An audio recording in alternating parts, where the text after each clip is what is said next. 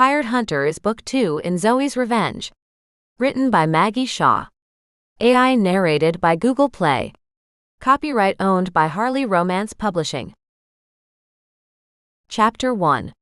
The downside to receiving a lot of money after you almost die is that it feels like guilt money. During the fight against the Black Mage, I was badly injured, and when I woke up still alive, I left Finn's mansion and hadn't gone back. After I got home, an embarrassing amount of money had landed in my bank account, and now every time I peeked at my bank balance, I was flooded with pain. In my mind, all I could see was Finn lying flat on his back under a rocky ceiling, slowly being tortured to death. I saw Olivia's red-tipped nails forever still against her lifeless body. We'd both survived, but I hadn't recovered. Not physically, and certainly not mentally. I shuddered and wrapped my arms around my knees while I sat, curled up on my couch in my tiny apartment. My cell phone vibrated in my pocket for the 10th time in the last hour. It was barely 9 a.m., and Finn continued to call, even though I'd told him to leave me alone. After my last night at his mansion and seeing Saul in my dreams, I'd left. I made the excuse that I needed to get back to work, my real work, and fix the damage I'd done between the chief and me. Despite whatever I felt for Finn, the office was my home, and had been for 15 years. The fact that I couldn't go back cut deeper than I wanted to admit. My phone vibrated again, and then a series of dings followed. I stared down at the screen to watch a barrage of text messages cascade in a line. Obviously, because I wouldn't answer Finn's calls, he'd switched tactics and now resorted to text message. 2 words. Every single message said, "Call me." I flipped the silent switch on the side of my phone and tossed the device toward the corner of my desk. It clattered against the department store plywood and remained still. I folded my hands on the desk and lay my cheek flat on top of them. I'd been awake since 4 a.m. Every time I shut my eyes, I saw Saul. A fresh wave of acid turned in my gut. How could I tell Finn about his sister? He might be happy for 5 minutes, thinking she was still alive, until I told him she contacted me through a sending.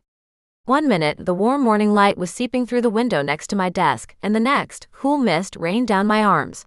It took a second to get my bearings, standing around the same forest from my dream. The scent of peat and moss pressed into me, along with trees. So many trees. Miles and miles of them. Evergreens and oaks, redwoods and other species I couldn't recognize by sight. Why did I keep coming here? If Saul had mage power, then why didn't she escape this place and come home? It was obvious her brother loved and missed her. The fact that she was now a power-sucking mage might throw him off for a second. But if he faced her standing in front of him, I was pretty sure he would work around it. Or at the very least, learn to live with it. I opened my eyes and I was in that dream again. Shit. I pushed off the ground and brushed the pine needles from my pants. After the incident at the Black Mage's compound, my clothes fit a little looser than usual. I stared through the trees, trying to figure out where I was, and instinctively looking for a way out of here. But from what I could see, there were no roads, no sidewalks, no trails, nothing but chirping in the trees and the rustle of the limbs as the wind broke through their branches. A flash of purple caught my eye and I spun, trying to spot where it had come from. I crouched down and attempted to get a view from a ground angle, to see if the purple returned. It had to be Saul. She was the only person I met in this place. Something about the vibe of this place rubbed me the wrong way. Another flash of purple. I stepped forward and then ducked between underbrush and a large oak. There she sat, cross-legged on the ground. Her honey-brown hair, the same shade as Finn's, hung down to mingle with the fallen evergreen needles. Even her eyes were the same crystal-shot blue as her brother's eyes. I swallowed the wave of longing pressing into my lungs. Saul. She waved me forward. We meet again. I keep trying to reach out to you, but you are getting better at blocking. I approached slowly, carefully, unsure. Well, I'm here now. What can I do for you?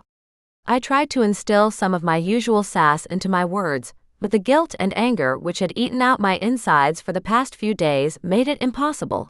I couldn't even muster a smile. She shook her head. No, we can't talk now. You have a guest. I glanced around the eerily empty forest. Maybe she'd fallen off her rocker while under the Black Mage's care. Then I was back. Awake.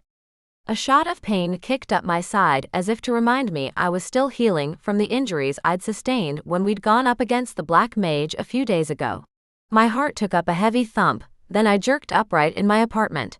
Everything in my body was on high alert now, and someone was pounding at my door. I took a few deep breaths to settle myself down, then pushed off the desk, using my furniture to brace myself as I made it to the door. I opened it, expecting Finn. But it was Hawk who stood glaring on the other side, arm raised to give my door another beating. "Don't you answer your phone," he grumbled. He wore a black t-shirt and jeans, heavy boots, and a glower he reserved only for me. His biceps barely fit into his shirt. I shrugged. Nah, I stopped answering it. Means people show up at my house and annoy me in person instead. I've been calling you for 2 days. He scanned my features, no doubt catching sight of the yellowing bruises and purple smudges across my arms and neck. You look like shit. I opened the door wider and gestured for him to come in. Ah, Hawk, you big softy, you always know just what to say to make a girl feel good. He entered and assessed my apartment the same way he did my face. Then he spun to face me, enormous arms crossed. When are you coming back to work? I glanced behind me like he'd been speaking to someone else. Did you miss the part where the chief fired me? His eyes narrowed. I was there, remember? You deserved it, but the chief misses you. I hate seeing him mope around and pretending like your desk doesn't exist. He won't let anyone else touch it. You know you're his favorite. So why couldn't he come here and tell me that himself? You his emotional support animal now too? He threw up his hands. I know you have to be the biggest bitch in the room, but I can see you are wrapped in something you can't handle. Let us help you so you can finish the job and come home. He plopped down into the oversized chair by the window, dwarfing the dark gray piece of furniture I spent most of my time in. I'm not leaving until we figure this whole thing out and I convince you to come back. I sagged and then winced from the pain it caused in my ribs. I took the couch opposite him and eased myself into it. I'm on a case. You know that, but it's not that I can't handle it. It's that we went into something and it didn't go as planned. And how often did that happen when you were at the office? Never, I mumbled. He didn't even bother making me repeat myself so he could gloat. Exactly. Let us help you. It's not that simple. Hawk leaned forward and braced his forearms on top of his knees. Look, if it's about the money, you know the chief isn't going to let you starve. Even when I actually might have starved, I didn't ask for help, I said with a glare. This isn't about the money. To be fair, it sweetened the deal, but now I just want to see this bastard in a noose. We stared at each other, the silence tense and uncomfortable, but neither of us was willing to break it. Then he slapped his beefy hands on his knees and stood. With a sharp nod, he walked toward the door and opened it. Before he left, he turned back and met my eyes. There was something soft there, something gentle when he looked at me. It gave me another pang for home. I couldn't let him walk out the door like that, not without a bit more of an explanation. Hawk, it's not that I don't miss you guys or miss the chief. I can't bring myself to come back, not after what I did, not without finishing this first. If I come back now, I'll never leave again, and I'll always wonder if I could have avenged my parents' deaths. Hawk nodded and walked out the door, closing it softly behind him. I sank back onto the couch and scrubbed my hands down my face with a long groan. Despite what I had said to Hawk, I really had no idea what to do next. Not without Finn. I heaved myself up off the couch and went back to my desk. Papers littered the surface, invoices and bits of scratch paper on which I'd scribbled addresses and phone numbers. I'd been trying to get a hold of old clients, call in jobs, and generally find anything to distract myself. There were some harsh realities I wasn't ready to face. The fact that I missed Finn, the fact that somehow I had mage powers and Saul was haunting my dreams. I went back to my bedroom, shoved my legs in the first pair of jeans I could find, and grabbed a pink t-shirt from my drawer. A quick check in the mirror revealed bruises everywhere. Not even makeup would hide most of it. I grabbed a hoodie from the closet, zipped it up, and flipped up the hood to hide my hair and most of my face. It was the best I could do for now. At least if Hawk returned or the chief himself showed up, I would be more prepared. I went back to my desk, sank into the old chair and stacked the papers into a neat pile. Then I shoved them into the first drawer where there was room and surveyed the clean surface. There wasn't exactly a wiki page for fairies or their family trees, but the mystery revolving around Saul and her appearance in my dreams needed to be my priority, or I'd never get a good night's sleep ever again. I grabbed my laptop from its black leather bag next to my chair and set it on the empty surface of my desk and turned it on. Then I leaned my forehead on the edge of my desk while I waited for 5 million years of updates to take hold. Once the updates finished, I pulled up a search engine and typed in Saul and Finn. As I expected, nothing related to the siblings popped up. I tried searching for Finn alone, and I got a few hits on his philanthropic works. Pictures of him in tuxedos with beautiful women on his arms shouldn't have made me so angry, and yet my teeth were cracking under the strain of my clenched jaw. I'd been one of those women, and he'd left me for dead, so I had to guess the women in the pictures meant nothing to him either. I held onto the anger and dove deeper down the rabbit hole. Finn spent most of his money on charities and hosted various events. An idea struck me. I typed in Esteban's name. The same type of results popped up as they had for Finn. It looked like our black mage spent a lot of money on other people and enjoyed giving lavish parties. I wondered how many of those in attendance were mages, or were they just clueless humans hoping to rub shoulders with fellow rich people. I scanned the search results but couldn't find information on Esteban's family, his origins, or anything at all useful. Everything about him was fluff and pandering. I checked the reporters' names for the society pages on the articles, and the same woman had written them all. Tasha Mackey. Something warm bloomed in my chest. It was a start. I searched for the reporter's name and found a heap of fluffy society pieces. The woman liked to attend parties. Her social media was equally vapid. I wrote down the contact details for her publications, including all her social media handles, and made a note to go through them later. It sure would be nice to have Finn's security right now. Many of them were trained in intelligence and could hunt down things faster than I could. I scribbled out a few more notes and tucked the papers and my laptop into my desk. My muscles ached, and it felt like everything in my body had been set on fire. I needed to take a walk to try to clear some lactic acid out of my system so the soreness would improve. That was lesson 1 when I started physical training. Even when it hurts, just keep moving. I grabbed my keys from the side table and opened the door, expecting to encounter the flickering light that the superintendent kept promising to change in the hallway. Instead, I almost walked into a 6.5-foot fairy. Finn, I croaked. He caught my shoulders in his graceful hands and held me still. You're not answering your phone. Why did people keep pointing out the obvious to me? Funny you should say that. You're not my only visitor today saying I refuse to answer my phone. Did you happen to consider that we have a point? I crossed my arms over my chest. No, this is way more fun. This way I get to see who really wants me. He stepped forward, walking me back into my apartment, and closed the door behind him. We need to talk. I pulled from his grip and spun to face away from him. If he saw the look in my eyes, he would know something was wrong. I thought me leaving would be a strong hint that we were done working together, I said. You almost got me killed. Yes, but I thought we worked past that. I sighed out loud and schooled my features before turning back to face him. Yeah, well, the thing about trauma is it can pop up whenever the hell it feels like. He took a step forward and I retreated. The soft lines of his face hardened as he surveyed the way I tensed and backed away from him. Zoey, I'm sorry. I really am. But you're the only person who can help me find my sister. I need you. Tears lined the bottom edge of his eyes, and they had to mirror my own as I stared at the ceiling so they wouldn't fall. Just give me a minute, I said. I went back into my bedroom and slammed the door, then I sank down against it until I sat on the floor and cupped my face in my hands. I couldn't say no.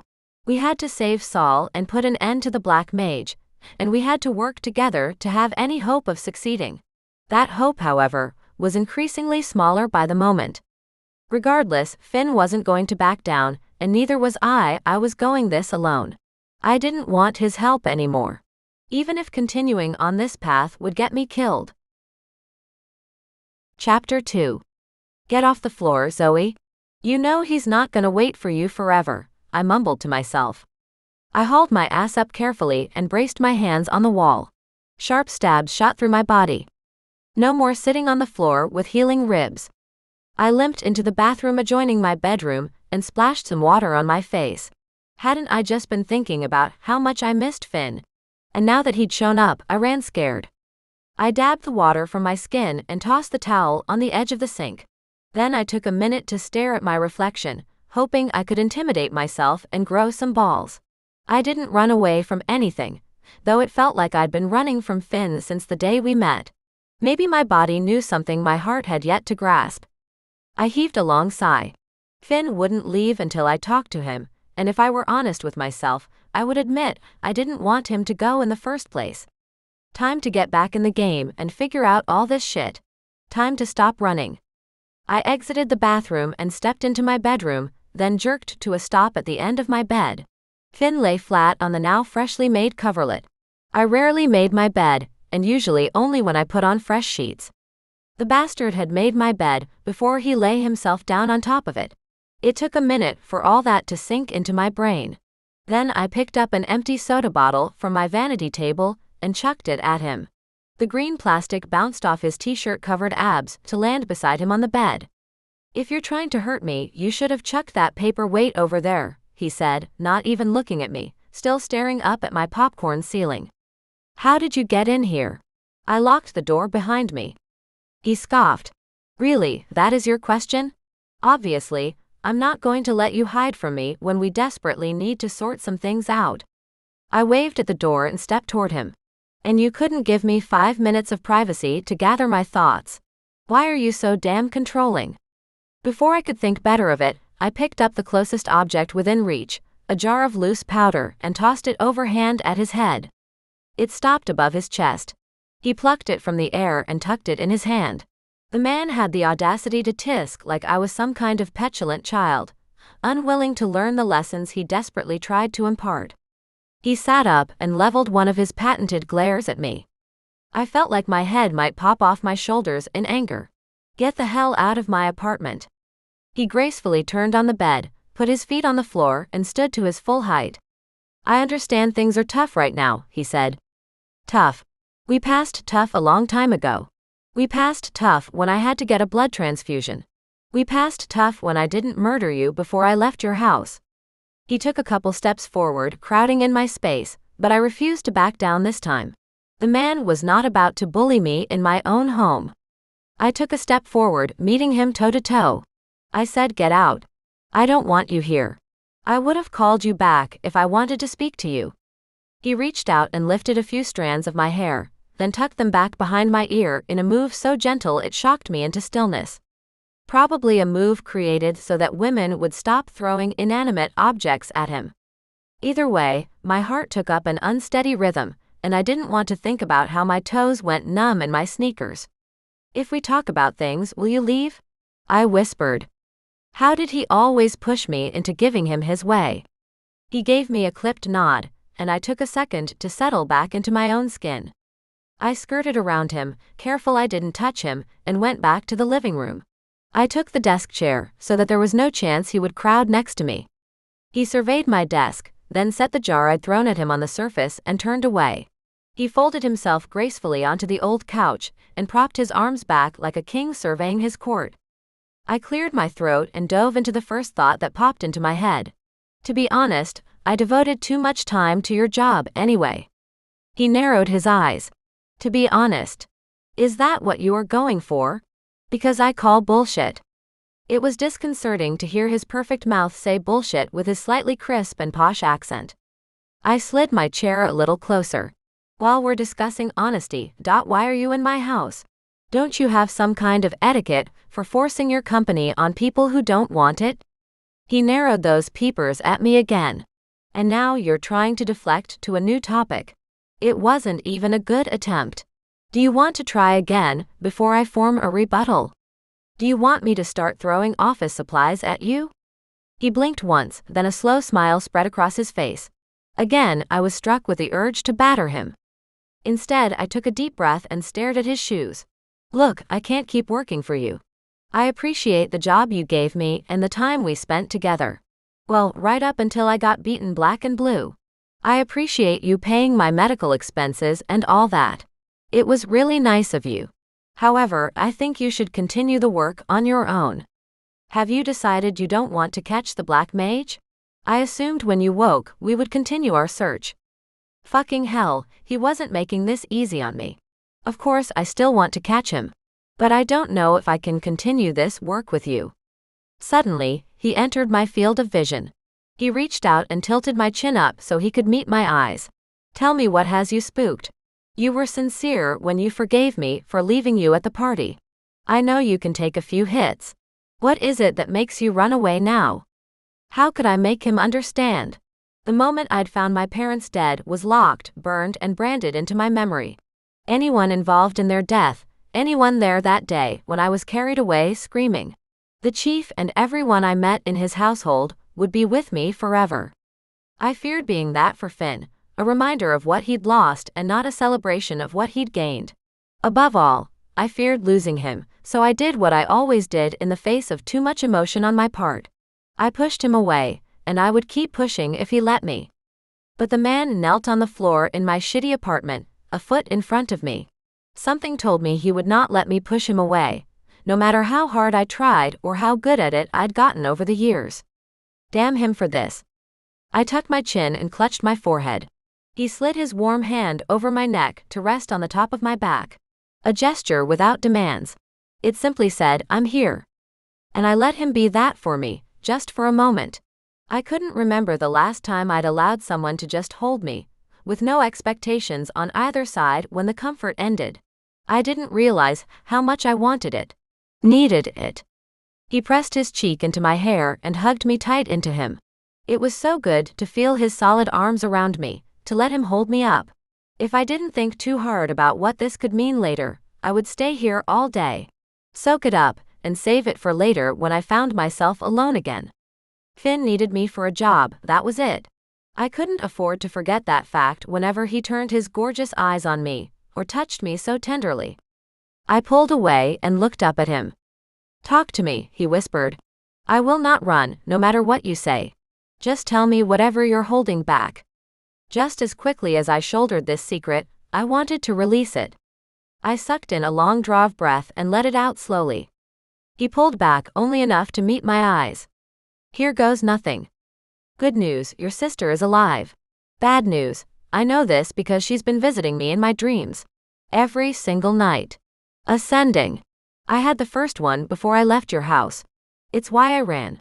I wasn't sure how you'd handle it, and I wasn't in any shape to pick up the pieces like when you fell apart the last time. If you crumbled so easily for an ex-girlfriend, how would you react to your sister?" I couldn't look him in the eye now. I'd said way more than I intended to. He lifted my chin again, forcing my gaze to his. If any other man had done this, I would have slapped his hand away. "Is that it? Is that it?" I echoed. "What?" I pulled away to look at him better. He waited, face serious and composed. "Why aren't you freaking out right now?" I asked. "Because up until a few seconds ago, I thought the Black Mage had killed my sister. This is good news. It means she's alive out there, and all we have to do now is find her." I didn't trust the way he stood there taking all this, as if it meant nothing more than his morning coffee order. I gave him a once-over. "Who are you and what have you done with Finn?" The corner of his lip quirked up, and he shook his head at me. "I'm glad you're feeling better." I climbed to my feet and straightened out my pants before meeting his eyes. "It's not that I feel better. It's just that I wasn't sure how to tell you what happened. I know how much your sister means to you, and I didn't want to break your heart all over again." I strolled back to the couch and threw myself into its worn embrace. Finn took the chair across from me, crossing one leg over the other before resting his hands on his knees. "You haven't broken my heart," he said. "You've given me a gift, actually." "Even if Saul is now a mage?" Finn shook his head. "I love my sister. I've always loved my sister, and even if she's a mage, we will figure it out." "Was there anything else that you learned from the sending?" Wow, what a question. To be fair, I tried to pay attention to my surroundings whenever Saul visited me, but we always seemed to be in the same empty, misty forest with her at the center. How could I explain that to him, without ensuring we hunted through every forest on the continent until we found the right one? I let out a long exhale and slowly drew breath back in, calming myself. Not a lot. She's in a forest, but that's all I could really make out. Nothing else. Are you sure? Really sure? I pressed my palms into my thighs, fighting my annoyance. Of course, he would question me to death. Why wouldn't I have taken that into account before I told him the truth? I am positive.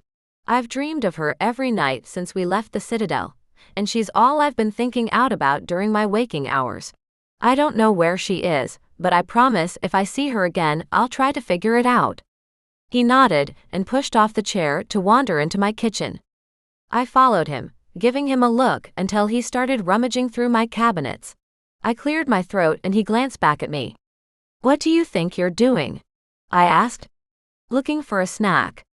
Don't you have snacks at your house? He shrugged and continued his perusal through my kitchen. No. I drew the line. I grabbed his arm, tugging him back into the living room before not so gently pushing him toward the front door. You can leave, and we can continue this conversation at another time. He shook his head as he opened a box of crackers he'd found in one of my cupboards. I'm not going anywhere. I'm going to stay here until you have another sending. He dug out a few of the no doubt stale saltines and shoved a handful into his mouth. Like this, he almost looked normal, like any other guy hunting for snacks in someone else's apartment. It was all too easy to forget about him being 5, while he stood in my living area dressed in jeans and a sexy smile. Way too easy. I shook myself. That is a hard pass, because I would have to be asleep, and there is no way we are snuggling in my bed. My comment earned me a sexy little grin that I ignored before opening the door, shoving him into the hallway, and slamming the door in his face. I spun all the locks, and waited a few seconds until his footsteps thudded on the stairs below. That didn't go as badly as I'd expected. Now I just needed to figure out where Saul was, and where the Black Mage was, and how I was going to get both of them. Easy. No pressure. Chapter 3. I woke up the next morning, feeling better than I had in the past few days. In fact, I couldn't remember my dreams, or even if Saul had been in them. I took a long moment and stretched my arms wide, pointed my toes, and let out a long relieved sigh. Once I snuggled back under the covers, my first thought was of Finn, until I gave myself a mental scolding because Finn was not mine to think about when I woke up first thing in the morning. I'd been awake about 5 minutes when I noticed the smell in the air. Usually when my neighbors cooked certain foods, mostly spicy stuff or curries, I could smell it in the hall, and sometimes the scent drifted into my apartment. But this was different. The scent of bacon hung heavy in the air, making my mouth water. I shoved back the covers, grabbed a knife from my bedside table, and tiptoed to my door. I opened the door and poked out my head. Movement came from the kitchen, a slight rustle, and now that I focused on it, the sizzle of bacon. Someone had broken into my house to cook me breakfast. I gripped the knife in my hand and tiptoed down the hall past the dining room to peek into the kitchen. Finn stood in front of my small stove, turning slices of bacon with my rubber tongs. He wore gray sweatpants that hugged him like they had no right to, and a black t-shirt. His hair had been French braided tight against his skull, with the tail of the braid tucked against his neck. Anger flooded me. I gripped the knife and tossed it before I even thought about it being a good decision. It whizzed past his face to find a home in the cabinet over his shoulder. He didn't flinch. He didn't look up or look at the knife. He simply said, "Good morning. You missed." I focused on keeping my tone even. I wasn't trying to hit you. I was simply making sure you knew I was awake. He turned around, leveled me with a glance, then resumed his work on the bacon. How did you get in here? I asked. Furthermore, where did the bacon come from? Because I know I didn't buy any. Third, I didn't realize you knew how to cook for yourself. He maneuvered the bacon in the skillet. I've been cooking for myself for a long time. It wasn't until I inherited my family's estate that I allowed someone else to cook.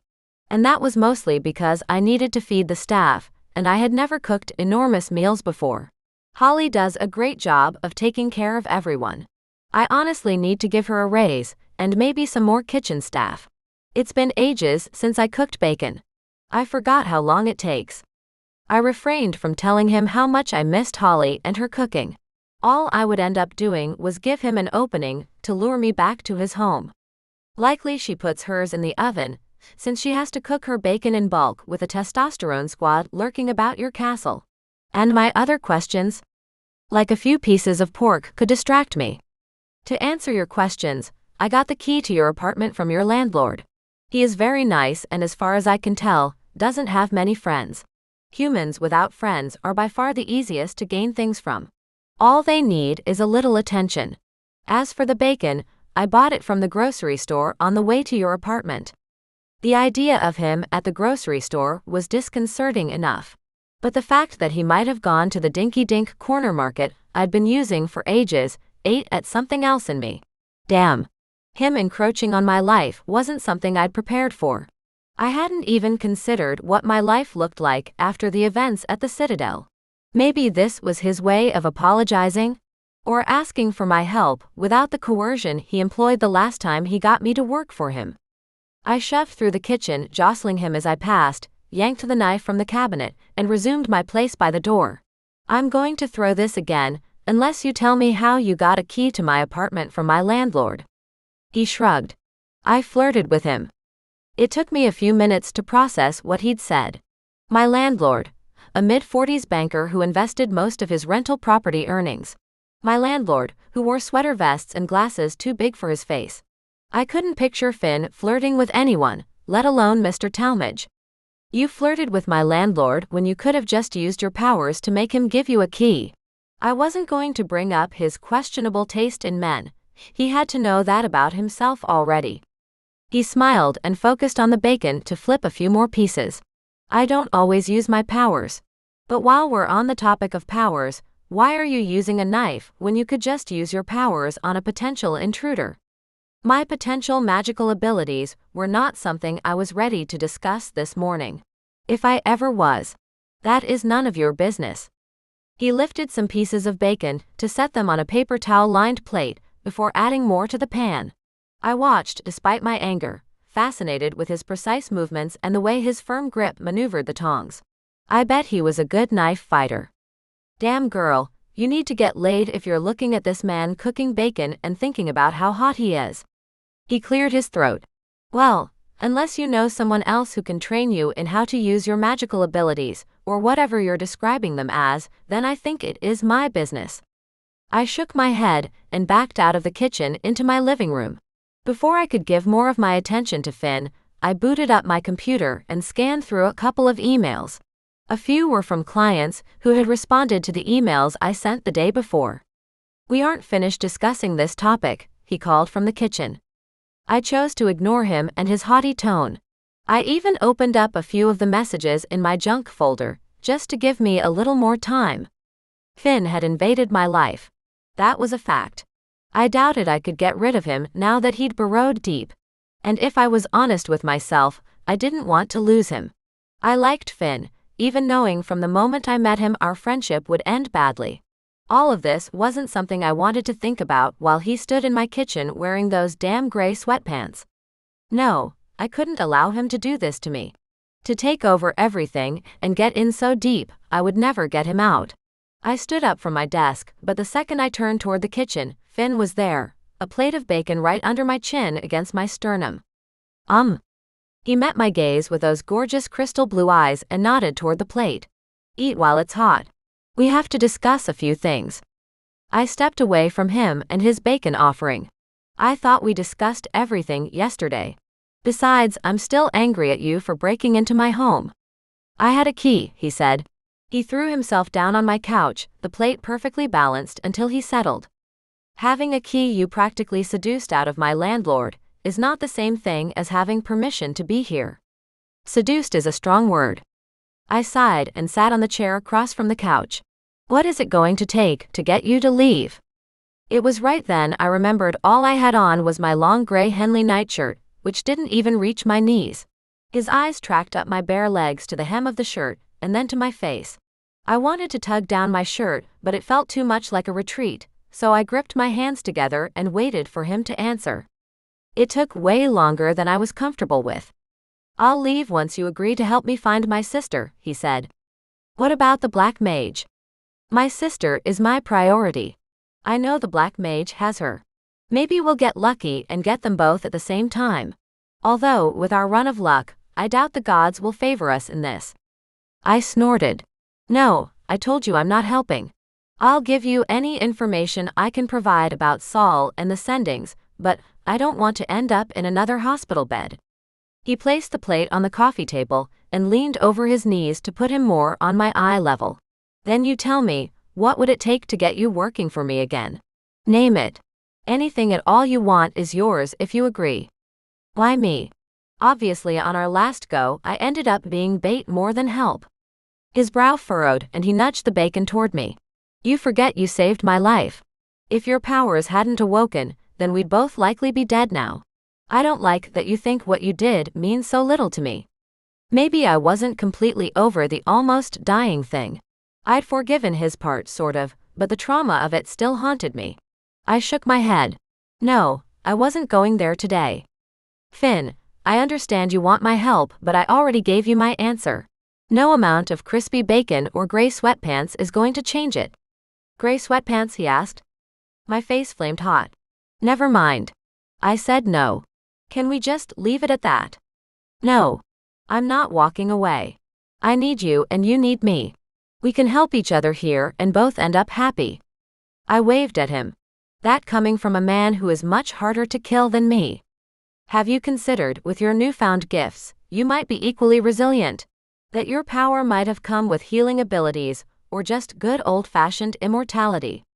I did not want to consider what immortality would mean for the life of my student loan debt. I hadn't finished college, and yet I still had racked up a hefty sum. Then I remembered Finn had just given me a ridiculous amount of money. I could pay it all off, all my debts, and still have more than enough. I kept forgetting about it. Not because it meant nothing, but because my mind couldn't wrap itself around the sum in my bank account quite yet. I stood, snagged some bacon, and glared at him. Eating this is not my agreement. I'm just hungry. I went back to my room and dressed, thankful he didn't follow me to continue his sales pitch. With his payment, I had enough money to live for a while without needing to take any more work. But if I sat out here in my apartment all day with nothing to do, would I be content? Not until I rip out Esteban's teeth one by one with a rusty pair of pliers. I shoved my feet into a pair of sneakers and brushed my hair up into a ponytail. Finn sat exactly where I'd left him, chewing on a piece of bacon while he surveyed my apartment. I sat across from him and he smiled like he was happy I'd returned. Say it. Anything you want and it's yours, he said. I snagged a couple more pieces of bacon and shoved them in my mouth. It was a bad idea to negotiate on an empty stomach. There is something I want that I didn't get the last go-round, I said. He raised a perfectly arched brow at me but remained silent. I want the Black Mage. I want to rip him apart with my bare hands. I want you to teach me to use my magic so I can claw into his brain too. I want nothing left of the bastard when I'm through with him. What he did to my parents was terrible, but now I have my own personal experience to layer on top. He's going to pay for every scar. Finn nodded. He's yours when we find Saul. But not until we find her. Can you live with that? I took the last piece of bacon, daring him with a look to contradict me. I can live with it. I'll help any way I can with her, but I'm also going to be training however I need to bring him down this time. I wasn't prepared before. Anything else? I shrugged. $1 million and a 2-carat diamond. He shoved off the couch to grab a jacket I hadn't even noticed by the door. Underneath lay a large glossy white box. He carried it over to me and lay it on my lap. All I could do was stare up at him in confusion. Then he scribbled on a slip of paper that he pulled out of his pants pocket and handed it to me. A check made out to me for $1 million. Shit. What would I even do with this? Can I actually put this in my account? Will they just laugh at me? He shrugged and recapped the pen he'd had in his jacket pocket, along with his checkbook. The old codger. They might laugh, but legally they have to try to process it. It might give them a little shock when it all goes through. I swallowed and stared down at the box. And this? I glanced back up at him, towering over me. That is for tonight. Instructions are inside. Don't be late. I wanted to groan out loud, but I kept it inside as he walked to the door, gathered his keys and jacket, and opened it. "You can leave my apartment keys here." He turned, winked, and exited, taking my keys with him. Chapter 4. The dress in the box didn't contain an order to wear it. I considered, briefly, putting on my favorite sweats to attend to his grace at his convenience. But in the spirit of continuing our working relationship, I wore the dress. It was black cotton with a slight sheen to it, with cap sleeves, a modest waist that gave me room to breathe, and surprisingly hid the wrap around my ribs as I healed from Esteban's attention. It cut out into a bell shape over my hips and modestly stopped at my knees. I wasn't sure if he'd invited me to dinner or a job interview. I pulled my hair into a tight chignon and pinned it in place. With it up, I tucked the pink ends inside the twist. I almost looked presentable. The black SUV that Finn's instructions had said would arrive pulled up outside my house in the evening. I arrived at the mansion after sunset. The guards were in place, all stony-faced and not glancing my way. I couldn't forget that too many of them had seen me flat on my back, unconscious. I hated that. The inside of the house was the same. The Phi royalty version of Downton Abbey. All polished wood, gold leaf, and soaring ceilings. I found Finn in the dining room. He sat at the long table next to a single empty chair with his phone pressed to his ear. He checked his watch when I entered, then scanned me from my simple black ballet flats to the crown of my conservative head. "You're on time." I took the seat to his left and settled into the chair. "Is that a question or are you making an observation?" He held up a finger to me, which I debated slapping away. "The captain says nice dress." I pasted on a sickly sweet smile and said, "You can tell the captain to get pegged by a stalagmite." Finn cleared his throat. "Zoey says hello," he said into his phone. Then he hung up and shifted in his seat to face me. "You do look lovely." Oh, I knew, and I was about to get some payback. "Why, thank you. I brought something for you too." His forehead wrinkled as he scanned me, looking for the mysterious item. One guard brought in a white box, similar to the one he'd given me, but this one was larger. Confusion and amusement warred on his features as he took the box, set it on the edge of the table, and lifted the lid. "You brought me clothes."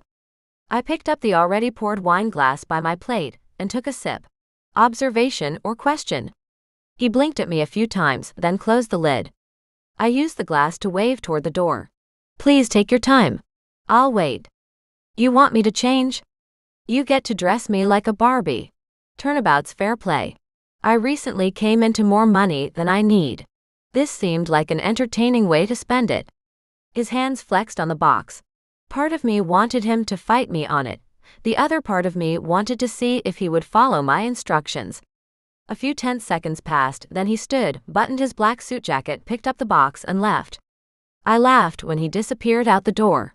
Definitely points in his favor. Just how much did he need me to work with him that he was willing to put up with this? How much did I want to be here, that I put up with it too? 10 minutes later he returned, and I took my time savoring the look of him in a fitted, navy blue suit, white shirt and black tie. A pair of star-shaped cufflinks glinted as he walked, and he'd braided his hair the way he had at my house. "Do I meet with your approval?" he asked, as he resumed his seat. "Oh, this dress-up thing is for approval then?" Wariness entered his eyes, causing them to crinkle at the corners. He'd realized his misstep. "No, of course not. Thank you for the thoughtful gift. How did you know my size?" I sat the wine glass on the table. "I'm observant." He adjusted in his seat a few times, and I could tell he wasn't sure how to take me dressing him for a change. "It's actually impressive how well it fits. Did you steal one of my other suits?" I cocked my head and narrowed my eyes. "I don't have to steal your suits when I know the name of your tailor." Thankfully, Holly arrived with dinner before he could dig himself into more of a hole. As usual, the spread was huge and delicious. I ate as much as I could and watched Finn from the corner of my eyes. He settled about a minute into the meal and stopped fidgeting so much. His willingness to wear what I brought him thawed something in my chest that had frozen over since the night at Esteban's ball when I was almost killed. I did like Finn. I liked him a lot. As dangerous as that prospect would be for me, I decided to enjoy it while it lasted. Finn refilled my wine glass and settled back into his seat, while I dug into the cheesecake Holly brought for dessert. "You look better today," he said. "I'm glad you came." I shrugged. I had a million reasons to be here. His gaze racked over me, the crystal shards scoring my flesh and leaving fire behind. I ignored my reaction to him and focused on my dessert. "Is that all I am to you? Money." It was my turn to rake him with my gaze. "What am I to you, Finn? Your friend? Your employee? There is nothing wrong with a relationship built on financial gain. It's called working. You should try it sometime." Now I didn't even want the damn cheesecake. I sat back and crossed my arms. "Why do you ask? I want to be your friend, I think, but a tiny part of me still has a hard time trusting you." He tucked his chin. "That is understandable, given our past. I want to work on repairing that trust. To be fair, I have never completely trusted you. What happened at the party just steamrolled over the bridge we'd started to build. Why did I care so much? As I'd said, he was a job. It wasn't like I'd been daydreaming about his lips, or what his hair felt like between my fingers. He was some kind of royalty amongst his kind, and I was apparently a half-breed mage. Above anything else I knew about Finn, I knew he hated mages.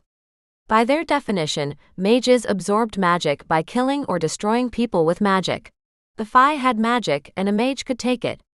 His fingers curled gently around the stem of his wine glass. "Why are all of your metaphors so violent?" A chuckle burst out of me against my will. "I don't know if you realize this, but I'm kind of a violent person." Thankfully, he let that one go without a colorful comment. He stood and held out his hand. "Should we discuss where we are in the investigation and how we should proceed?" As it turned out, he hadn't put me completely off the cheesecake. I shoved the last bite in my mouth and stood. But I didn't take his hand. I refilled my wine and headed toward his office. He trailed behind me with a quiet chuckle. His office had heavy dark wood walls with books lining two sides of the room, and an enormous window the backdrop to his desk. I turned one of the leather chairs in front of his desk to face the other, plopped into the opposite one, and slung my feet up on the one I'd turned. "Please make yourself at home," he said. I saluted him with the wine, and flipped my shoes off at the heel with my toes. He took the seat behind the desk. "Have you seen any activity from your sources on the Black Mage?" I angled my face so I could peer over the desk at him. Nothing on my front, but I wasn't exactly digging. The image of Saul sitting on a boulder, legs crossed under her, purple tulle pooling over the rock and moss below, popped into my head. Finn's calm acceptance of all of this had been nagging at me, and I would not be able to review things until we cleared some of the air. Only his, of course. "Before we do this, I need to know why you're taking things so well. Your sister makes ascending to me, which for you viewers at home means she has to be some kind of mage now. It seems like you don't even care." His Adam's apple bobbed in his throat a few times, and then finally he raised his gaze to mine. "Because I don't think my sister is the one who is contacting you." The words assimilated in my head, and I dropped my feet to the floor and spun to face him. My heart burst to life, a burning ember beating fast and furious against my ribs. "If your sister isn't the one tinkering around in my head, then who the hell do you think it is?" My voice had risen to a higher register. "More importantly." I stood and gently sat the wine glass on his desk, away from the edge. Then I walked around, turned his chair to face me, and met his eyes. "No, there is no more importantly. Who the fuck do you think is mucking around in my brain when I go to sleep?" His eyes softened as he met mine and captured my hands, still clutching the arms of his chair. "Who else can assume someone else's visage?" I jerked away. "Esteban. The Black Mage." The words sunk in and I spun away as bile rose in my gut. The food I'd eaten, the wine I'd enjoyed, surged up, and I caught the trash can by his desk right on time. Everything came up, and I sank to my knees to stabilize myself. His cool hands met the back of my neck, and he dug his fingers in and massaged gently. The wave of nausea dissipated. I closed my eyes and sank all the way onto my ass. Finn continued a slow roll of his fingers against the back of my neck, and someone came and removed the trash can from my grip. It would seem the Black Mage kept finding new ways to brutalize me. "Can I get you anything?" he asked, his face way too close to my ear. I shivered and said, "Some water, please." He left, the warmth of his body behind mine going with him, and he returned with a glass of cool water. I downed it all and sat the empty glass on the floor. I held out my hands, and he gently hauled me to my feet. A little voice in my head told me to apologize, not to lose this opportunity. But fuck no, I wouldn't own a single bit of guilt here when it all belonged to Esteban. Finn guided me to the chair and sat across from me this time. I'm sorry for being so blunt about it. I'd assumed you'd come to a similar conclusion. Was he fucking kidding me? I surged to my feet and spun away before I did something dumb like slap him or kiss him. I shook away the thoughts and swallowed another wave of nausea. Don't you think I'd be trying to stop the dreams if I knew? I would have come to you. The only reason I didn't stop them was because I thought they were Saul and I wanted to help you find her. He approached from behind and turned me around. You can still do that. He would have to be able to see her, and the place that sets the scene. These can be clues. I can help you control the sending more, and maybe you can get more information from it. I shoved him away, letting my anger rise and invigorate me in a way I hadn't been in a while. No, that isn't something you get to decide. I won't be your bait again. A flash of something, pain or anger, crossed his face. I wasn't proposing you be bait again. I'm only saying that you allowing the dreams to come through wasn't a waste. How do I stop them? Are you sure you want to? I narrowed my eyes and stepped up to him, poking him in the chest while looking up into his face. Tell me how the fuck to cut him off. Do you realize how long it's been since I had a good night's sleep? He held up his hands in surrender. I'll help any way I can. His proximity messed with my head, as did the way he smelled like ozone and bad decisions. I put distance between us and took a minute to compose myself. Once my heart rate settled down and I could speak without screeching at him, I met his eyes again. The way he looked at me made me feel like he knew everything that had just gone down in my mind, and how conflicted I'd become about everything having to do with him. For both our sakes, he didn't call me on it. I don't want Esteban in my head. But if Saul is doing the sending, and your sister is now a mage, how are you going to handle that? He shifted his shoulders and flexed his fingers, but his face remained neutral. I envied him that trick. I'll cross that bridge when I reach it, as you humans say. What do I say? His eyes darkened, and it was his turn to reach for the distance there, use it as a shield between us. They say, watch out for the trolls underneath. Well, fuck. I need a drink, I said, dropping into the armchair again. He stripped off his suit jacket and carefully hung it on a coat rack by the door. Then I supervised while he poured us a couple drinks and sat opposite me. If we really were friends, I would sling my feet up onto his lap and sip my drink in peace. But no, I would never be friends with this man. Not after everything we'd been through, and how much more we had to get done together. Are you okay, Zoey? He asked. I huffed and tucked my head back against the chair, staring at the crown molding while I drank. Fuck no, I'm not. But when I put Esteban's balls in a jar, I will be. Esteban had killed my parents and tried to kill us. He had to pay for everything he'd done. Or my life simply wouldn't be worth living. Chapter 5. After I'd drunk a couple of glasses of whiskey, I stood. Ever the gentleman, Finn stood as well, questions in his eyes. I smoothed the wrinkles from my dress, but jerked my hands down when I caught the soft smile on his lips. It's getting late. I should get home so I can do some of my client work before bed tonight. I thought you were staying here. That was a hard pass on so many levels. I'm fine, really. If someone could take me home, that would be great. No way I can get a taxi all the way back to my apartment. The crinkle in his forehead stacked up, but he remained silent a beat too long. Well, this was fun. I headed toward the office door.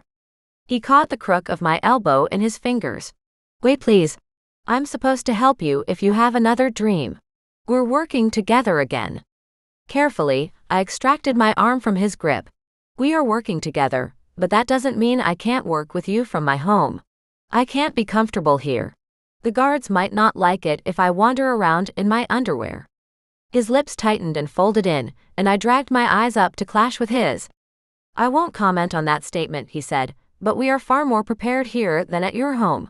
I have weapons, training equipment, everything you could possibly need to do your job. I shifted to face him, hands on my hips. And what about your work? Is it transportable? Why can't you come to me for a change? I believe I spent the last 2 days wooing you into a new partnership at your apartment. I snorted. Okay, big guy, you survived about 4 hours total at my place. If you want to keep us together, you'll have to pack yourself up and bring your things to my house. I could practically see the wheels turning in his head. The light in his eyes shifted as he stared at me. It was almost disconcerting to watch him conclude I wasn't going to do things his way from now on. Can we sit and discuss this for a moment? He asked. I shrugged and resumed my seat in front of the desk. We can talk all you like, but tonight I'm going home to sleep in my own bed. Finn threaded his fingers together and walked around his desk. I understand you want to have some autonomy in our working relationship. And I want you to be comfortable working with me again. I can't guarantee things will be easier this time, but I promise to be more open and work together to make plans. I sat up, pressing my shoulders back, which started a dull ache in my ribs. His tone pissed me off. Placating, acquiescing, but only as far as what it would gain him. Well, Finn, I truly appreciate that. But I still want to go home tonight. This isn't about me bucking your reins. I simply prefer to sleep in my own bed. I need my space. He clutched the top of his desk chair, his knuckles whitening against the leather. Something fizzled in me at his stifled display of anger. Now we were getting somewhere. Maybe I could coax him into a raised voice, a stern scolding. A spanking. It's also safer here. Your landlord hands out keys to anyone who wanders through. I laughed. You seduced it out of him. Come on, I doubt there is a human alive who could resist your charm when you actually use it. His face contorted into a twist of confusion and frustration. Oh yes, I'd seen it 100 times on so many faces I could recognize it immediately. You met Esteban. He could do the same. Damn. I would need to talk to my landlord about his taste in men. Hell, what did that say about my own then? I waved at the chair opposite mine and put a little pander in my tone. Sit down and talk to me. Let's discuss a plan. That will make you feel like you have more control. He scowled so beautifully, but sat in front of me anyway. He took a moment to roll up his dress shirt sleeves before he spoke. I'm not a child throwing a fit because I didn't get what I wanted. Sure looks like that to me. I shrugged. We have no agreement stipulating I have to stay here, so I want to go home. I'm happy to discuss your ideas for controlling my dreams before I leave. Why did I suddenly feel like we'd switched places, him the moody dramatic one, me the rational pragmatist? As much as I was capable anyway. I crossed one leg over the other and winced as the ache in my side pinched sharply. Are you still in pain? He asked, studying me. Well, considering it takes 6 weeks or so for a broken rib to heal, I'd say, yes, I'm still in pain. The concern building in his tense shoulders and the tight grip of his hands was kind of touching. Did the doctors give you anything for it? Of course, I take it when I need it. I'm fine. Thank you for your concern. We lapsed into silence, and I waited for him to lead the conversation. Him being the one between us more versed in magic, I expected him to start. I took a sip from the melted ice bourbon mix at the bottom of my glass. When I drained it, I pressed out of the chair. I'm going home if you have nothing to add. Sendings are a form of psychic communication. It establishes a connection between the two parties. It can be broken, of course, the same way you can block out my type of psychic infiltration. I sat again in the chair and faced him. Anything else? I might be able to use my own magic to sort of subconsciously activate your own powers. It's not something I've done before, but I'd be willing to try if you are. The idea of someone else freewheeling inside my mind didn't sit well with me. The entire concept of psychic infiltration gave me goosebumps and turned my stomach. He must have seen the reservation on my face. I promise I'll do nothing except what we agree, he said. It came back to trust. Did I trust him to keep his word? Did I trust him with my mind? My magic? To control my body? It hurt a little to admit, no, I didn't. Not yet, at least. I shook my head. I'm sorry, I don't feel comfortable with anyone inside my head. Hell, I can barely stand to be in there myself sometimes. My attempt at levity didn't faze him. I leaned over despite the pain to meet his eyes more easily. We haven't been working together long. And most of the time, you have forced me to do things I didn't want to do. Then, being secretive about your plans and hiding things from me. After we both almost died, I promised myself I wasn't going on that shit show train again. Now I've agreed to work with you again, but it will be a true partnership. No secrets. No hiding things. No controlling my mind to make me do things. Understood? I can help with the pain. Make your body think it's not even there, he said.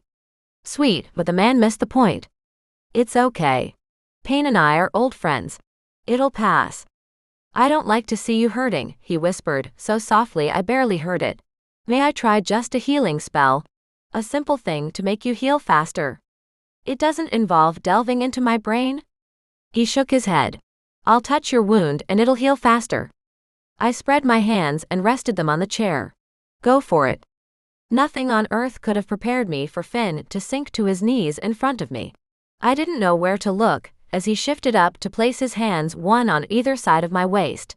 The only thing to do was pray he couldn't feel how out of control my heartbeat and breathing had become. He curled his fingers to the shape of me, and fixed his gaze between his hands. Straighten your spine a bit. I shifted in his direction, which caused me to lean forward, my barely existent chest almost in his face. He kept his expression neutral, but each exhale he made was so forceful it fanned up against my chin and collarbone. A warmth flooded through my middle like dipping my toes in a hot tub, a little tease of heat there and gone. He gracefully shifted to his feet and stood. How is that? I had to swallow the lump in my throat before I could answer. Better, thank you. Honestly, I didn't know if it was better. Adrenaline languidly flowed through me at the moment, and nothing hurt. He took his seat again and leveled his crystal gaze to mine, nothing there but friendly neutrality now. I understand you prefer no one do any sort of psychic magic for you. If you would allow, I could still be present while you're sleeping to see if I can intercept the psychic signal. Interrupt it and find the source. Is that possible? He lifted one shoulder slightly. Anything is possible with magic. It's only a matter of how. We'd circled back. That's fine with me, as long as it's at my place, I said. As if finally accepting I wasn't staying, he nodded. I'll get the captain. It took a second for his security leader to walk in. I had no idea how they communicated. Finn hadn't called out to him nor used the telephone. But I had to assume they had some way of talking to one another that I couldn't see. The captain arrived sporting the same menacing swagger I remembered, and aggression rolled off him in waves. He nodded to me. Miss Alex, nice to see you. I have to admit it surprised me, you know the difference between a stalactite and stalagmite. Captain, I said. I'm surprised you knew there was a difference. Finn cleared his throat. Arrange a team. I'll be staying at Zoey's home while we work on something together. No, the captain said. No. Finn echoed. We can't properly ensure your safety in that death trap of an apartment complex she lives in. Not to mention the media exposure if someone sees or hears something. No. You guys can work here. I stood. I'm going to wait in the car. The captain didn't move out of the way, and I wasn't in good enough shape to make him. Excuse me, I said. I'll let you boys arm wrestle, or thumb war, or whatever it is you guys use to make decisions around here. Finn snorted, but I didn't look at him. I locked my eyes on the not-so-friendly scowl of the captain. Why can't you stay here? It's far more secure, he said. Because I want to sleep in my own bed, in my own home. Our beds are better. I ambled a step forward, clutching my fists to filter some sense into my brain. It was hard to appear menacing in a sparkly dress, but I would give it a go. You don't know a single thing about my bed, so you can't possibly know yours are better. The beds here are recreations of clouds. Nothing beats them. I patted his shoulder a little harder than I meant to. Great, you sleep in them and I'll go home and sleep in my inferior one. His lip twitched, but I couldn't tell if it was the beginning of a smile or another scowl. Knowing our history, probably the latter. He ground his teeth and asked Finn, Is this an order, sir? I'm afraid so, Captain. She's quite insistent. I tried to convince her to stay. The captain looked at Finn over my shoulder. You could convince her. Don't punch the security man, I told myself. Run along, soldier boy. Hopefully, I won't see you later. I shifted around the captain and walked out into the hall. If any of the guards along the corridor heard our little tiff, they didn't acknowledge it. The SUV sat in front of the house and I climbed inside. I don't know who is coming along, but I assume at least Finn, I told the driver. He nodded in the rear view mirror, and I stared out the window at the rolling fields around Finn's home. This was a lot to process.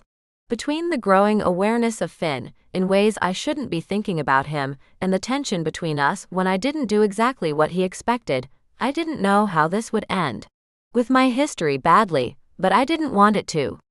I wanted to trust him. I wanted to be his friend. But I didn't know how to be. There would be a greater chance of me forming a friendship with a captain than Finn. Despite his clear dislike of me, I enjoyed our little spats. I waited for 20 minutes, and was about to climb out and demand they hurry when Finn exited the mansion, followed by several men with gear, who climbed into another vehicle I didn't even realize was parked behind us. He crossed in front of the car and then climbed in beside me on the opposite side. "Ready?" he asked. I glared and pressed the side of my head to the window. "I've been ready for, a half hour. You're worse than a woman when it comes to packing." It wasn't just packing. I spent most of that time convincing the captain we needed to do this. He is adamant about my safety, so don't be too hard on him. I traced a circle in the fog from my breath on the window.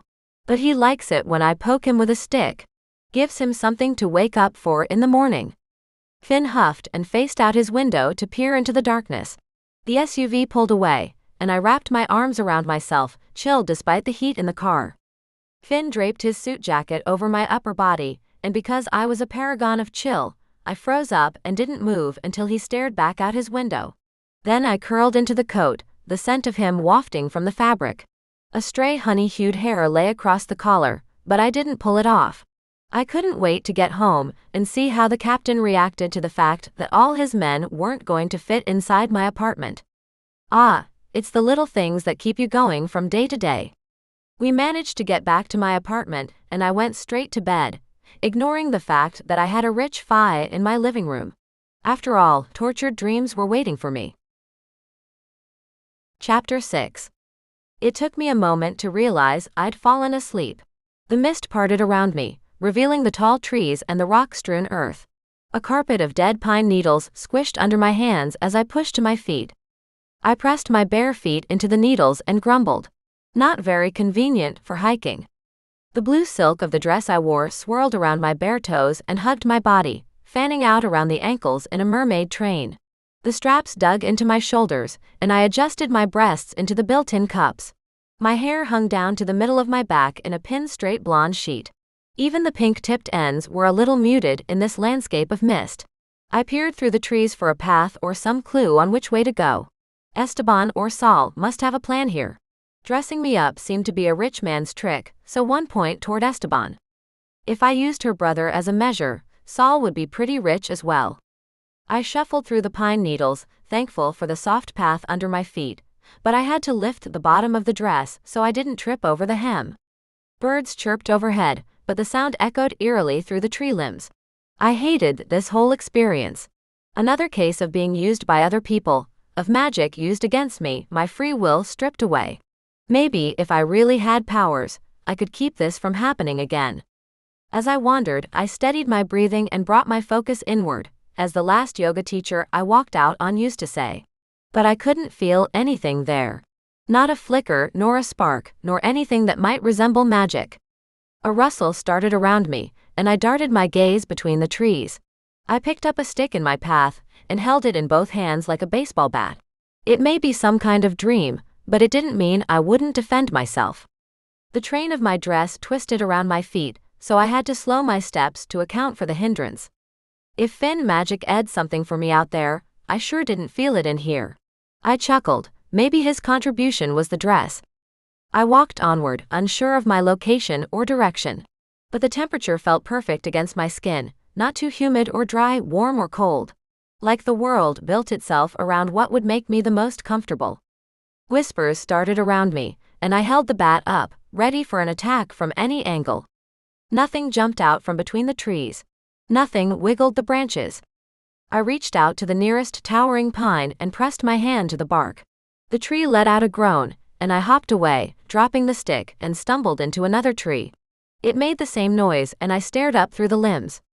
I mean, my favorite part of the Lord of the Rings series was when the Ents destroy Isengard, but I never wanted to meet a creature who could crush me beneath its rooty feet. I kept walking, this time faster as I clutched my dress up around my hips to give me better range of movement. The forest never seemed to end. It kept going, the soft needles laid out like a carpet leading me along. I hated being on this trail because clearly I was being led somewhere, and I had no choice. A clearing opened a few hundred yards in front of me, and I kept walking toward it. The mist parted, revealing a woman's back. She was sitting on a log perfectly situated in the empty space. I jogged the rest of the path until I circled around to face her. She wore the same purple ball gown as before, her bare toes painted the same shade as her dress. Her honey brown hair had been gathered in elaborate braids at her neck and hung around her shoulders. Her eyes were the same crystal-cut shade as her brother's, and the resemblance struck me all over again. I crouched near her right knee. "Saul, can you hear me?" She didn't answer but stared straight ahead through the trees. "Saul." I called again, louder this time. Again, nothing. She sat like a robot waiting to be switched on. I reached out to touch the back of her hand. My fingers passed through her hand and leg. I jerked back so fast I lost my balance and landed on my ass in the pine needles. "Shit," I whispered as I tilted over to my knees and then got to my feet. I brushed the needles off my dress and shook out the material. Saul never stirred. I wandered the perimeter of the clearing. The whispers had stopped, but I couldn't tell if that was a good thing or a bad thing. When I made it back to Saul, she stared off into the distance, still and silent. "You know, you bring me here, the least you could do is tell me why. If you're Saul or Esteban or whoever, I don't want to keep doing this. Some people actually need to get some sleep at night." She didn't twitch, and I took a moment to study her. Her lips were fuller than her brother's, her cheekbones a bit sharper. But just like him, her beauty stunned me. If she'd become a mage, it didn't affect her perfect phi appearance. I sat down in front of Saul, hiked up the dress around my hips, and crossed my legs underneath me. Maybe this was a meditation thing. I sucked so hard at meditation, but I would try anything to get out of this. I closed my eyes and cycled through a few deep breaths. Thoughts flitted in and out of my weird dream head, but nothing magical, nothing that would help at all. I folded myself over my legs to rest my forehead on the ground. "I just want out of this damn dream," I said on a groan. I leaned back and looked up at the wispy gray sky. "Finn," I yelled. "If you can hear me, please do whatever it is you're supposed to do. You are crammed into my shitty apartment right now for this very reason." Silence answered me. Outstanding. I glanced back at Saul. Not a twitch. Maybe Finn was doing something, and it disrupted the signal as he'd said. I stood, walked over to her, and pressed my hands on top of hers and closed my eyes. I envisioned a connection between us, a way to communicate, but I didn't feel that telltale tingle of magic, nor did she respond. This dream already felt longer than any other I'd endured so far. To be fair, I got bored easily. I scanned the clearing a few times and kept returning to Saul. But she hadn't moved an inch. How long was I going to be stuck here? Fucking hell. With Saul rigid as a robot, and Finn probably somewhere out there napping on my couch, I decided to speak to the only other creature in this place. I marched toward the nearest tree and pressed my hand to its rough bark. This time, it didn't elicit any noises like it did before. I closed my eyes, drew in a deep breath, and pushed my awareness toward the tree. Nothing happened. Should have seen that coming. It wasn't as if I had any other options, so I tried one more time. I curled my fingers into the bark of the rigid oak tree and simply said, "Hello." At first, nothing happened. But then a vibration started, a deep rumble like the tumble of boulders down a mountainside. The tree let out a long groan and seemed to stretch up toward the sky. Was that a hello? Should I keep my hand on the tree? My hands shook as I pulled them back from the tree and hugged them to my chest. The forest had gone silent again, and the trees seemed like their normal weird selves. What had Finn said about mage magic? He had spoken of it as if it were a perversion of phi magic, unnatural. If that were the case, I shouldn't be able to feel these trees, the kiss of ozone and mist on my skin. Damn it. The only thing this sending seemed to do was confuse me more. Not something I needed right now between the super hot fi man I needed to avoid, and the crazy mage man who wanted me dead. A charmed life I led. I headed back towards Saul, carefully stepping across the field so I didn't trip. Not that it would matter. Because no one's here to see me. I shouted my thought aloud. Saul sat in the same position as before, straight-backed and ethereal. She looked like a statue brought to life. I studied her, leaning in closer, trying to catch if she was even breathing. Her mouth flopped open. I stumbled away, almost landing on my ass again in the pine needles. She started moving her mouth like she was speaking to someone, but no sound came out. I crouched lower so I could see her face at eye level to make out the shapes her lips formed, but I couldn't discern the words. She seemed to be speaking to someone. Her face was animated, her eyes bright and alert, and her hands waved as she spoke. I shook my head and threw my hands up. Sound on, Saul. Of course, she didn't answer me. She continued her conversation with another person I couldn't see. Were there ghosts here? I spun around, peering through the trees, trying to catch shapes in the darkness. Nothing moved, nothing shifted. Nothing was here except me and Robot Saul. I really had nothing else to do but sit there and stare at her. So I threw myself down on the ground, folded my legs up again, and watched as she spoke. Her shoulders were relaxed and her hands flowed effortlessly, until her entire body tightened up and went rigid. Then her chin tilted haughtily, so like her brother it made me wince. It was a little disconcerting to watch fear wash over a person without being able to hear the effects of it. Whoever she spoke to had scared her. I narrowed my eyes, bouncing my gaze from her lips up to her eyebrows and back, hoping I could find some word or gesture that would let me know how to help her. My heart told me this wasn't Esteban. While convincing, he never seemed to drop his air of superiority. And right now, Saul looked fragile. I didn't think an emotion like that was something Esteban could copy. She continued moving her lips and waving her arms again, but now her brows were tucked down, set in a determined way. Maybe she was trying to convince somebody of something. Saul, tell me how to help you. I didn't know if I was speaking to her, or this weird dream place, or Finn. I just hated that I couldn't help her. And I would feel the same way for any woman. Then her mouth turned in just the right way, so I recognized one word, watch. A watch. Had she dropped one for me to find? I dove for the pine needles, threading my fingers under their blanket, but nothing snagged against my hands, not even a stray pebble. I got to my feet and circled her log to look around for a watch, but nothing lay on the ground, nor was she wearing one. Maybe she'd meant for me to look at her. To see something. I spun back around in front of her and lined up our faces. She continued through her pantomime, and again I couldn't make out the words or any way to break through to her. Shit. Shit. Fucking shit. I really hoped I wasn't about to have to watch Finn's sister get murdered in front of me. Boy, would that be one hell of a conversation when I woke up. I didn't like this at all. Right now I wanted to open my eyes, snark at Finn, and have him stare back at me in his usual unbothered way. I rubbed my face, and then skimmed fingers up over my head to push my hair away. Wake up, I whispered to myself as I squeezed my eyelids tight together. Wake up. Nothing happened. Saul still carried on her invisible conversation. She'd relaxed a bit more, which boded well, but I still wanted out of here. I lay down on the ground in front of Saul, and stared up at the sky, ringed by the tree canopy in my peripheral vision. Then I closed my eyes and walked myself through relaxing. It was a song my mother had taught me as a child. Fingers, toes, knees and ears. A lullaby to relax each body part. It rarely failed to send me into a deep sleep. I figured if I could sleep here, maybe I would wake up in my world.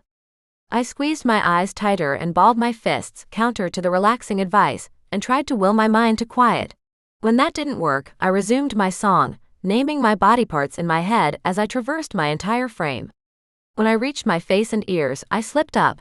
Drifting off in my own bed, into a proper sleep, was always soothing. This felt like slipping feet first into an oil well. In a way, it felt like a drug taking hold of my system, spitting me out the other side of a high I didn't want any part of. If I made it home, I knew one thing for sure. It was time for Finn to teach me how to do magic. At least the basics. Right now, my world spun, and the out-of-control feeling of it made me want to punch something to re-establish my dominance. I squeezed my eyes as I reached the edge of the oil slick, and the last image burned in as I finally went under. Chapter 7. I awoke with a jolt, and then a splitting pain down the center of my forehead.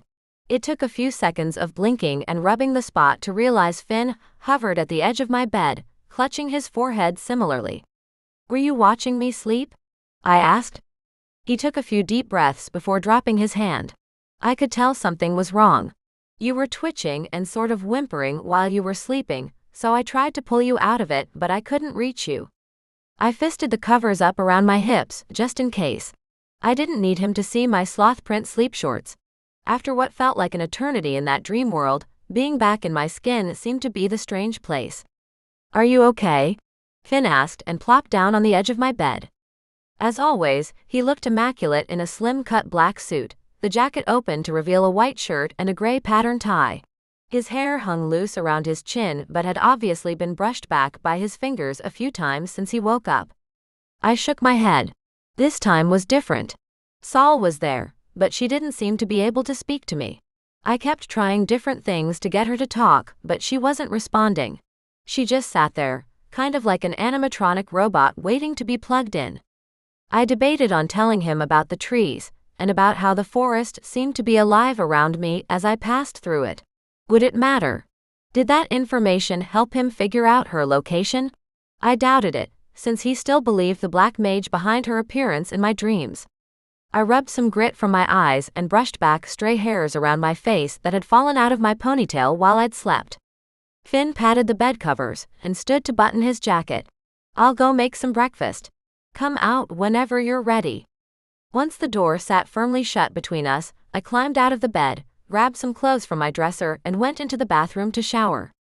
The world seemed too bright and too big around me, like I stood in a bubble waiting for it to pop any moment. While I brushed my teeth, I thought about Saul and my short-lived hunt for the watch she mentioned. She'd said watch, but how could I know if she meant a wristwatch or if she wanted me to see something? I brushed my hair up into a bun. Because of the length of my hair, it would still be damp in the evening if I kept it up all day, but I didn't feel like fussing right now.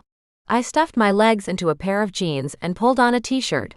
Once I was ready, I took a deep breath and squared my shoulders. No use stalling. Finn, or the captain, would just come in my bedroom to hunt me down anyway. I exited out to my living room quietly, and then jerked to a stop as I surveyed the space. While I'd slept, Finn had completely rearranged. I ran a hand over the top of the bookshelf. No dust coated my fingers. The man had cleaned my apartment. On the good side, it looked about twice as big as it had before. On the downside, he'd cleaned my apartment and rearranged everything. I wasn't an organized person, at least not by many people's standards. It was the idea that Finn had touched all my personal possessions that ate at me. He stood in the kitchen at the stove, stirring some eggs in a skillet. Damn it. The man had cleaned my apartment. I should be angry at him, but yelling at the person about to feed me didn't feel like a grateful thing to do. I leaned on the kitchen door frame. "So busy night?" He waved the spatula toward the living room. I should have asked permission, I apologize. I don't sleep and movement helps me stay focused. I don't sleep. He tipped his gaze up to me before focusing on the eggs again. No, I sleep the same as humans. It's just me who doesn't sleep. Not more than a few hours at a time anyway. Not since. By the way he broke off, I knew he meant Saul. Sometimes I forgot I wasn't the only person's life the black mage had destroyed. Finn plated the eggs and carried them to the small card table I usually used to organize files in my little dining room. Now he'd covered it with a lilac tablecloth, 2 napkins, 2 forks, and salt and pepper shakers. "What did you do with my paperwork?" I asked when I took the seat opposite him. He placed the food in front of me and waved at my desk. "Where the files live, in the file drawer, of course." He spoke as if I were adorable and knew nothing. Under normal circumstances, his tone would have grated on me, but I couldn't summon my usual ire. The eggs were delicious, of course. I dug in and alternated bites of eggs and toast he'd tossed on the plate. "Taste okay?" he asked. I peered at him over the end of my fork, still shoved in my mouth. Once I swallowed, I nodded. "Yes, they are great. Thank you." I am trying to figure out how I didn't hear you going all house flipper on my place while I slept. He shrugged as he stirred his food around his plate. I can be quiet when I want to be. It took me no more than 5 minutes to clear my plate and take it to the kitchen to rinse it off. Instead of washing, I stacked everything in the sink and returned to the table with a fresh cup of coffee. Damn. He even made better coffee than me. Are you ready? He asked. I appreciated him waiting to grill me until I'd put something in my stomach. Using the Snoopy print mug as a shield between us, I stared him down. Shoot. He slid his hand palm up across the table. May I? Oh. Asking me questions about my dreams weirded me out enough, but letting him inside my head, I didn't know if I could let him do it. What does it entail? I asked. He shifted in the seat and met my gaze directly. You picture what it is you want me to see, and I'll be able to see it in my own mind. No more, no less. Will you be able to read my thoughts? The corner of his mouth tipped up. Anything to hide? I put the mug down on the table and flipped him off. If I do, it's none of your business. He tilted his head to the side, studying me, the crystal in his irises catching what little sunlight my apartment received. I wonder what it's like inside your head. Is your inner monologue equally brash? Or do you play a part, and inside you're a lot softer than you appear on the outside? As usual, he'd hit a little too close to the mark for my comfort. I smiled one of my demented grins and batted my lashes. Same on the inside, same on the outside. I don't waste energy on playing a part for the sake of others. Like the gentleman part he played, he let it go. I promise not to encroach on anything you don't wish to show me. I won't enter your mind. All you have to do is push the thoughts you want me to see toward me. I'll receive them like an email. Easy. Easy, I echoed. There was absolutely nothing simple about giving someone else access to my mind. Showing him what I saw in my dreams might help more than describing what happened, though. I tightened my hand in his and closed my eyes. The soft mantle of magic folded around me, and I tried to keep my breathing even so he wouldn't sense my panic. But so far he kept his word. I didn't feel any mental pushes from him. I pictured the forest in mind and pushed it toward him. He hissed out loud and I jerked my hand away. What? Gently. That was like forcing too much laundry into a washing machine at once. Picture it and sort of float it my way. I can grab onto it and bring it to me. An exchange, if you will. Sorry, I mumbled. Not at all, he said and took my hand again. I pictured the dress and the carpet of pine needles leading me to the forest. Then I gently willed it toward him. It winked out of my head and he said, more. Next, I pictured Soul's back as I found her on the log. He inhaled sharply. Shit. I didn't consider what seeing her would be like for him after everything he'd endured. Are you okay? I asked, eyes still closed. Yes, please continue. His voice remained steady, but his breathing pattern had picked up almost to match my own. Finally, I gave him the way she looked from the front, having her invisible conversation with someone I couldn't see. Like a lightning strike, his emotions filtered through our connection. Surprise. Fear. Hope. Panic. I pulled my hand back, hugging it to my chest, and opened my eyes. His stayed closed. He didn't acknowledge that exchange, so I didn't comment on it. Anything you notice? I asked. He shook his head and opened his eyes. I think I know that forest. We should go there and investigate. I have a helicopter, and we could be there in a few hours. I held up my hands. Wait a minute. I didn't sign on to join the mystery machine here. I understand you want to find your sister, but I don't think we should run off and trudge through some kind of sentient forest right now. She couldn't possibly be held there, with no bathroom, no food, no water. Then there is the obvious conclusion we need to discuss. Between breakfast and now, he somehow appeared older. His voice came out rough when he asked, "What is that?" Was he kidding me? That this might be one more big fancy trap to lure us in and finally finish us off. I don't know about you, but I have a lot of shoes to buy with my $1 million. His eyes softened. No, I have enough shoes. But I understand what you are saying. However, Saul wouldn't set us up like that. Saul might not, but what if she's not the same woman you knew? What if she is being forced by Esteban to create sendings to me?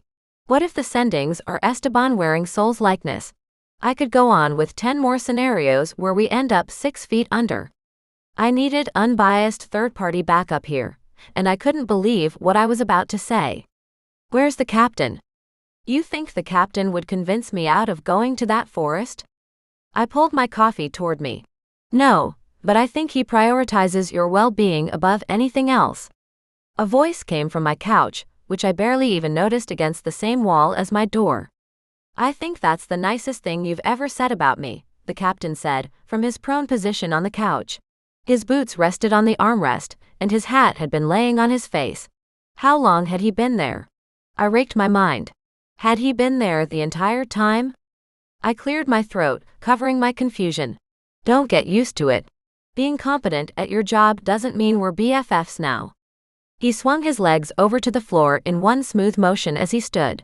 Don't worry, sweetheart, I don't carouse with bounty hunters. I pushed back my chair, standing up and glaring at the captain over Finn's shoulder. First, who says carouse, and second, what is that supposed to mean? Before he could answer, Finn stepped between us. A little professional courtesy between colleagues. I ground my teeth together and exhaled, then focused on Finn again. Back to my argument. Have you forgotten the last little trip we took to Esteban's territory? Finn rounded toward me and closed the distance between us. How many times are we going to have to review this? I promised I would approach our plans differently, and I am. This is me right now, discussing things with you. Reasonable Finn pissed me off the most. You have been discussing things with me, and you've been compromising. I see it, and I appreciate it. However, eventually, we are going to disagree, and you're going to run off and almost get me killed again. He took my hands in his. What promise do I have to make to ensure you trust me? I winced. He was trying to do this right. I had to give him that. I relented a little. It's more about me than it is about you. Mostly. Then tell me how to help you believe in me. Damn it. I wanted to trust him. Hell, I wanted to walk around and take everyone at face value, but too many people had shown me how easily trust could be twisted and used for manipulation. I shook my head. I'm sorry, I think it'll just take time. Time he had to offer. More than me, probably. He squeezed my hands gently and whispered, I have an idea. No, the captain barked from across the room, then closed the distance between us. He stopped right next to Finn and stared him down. Finn shook his head and met his eyes. Wait a minute. Are you two in each other's heads? I asked. Finn's gaze narrowed at the captain. You are not my keeper. You are my employee. If she accepts it, then you will abide. The captain's jaw tightened, and he flicked me a look lined with contempt.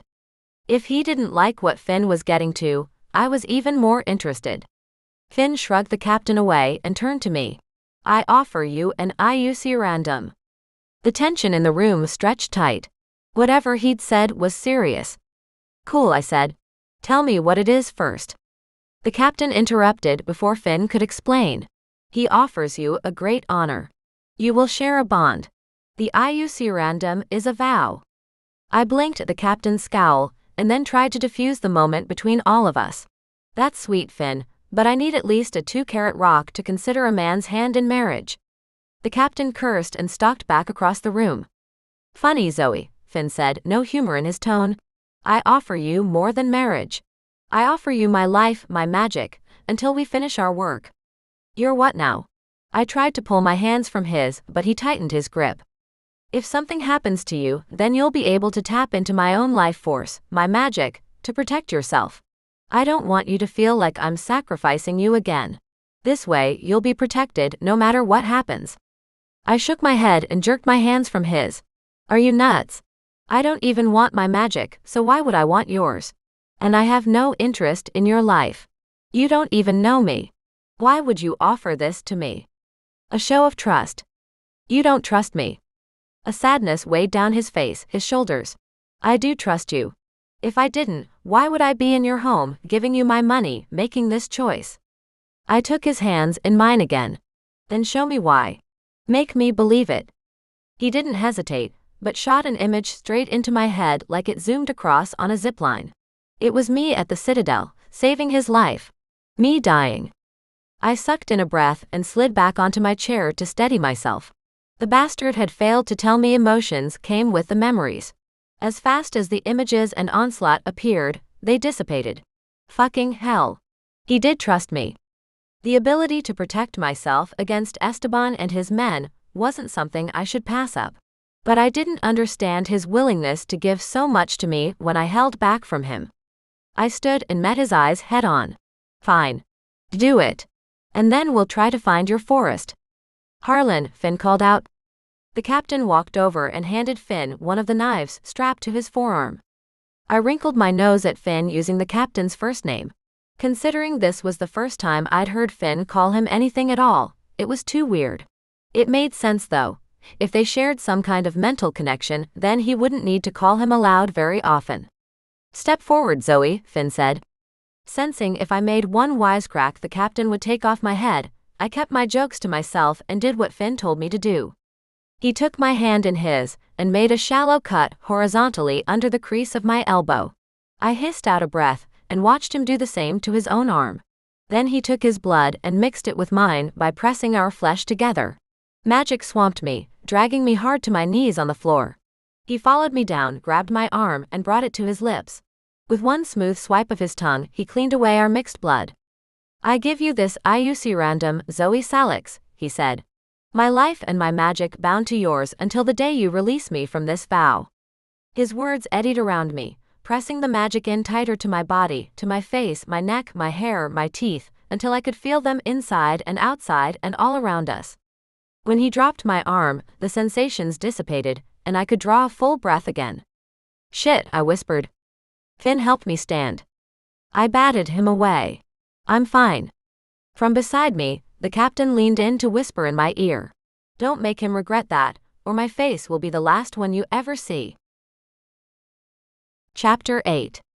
I wish I'd discovered that I hate helicopters before I was flying at 10,000 feet. Finn seemed right at home flying the chopper and sitting amidst the beeping controls, knobs, and levers. The headset he'd clapped on my head dug into my skull, but it was the only way I could hear him over the roar of the engine.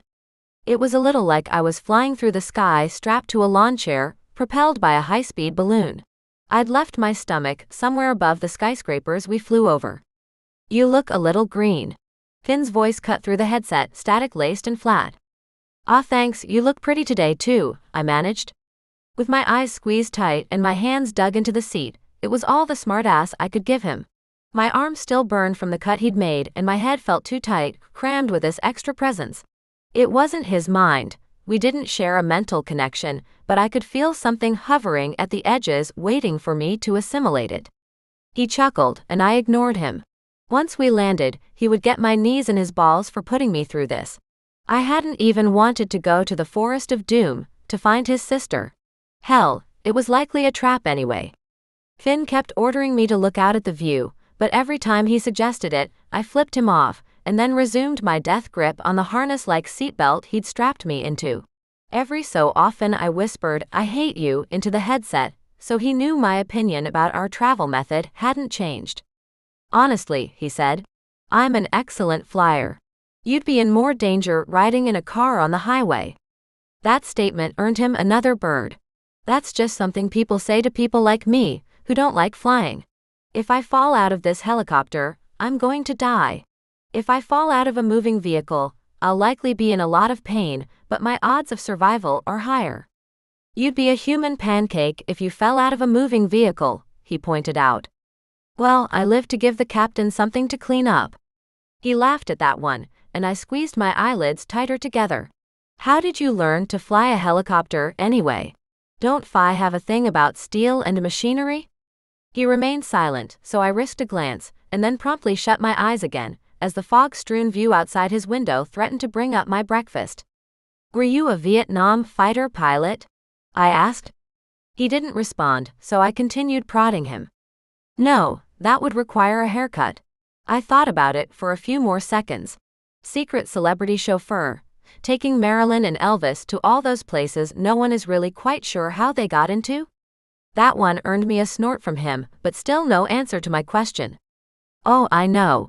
Former Secret Service piloting Marine One, until you had to leave before all the other boys realized you weren't quite like them. Of course, you're strong and capable in the practice ring, but out on the job you're always a tiny bit more together, a tiny bit faster. Nope, nothing. His face remained a stone wall I was determined to crack. Drug runner for the cartels? I kept my eyes open now just to watch his face for any micro-expressions. Magic smuggler from the great Canadian covens? The captain's sidekick during the Gulf War, and now he's your henchman because you saved his life and he owes you a debt for the rest of his? His eyebrows drew down, and then his face cleared a millisecond later. It wasn't the reason he could fly a helicopter, but it spoke to the casual relationship I witnessed between employer and employee. Interesting. A flash of the captain laying in blood-streaked mud, and Finn kneeling over him wreathed in light, bounced around the inside of my skull. Finn couldn't access my mind, but when he felt something strongly, he might accidentally shove it down the bond. I chose not to bring it to his attention. He had to know already, right? Rescuing snow bunnies when they get in too deep on their sun-dappled mountainside vacations? He cracked a slight smile on that one. I can do this all day. I can ignore you all day, he countered. You have a very active imagination. Ouch. For one, it was my job to consider all the ways a person could maim me in my pursuit of them. I'm very good at imagining my own death, and it sucks every time. Secondly, you're the one who dragged me out in this death machine on a field trip, which will probably leave us riddled with bullets or turned into walking zombies when Esteban catches us. I should have put no stupid plans in my contract. You haven't signed a contract. I snapped my fingers. Then we need to go back and sign that contract, and I need to make sure it has an addendum to never include helicopters. To that, he only shook his head. So tell me then, when did you save the captain's life? He sputtered, his knuckles going white on the steering controls. How did you? What? I didn't. I pointed toward my eyebrows. Yours are very expressive. A tell, if you will. Don't play poker unless you get that under control, or buy some oversized sunglasses. He straightened and regained his composure. It's not something I'm prepared to talk about. On a scale of 1 to 10, how quickly will the captain try to stab me if I bring it up with him? Finn gave another chuckle. Each one felt like winning something. I can say probably a 12, he said. The captain doesn't enjoy owing anyone a debt, or being reminded of his own mortality. Sweet. I'll be adding it to my annoy the captain rotation. He turned the death machine, angling us toward something, but I closed my eyes and gripped my harness. Oh, stop that. Please stop that. I didn't recognize the whine in my voice, and I didn't care.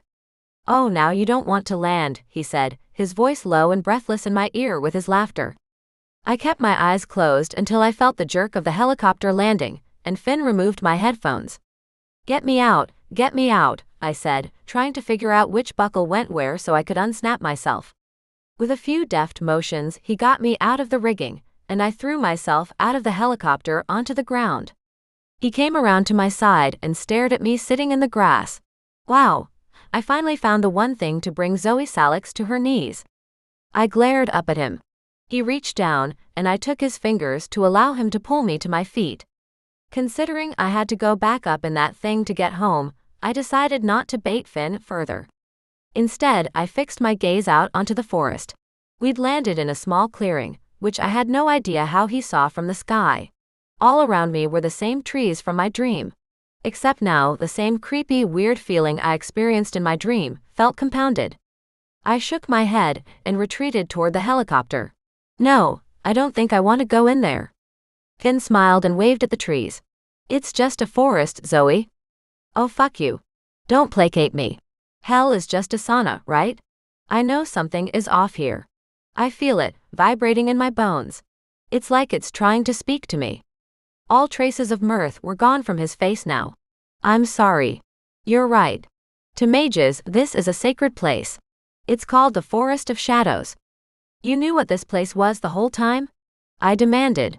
We're right back where we were before, with you knowing everything, and me knowing nothing. Just because I wasn't born into this world, doesn't mean I don't deserve to know. He held his hands up in surrender. I'm sorry, Zoey, truly. I was born to this world, and sometimes I forget how much I do know, and how much others don't. Forgive me. If he had tried to defend himself, I could have stayed angry. I waved at the trees. Let's go see if we can find something. But I'm not staying here a moment longer than necessary. Understood, he said. I took a step forward. On second thought, maybe I should stay here with the helicopter. This looks like a seedy neighborhood. I would hate for someone to steal it. His look told me he wasn't buying my shit. I crossed the clearing to stand beside him, and then he marched off into the trees. We walked in silence for a little while, with no signs of any other life present, not even the steady tweeting of birds in the branches. How do your dreams usually go? He asked as we walked. I refused to look at him as I answered.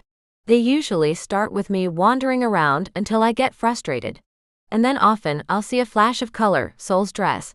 It always takes me a few minutes to find her, but when I do, she's often sitting on a log in the center of the clearing. He nodded. Then I guess we're looking for another clearing and a log. You are, I muttered. I'm looking for another way home. As we wandered farther into the woods, Finn studied every fallen pine cone, and I itched to make a run for it back to the helicopter. I don't know how long we walked. Long past snack time, that was for sure, but I refused to be the one to break and ask him if he brought any provisions with him. When the sunlight stopped twinkling through the tree branches, nervous butterflies began to flap in my belly. Surely, he didn't expect us to stay out here all night. I didn't care how much he paid me, I was not sleeping here. I know I've been saying I want to leave since we got here, I said, but I honestly think we should go. It's getting dark, and I don't want to see what comes out at night in a place like this. He glanced over at me, like he'd forgotten I was here. No, you're right. We should get going. Relief washed through me. I'd prepared myself for an argument. I didn't know if it scared me more or less that he agreed. Maybe he didn't know what came out at night here either. We turned around and started the trek back toward the helicopter. This time our pace was more determined. All the trees looked the same to me. I didn't know how he knew exactly where he had parked. His long legs ate up the distance. I scrambled to keep up, only because I wanted to get out of there as fast as possible. Color flashed in the trees just like in my dream, except this time it was red. I stopped mid-stride and let out a shuddered breath. When he realized I'd stopped, he rushed back. Are you all right? I pointed through the trees where I could still see the red flashing in and out of my vision. Usually it's purple. He gripped my upper arms and ducked his head down so he could meet my eyes. What's purple? Your sister's dress. This time I see red. He shifted to stand right next to me, to get a line on exactly what I saw. I focused on the color too. Not that I would tell him, but I felt safer with him by my side here. I knew without a doubt if a sudden fight broke out he would protect me, just as I would protect him. He stooped low to duck under some tree branches and head off toward the color. I followed only because I didn't want to be alone as dusk crept closer. We reached the tree, and Finn plucked a thick red ribbon from its branches. It fluttered in the breeze. I've never seen that before, I said. Finn stared at the ribbon pinched between his fingers. This was Soul's. How do you know? He held it out toward me, but I shook my head. When I didn't take it, he rolled it up carefully and stuffed it in his pocket. When we were children, she always wanted to wear ribbons like this in her hair. Our mother wouldn't let her, thinking red to be an obscene color for a child to wear. Of course, me being her big brother, I'd bring them to her and help her braid them in her hair. We'd always take them out, before we had to see her mother again, but it was something we shared. Another vision jammed into my head, him sitting behind a teenage girl threading a ribbon through her thick braid. Do you think she left it here for you? I asked. We started off back toward the helicopter. He didn't answer me until he'd buckled us both in and started the engine. I don't know. It could have been her. Or it could have been someone who took her memories and used them to try and lure me in. Sorrow poured off him in waves as we headed home. Instead of poking and prodding him, trying to cheer him up, I let him be. When we got close to the landing pad near my house, he dipped the helicopter sharply and jerked us around. I pressed my hand against the seat. What the fuck was that? Here I am being nice and letting you have your piece, and you pull that shit? His chuckle cut through the headset. That's for making me sleep on your couch. The second I got out of the helicopter and finished puking, he was so going to regret that.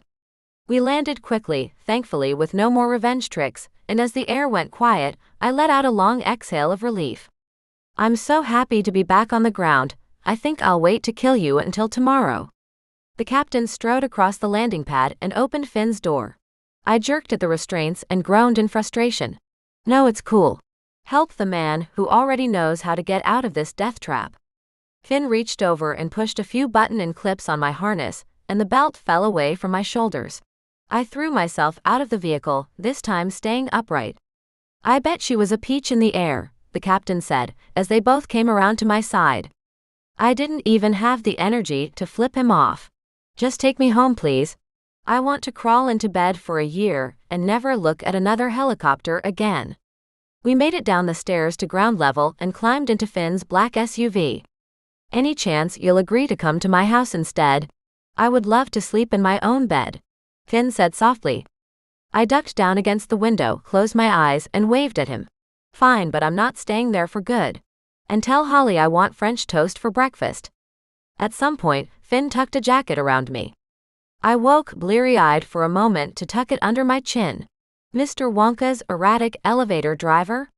He said, "Go to sleep, Zoey." His hand pressed my hair away from my face, and then the world stayed dark. Chapter 9. I woke up at 5 a.m. from dreams that were not my own. I lay in the dark, staring up at the ceiling, thankfully a different ceiling than Finn had given me my previous stay. In the dream, there had been a wall of windows. So many windows, like a massive greenhouse. I hadn't seen one here. To be fair, I hadn't really explored Finn's estate. Mostly, I'd just seen a couple of bedrooms and the dining room. Something about the dream had felt sad, melancholy, and I sighed, realizing I wasn't going back to sleep. I threw back the covers, climbed out of bed, and slipped into a pair of sleep shorts lying on a chair near my bed. I kept thinking about that red ribbon, and how Finn had so carefully rolled it up and tucked it away from my sight. Before I fell asleep, I'd remembered a contact at the local police station who owed me a favor. I knew someone in the crime lab who might be able to do an analysis on the ribbon. The hard part might be getting Finn to part with it. Seeing as no one in their right mind should be up this early, I exited my room into the hallway. It was still dark. I wandered down a couple of the corridors, some of the lights for security outside shining through the windows. I kept walking until I reached a room with two massive double doors. I didn't know how I knew, but Finn slept on the other side. It would be super creepy to go in, I told myself, and yet that didn't stop me from cracking open one of the doors. I resolved to peek inside, sat my curiosity, and then get back out. I scanned for any details I could catch in the darkness, until my gaze slid across his bed. His long bare arm hung out over the edge which led up to his equally bare shoulder, and then my eyes clashed with Finn's crystal-cut gaze. "Busted," I whispered. He sat up in the bed and motioned for me to enter. I pushed the door open and wandered in so I could take in as much detail as possible. His room appeared more modern than the rest of the house, with various shades of gray, chrome, and deep dark wood. I stopped a couple of feet from his bed. "Can't sleep?" he asked.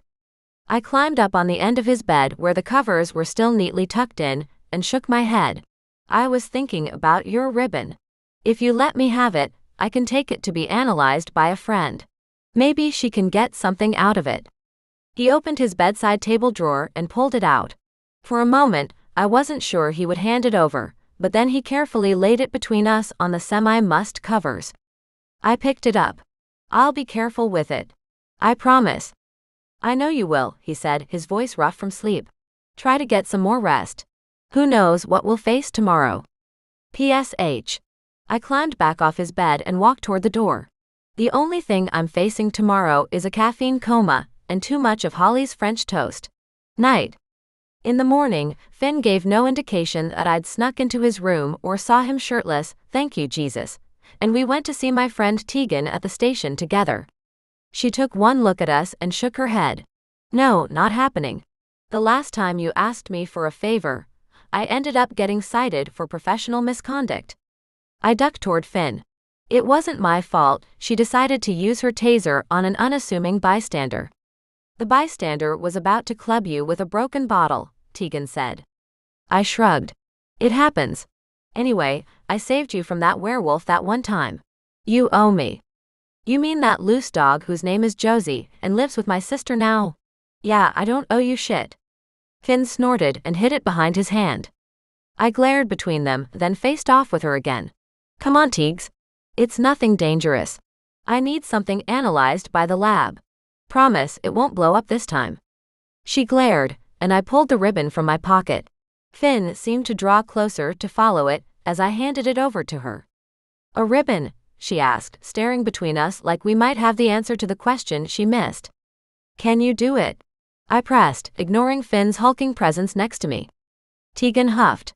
Fine, I'll call you later if the lab tech gets anything. But speaking of favors, who's your friend? She hadn't bothered to moderate her tone, so I didn't either. I jerked my thumb to my right toward Finn. This one. My babysitter. How much does he charge an hour? I'll pay extra for him to put me to bed, Tegan said with a mischievous grin. Finn's eyebrows flickered upwards, but overall he seemed to take our banter well. We started to leave, but I added over my shoulder, tell the tech to be careful with that ribbon, please. Back outside the station, Finn stuffed his hands into black suit pants and stared up and down the street, as if women offered to jump into his bed on a regular basis. They probably did. I could have just compelled her to get the ribbon tested, Finn said. You wouldn't have had to go through that whole song and dance. I smiled and walked toward the parking garage where the captain waited for us. We enjoy that song and dance, trust me. And you being there helped sell it. Nothing Tegan loves more than a pretty face. Once we were safely nestled back into the captain's care in the SUV, he pulled away from the curb, my brain burning with questions. And the desire to call the captain by his first name, just to fuck with him. I shifted in the seat to face Finn and watched him closely. He seemed more real today, almost human. There were lines grooved into his forehead, and his eyes sported slight bags. Are you all right? I asked. It wasn't the first question I had for him, but it was the one that sprang out when I opened my mouth. He gave me a placating smile and mumbled, yes, of course, in that I have more money than Ben Affleck, so you have to stop talking to me sort of way. You just look different today. He turned to face me more fully, as I had him. Different, how? I studied him and leaned in closer. You almost look tired, human tired, not the woe is me I'm done with this world weary that you sometimes look. He cleared his throat and glanced toward the rear view mirror, no doubt locking eyes with the captain up there. I wasn't aware you were so well versed in my moods. I grinned. Don't let it go to your head. People are messy and complicated. Studying their emotional spectrum can help you figure out their patterns, their vices, their comforts. Once you know those things, you can figure out where anyone will be. I spun toward the front, speaking to the captain. For example, I bet when you've had a long day you work out. So insightful, wow, the captain said from the driver's seat, not even deigning to look my way. You do it after you consume a whole pint of the fattiest ice cream you can get your hands on, of course. Because that's what your mother used to do with you when she was upset. Which was always because your father was abusive, am I right? His jaw tightened and Finn warned, Zoey, don't. I sat back and glanced out the window. It's not rocket science or mind reading, it's psychology. Study someone long enough and you can get in their heads. Finn drew my attention back to him. What has all this studying told you about me? I smiled again, this time a little sadly because it was a problem I faced often enough too. Easy. You're lonely. Why else start a campaign to rid the world of someone like Esteban? He stole the only person who could love you unconditionally. They could say the same of you, he whispered. Of course. I've been lonely for a decade. No matter how many people I meet, no one will ever be able to fill that hole inside me. I realized what I'd shared a moment too late and glared his way. Is this Bond thing making me say all this stuff? No, it's called making friends. Sure, you make all your friends by sharing your deep emotional traumas with them in the intimacy of a backseat. He grinned at me. With heated leather, of course. Only the best way to go over deep-rooted emotional scars. I couldn't help but laugh. You know what, Finn? I like you. He sat back in the seat, staring out the passenger side window. I like you too, Zoey. I have since the day we met, and you fought me every step of the way. If you two are done jerking each other off back there, can someone tell me where we're headed? The captain said. Oh, come on, Captain, join us. You look like you could use a chance to get your rocks off. He locked eyes with me in the rear view mirror. Says the virgin. I went rigid in my seat. Excuse me. He pulled up to a red light and spun to face me. You don't think I made it my business to learn every single little thing about you before we brought you in to help? I don't trust anyone, especially a little girl who lives off what's left of her family's money and talks a way bigger game than she's got. Before even considering the ramifications, I reared back and punched him right in his perfect nose. Then I shoved out the door as the light shifted to green and crossed onto the sidewalk. Finn scrambled out after me, and I picked up my pace. It was a block before he caught up with me. Zoey, come on, you pushed him too. Of course, I said, still walking, my arms tucked under my chest to keep myself warm. He lay his coat over my shoulders and I hugged it around me. Are you okay? I nodded. I'm not mad. He pushed back. It's fine, I expect it, even more so from men who feel threatened by me. Threatened? Finn asked. Come on, I said, looking up at him while we walked. The captain has devoted his life to you. The man is in love with you. He thinks somehow I'm moving in on his territory. The crystal blue in Finn's eyes flashed, and then he glanced away toward the sidewalk. I wouldn't mention that in front of him. He might try to take your head off. And that's different from any other day, how? He inclined his head. Fair. You know he's in love with you? Finn shoved his hands into his pockets. A movement I noticed he did when he was trying to seem less beautiful, less assuming, less threatening. The captain and I have been together a very long time. We care for one another in our own ways. But yes, I know the depth of his feelings are different than mine. He just not your type, or? Finn snorted. You love to pry, don't you? Or I could wait until tonight, see if you have a hot, steamy dream about you both in bed. In fact, let's go with that plan. He halted on the sidewalk so fast, I had to turn around to go back to him. What did you say? He asked. What's wrong? I just mentioned you dreaming about it. It was a joke, relax. His fingers dug into my shoulders as he gripped me. What about my dreams? Can you see them? I think so. Last night I saw something about a greenhouse or windows maybe. I wasn't sure what it was. That was it, I promise. His forehead scrunched up and he released me to walk away. The SUV pulled up the second Finn hit the curb. We climbed inside, and both the captain and I refused to acknowledge each other. Straight home, Finn told him. They locked eyes and shared something in the mirror. Something neither of them thought to share with me. Fine. They could keep their secrets, and so could I. We made it back to the house in silence, and Finn all but dragged me inside and down a hallway, toward his office. I gritted my teeth, resisting the urge to pull away from his hold. As soon as we stepped into his office, he released me, and I crossed my arms, narrowing my eyes at him. If you don't tell me what's going on right now, I'm going to start getting out my knives, I snapped. I'm not some dog to be led around. Finn scanned his bookshelves and removed a red tome from between a complete set. The spine-read Magecraft. I staggered toward the shelf. You have these here and you said nothing? Finn scanned the pages. You are the one who's been denying the fact you at least possess some mage power. I was simply following your lead until you changed your mind. Instead of engaging me further, he ducked to read and then flipped the page. You're scaring me, I whispered, pulling his coat tighter around me. When he finished the second page, he snapped the book shut and pressed the end to his chin. Shit. Shit. Don't say shit. That can't be good. Not after we discussed your dreams. He placed the book on the edge of his desk and waved at the others. You're welcome to look at them. I grabbed the one, making him spout expletives. I want to know what's in this one that has you spooked. He faced out the window with his hands on his hips. I surged around his desk and put myself right in front of him, squeezing between the decorative table back there and his body. No, tell me what you're thinking. Don't shut me out. It took a minute for him to finally look down at me and answer. I think I did something bad, Zoey. Bad? Bad how? Not pay your parking tickets? Screw your male employee, who needs to take some vacation days and find a male stripper to cull his urges. What? As my nerves climbed, my rambling increased. He pressed his fingers against my lips and I fell silent. Then I cheered myself mentally for not striking out at him for touching me so intimately. I was mistaken when I made my oath to you, he said. Outrage must have already shown on my face because he shook his head. I don't think you're a mage, not in the way many know them. I think you're mage-born but also Fae-born too. What makes you say that? He chuckled. It was a sad sound. Because only other Fae can see into each other's dreams with a bond like ours. Chapter 10. Finn's words echoed in my brain and then he said my name, once, twice.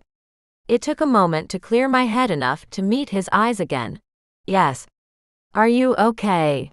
Did you know that you have Fae blood also? I shoved him away from me, needing distance, space, the truth. I stumbled out of his office, sure my face showed everything I tried to keep locked inside. With nothing to do but move, I jogged down the hall, going nowhere, and found myself in the sparring room. It seemed my psyche knew what I needed, even if I didn't.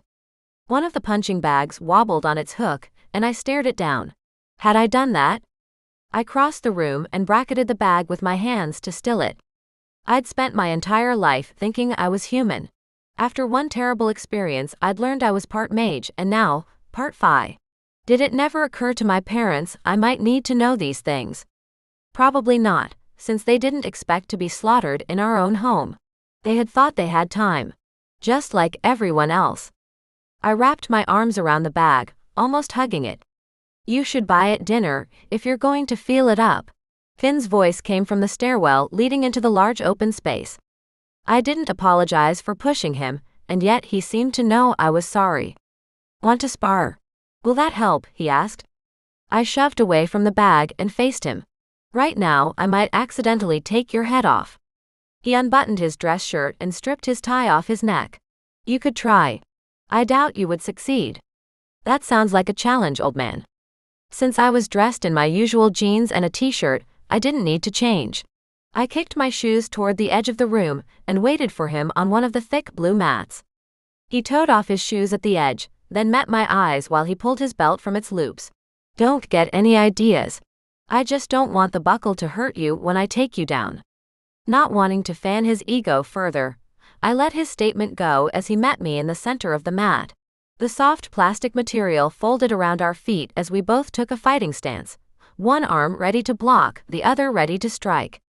I let him make the first charge. He swung out and instead of blocking the strike, I danced to the left out of his reach. Running already, he joked. Just helping you get a little cardio in. He circled around and tried to get behind me. As he braced on one leg, I crouched, swept, and took him to the mat. He landed flat and turned over onto his knees. I joined him, and we engaged another round of spinning and slipping back and forth. Instead of grabbing my arms and dragging me down, he tackled me flat on my back to the mat. We hit the mat hard and I locked my thighs around his waist to try and gain some control, or else, with his size, he could roll right over me. I squeezed my thighs tight and he groaned out an exhale. I really only came down here to see if you were all right, he said. Hearing news like that is a lot. What news? I said, jerking my hips to tip him off balance too much to make his next move. No such luck, not that I truly expected it given his experience. Nor did I expect him to drop the subject of my apparently muddled-up heritage. He shoved off the mats, lifting me up and slamming me back down. It was enough to knock the wind out of me, and my legs slipped enough he could escape. Instead of waiting for him to take the lead, I struck out. I expected him to block the move, but he didn't, and my fist collided with his jaw. Pain rammed into my knuckles and I shouted, "Shit!" "Fuck," he muttered, rubbing his face. I shifted over onto my knees to look at his cheek. I thought you were going to block that. Well, I thought we were having a conversation. He stretched his jaw. I don't know if I should be terrified or aroused right now. My hand stung, and he pushed off the mats to walk over to the mini fridge in the corner of the room. He returned with 2 ice packs so we could both nurse our wounds. You ran away, he said. If there had been judgment in his tone, I might have slugged him again, but it was more of a question. If you haven't noticed, I have trouble with acting before I think things through. Really? I had no idea, he said, hugging the ice pack to his cheek. A stain of pink spilled out from its edges. From the cold or from my punch? Not looking at him, I continued. I had a happy childhood. Part of me knew, even from a young age, I was luckier than a lot of kids I grew up with. My parents loved me, and they loved each other. When I became a teenager, obviously, I didn't appreciate that as much as I should have. And like I do as an adult, I shoved them away, as far as I could. I peeked up at him under my lashes. What I'm trying to say is, I thought I knew my parents when I was a little girl. As a teen, when they died, I realized I didn't know much about them or myself, which is one reason their deaths hit me so hard. We all think we have more time. I kept my gaze on the ice pack over my knuckles, focusing on the cold burning into my skin as it soothed the ache. Parents hide things from their children all the time, he said. It's nothing new. If you knew nothing about some aspects of yourself, it's because they wanted to protect you. I snorted. A lot of help that did me. And how are their secrets helping me now? I can't hate them, and I feel so guilty every time I think about the less shiny parts of our lives. They're dead. They can't defend their actions. But I'm the one who has to live with them, and I can't either. His fingers trailed under my ponytail, and he cupped the back of my neck. They were cold from his ice pack, and I relaxed into his touch. Do you want to go another round? He asked. Do you? I countered. I won't promise not to hit you again. He clutched his chest in shock, mockingly. I would never dream of asking you to hold back on my account. We kept the cold compresses close at hand. When had things gotten so easy with him? So comfortable. After he slept on my couch. After the bond he made between us. I felt like I understood him a little better than I had when we first started working together. Then he'd been this magical creature, now he was just Finn. He snapped his fingers. Are you paying attention? I said go, but you didn't move. I shook myself back to the ring, the mats, the fight. Yes, sorry. I zoned out for a moment. Where were we? Have I won this fight yet? Not a chance, he said on the tail end of a chuckle, then lunged for me. I feinted to the left and then dove to the right. He landed flat on his belly on the mat. Faster than I anticipated, he rolled over just as I launched myself at him, his long legs wrapped around my back. Unlike him, I didn't have the strength to lift him off the ground and slam him hard enough to get him to release. I shoved my forearm into the meaty part of his thigh. His hold loosened enough to allow me to shove my bent knee over his thigh. Using momentum, I reached out, grabbed the collar of his t-shirt, and flipped myself over his leg. Even out of his guard, he recovered, coming back up on his knees before I could get him in a choke. Damn. I wanted to finish that, I said. Not a chance. He swatted out his arm, testing my balance. Little did he know, I trained with Hawk more times than I cared to remember, a man with zero balance and all bulk. I countered his parry with a shove straight to his abdomen. He toppled back onto his ass with a grunt. What the hell was that? You test my balance, I test yours. The captain would be appalled. His face shifted from open and smiling to inscrutable. He came at me again, this time catching hold of my wrist, dragging me into him. I tried to pry off his fingers, but he jerked me hard to the right. I went down on my back. Before he could make his next move, I wrapped my legs around his hips and then locked my ankles. He could take me up and slam me down, but it would be harder for him to escape. But he didn't. He stayed on the mat and stared down at me, his crystal eyes churning while he looked at me. Do you ever wish you had a different life? He asked, completely out of the blue. If this was a new tactic to throw me off and make me release him, he underestimated my need to win. I squeezed my legs around him tighter. No, because if I wished for a different life, it would cheapen the one I have, making the sacrifices and trials I've endured meaningless. He settled his hips against me almost casually. You don't wish you could take back the things you've lost, go a different route? He seemed to have zero idea how uncomfortable I was feeling with him pressed so intimately into me. Do I wish I could see my family again, the people that I've lost? Of course, but I also have to believe I've made the right choices in my life, that where I end up will make everything worth it. He smiled, the corners of his lips ratcheting up slowly, like clouds parting across the sun. Wow, who would have thought it? You're a closet optimist. Not an optimist, I grumbled. A pragmatist. It's much less work, and I get to wear sweatpants and hate the world sometimes. He scanned my features, looking for the truth, hunting for it between the lies I told and the jokes I lived behind. Sir. The captain's voice came from the stairwell leading into the training room. We have. I'll deal with it in a moment, Finn said, his tone sharp, but his eyes never left my face. The captain's footsteps on the stairs told me he'd gone, so I didn't feel the need to squirm, to hide, to run away from someone who might see me as less. Finn didn't look at me like that. He didn't look at me like he couldn't wait for me to screw up so he could rub it in my face. I hadn't realized how much I needed that confidence from someone, that show of faith. Do you need to go deal with that? I whispered. The tension between us shifted, morphing into something I couldn't even touch yet. He hung his head, finally dragging his eyes from mine. Probably. He'll only come back in a moment to interrupt again. I nodded and used his moment of stillness to launch up off the floor, flip him onto his back and slam his arm into an armbar.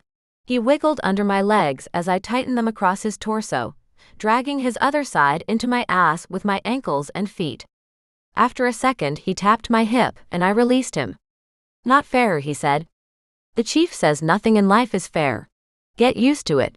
I lay down on the mats and spread my limbs wide, sprawling out and enjoying the feeling of everything around me.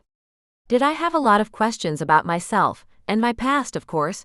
Could I find all the answers in one day? Nope. He gripped my hand and hauled me to my feet before I was ready. I stumbled into him and he grabbed my hips to steady me.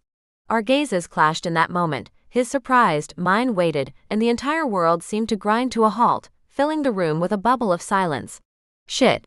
This wasn't something I could face either.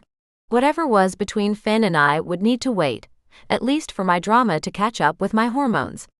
My phone that I'd thrown onto the floor rang out loudly, interrupting the moment, and he stepped away. He grabbed his clothing and belt from the floor. Instead of dressing there, he took his stuff and walked out of the training room without another word. Part of that alone felt like a victory. Finn wasn't someone I'd considered flappable, but his face as he left was confused, or bemused perhaps. I answered the phone and jolted as Tegan's voice cut through the speaker. I've got something for you. Chapter 11. I put Tegan on hold, then raced up the steps toward Finn's office. By the time I made it and pressed the phone back to my ear, Tegan was in mid-tirade about her boss and how he wouldn't let her take the detective exam.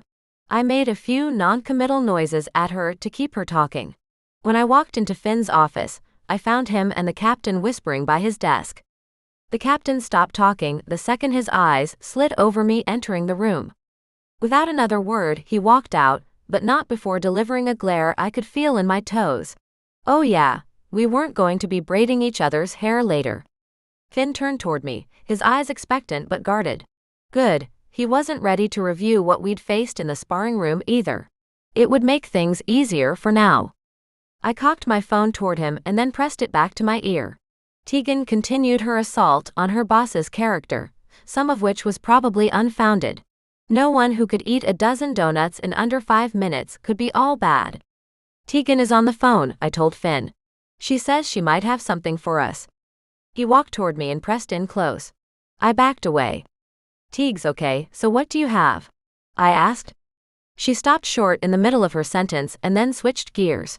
I loved a woman who knew where her priorities were. The lab said they found some DNA on the ribbon and they... Finn cut in closer. What is she saying? I put my hand into his face and gently pushed him backward. Sorry Teagues, I missed what you said. Someone is being impatient. Oh, is your babysitter there? He was cute. Is he single? I snorted as he slapped my hand away from him. Yes, but he probably bites. Even better, she said. Tegan, back to the lab report. Oh right, sorry. Yes, they found DNA and trace bits of metal on the ribbon. All over it, like someone had been. Put it on speaker, Finn demanded, right in my other ear. I shoved him away. No, I'm not putting it on speaker because you're acting like a toddler. 1 minute and I'll tell you what she said. Tegan was still going.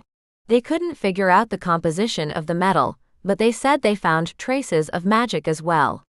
They can test for that now? Tegan hemmed and hawed a little bit. Well, not for magic specifically, but there is a chemical composition that magic can leave on some fabrics. Looks like silk is one of them. Interesting. Thanks Teagues, I said. Can you email me the report? Finn jostled me again, trying to get to my phone as I hung up. He dropped his hands when I slipped it into my pocket. Are you going to be a good boy and relax while I tell you what she said? Because you need to calm down.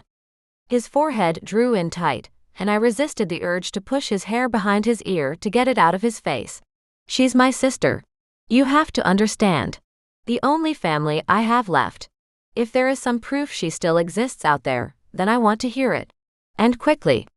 I threw myself into an armchair and curled my legs up underneath me. She said there was DNA, female, on the ribbon. Also trace amounts of metal and chemical composition, which suggest magic was used near the ribbon at some point. He sat across from me. Was that it? I dug the phone out and tossed it to him. You can call her back if you want to hear about it, but be prepared to offer up your phone number. She'll bribe it out of you for the information.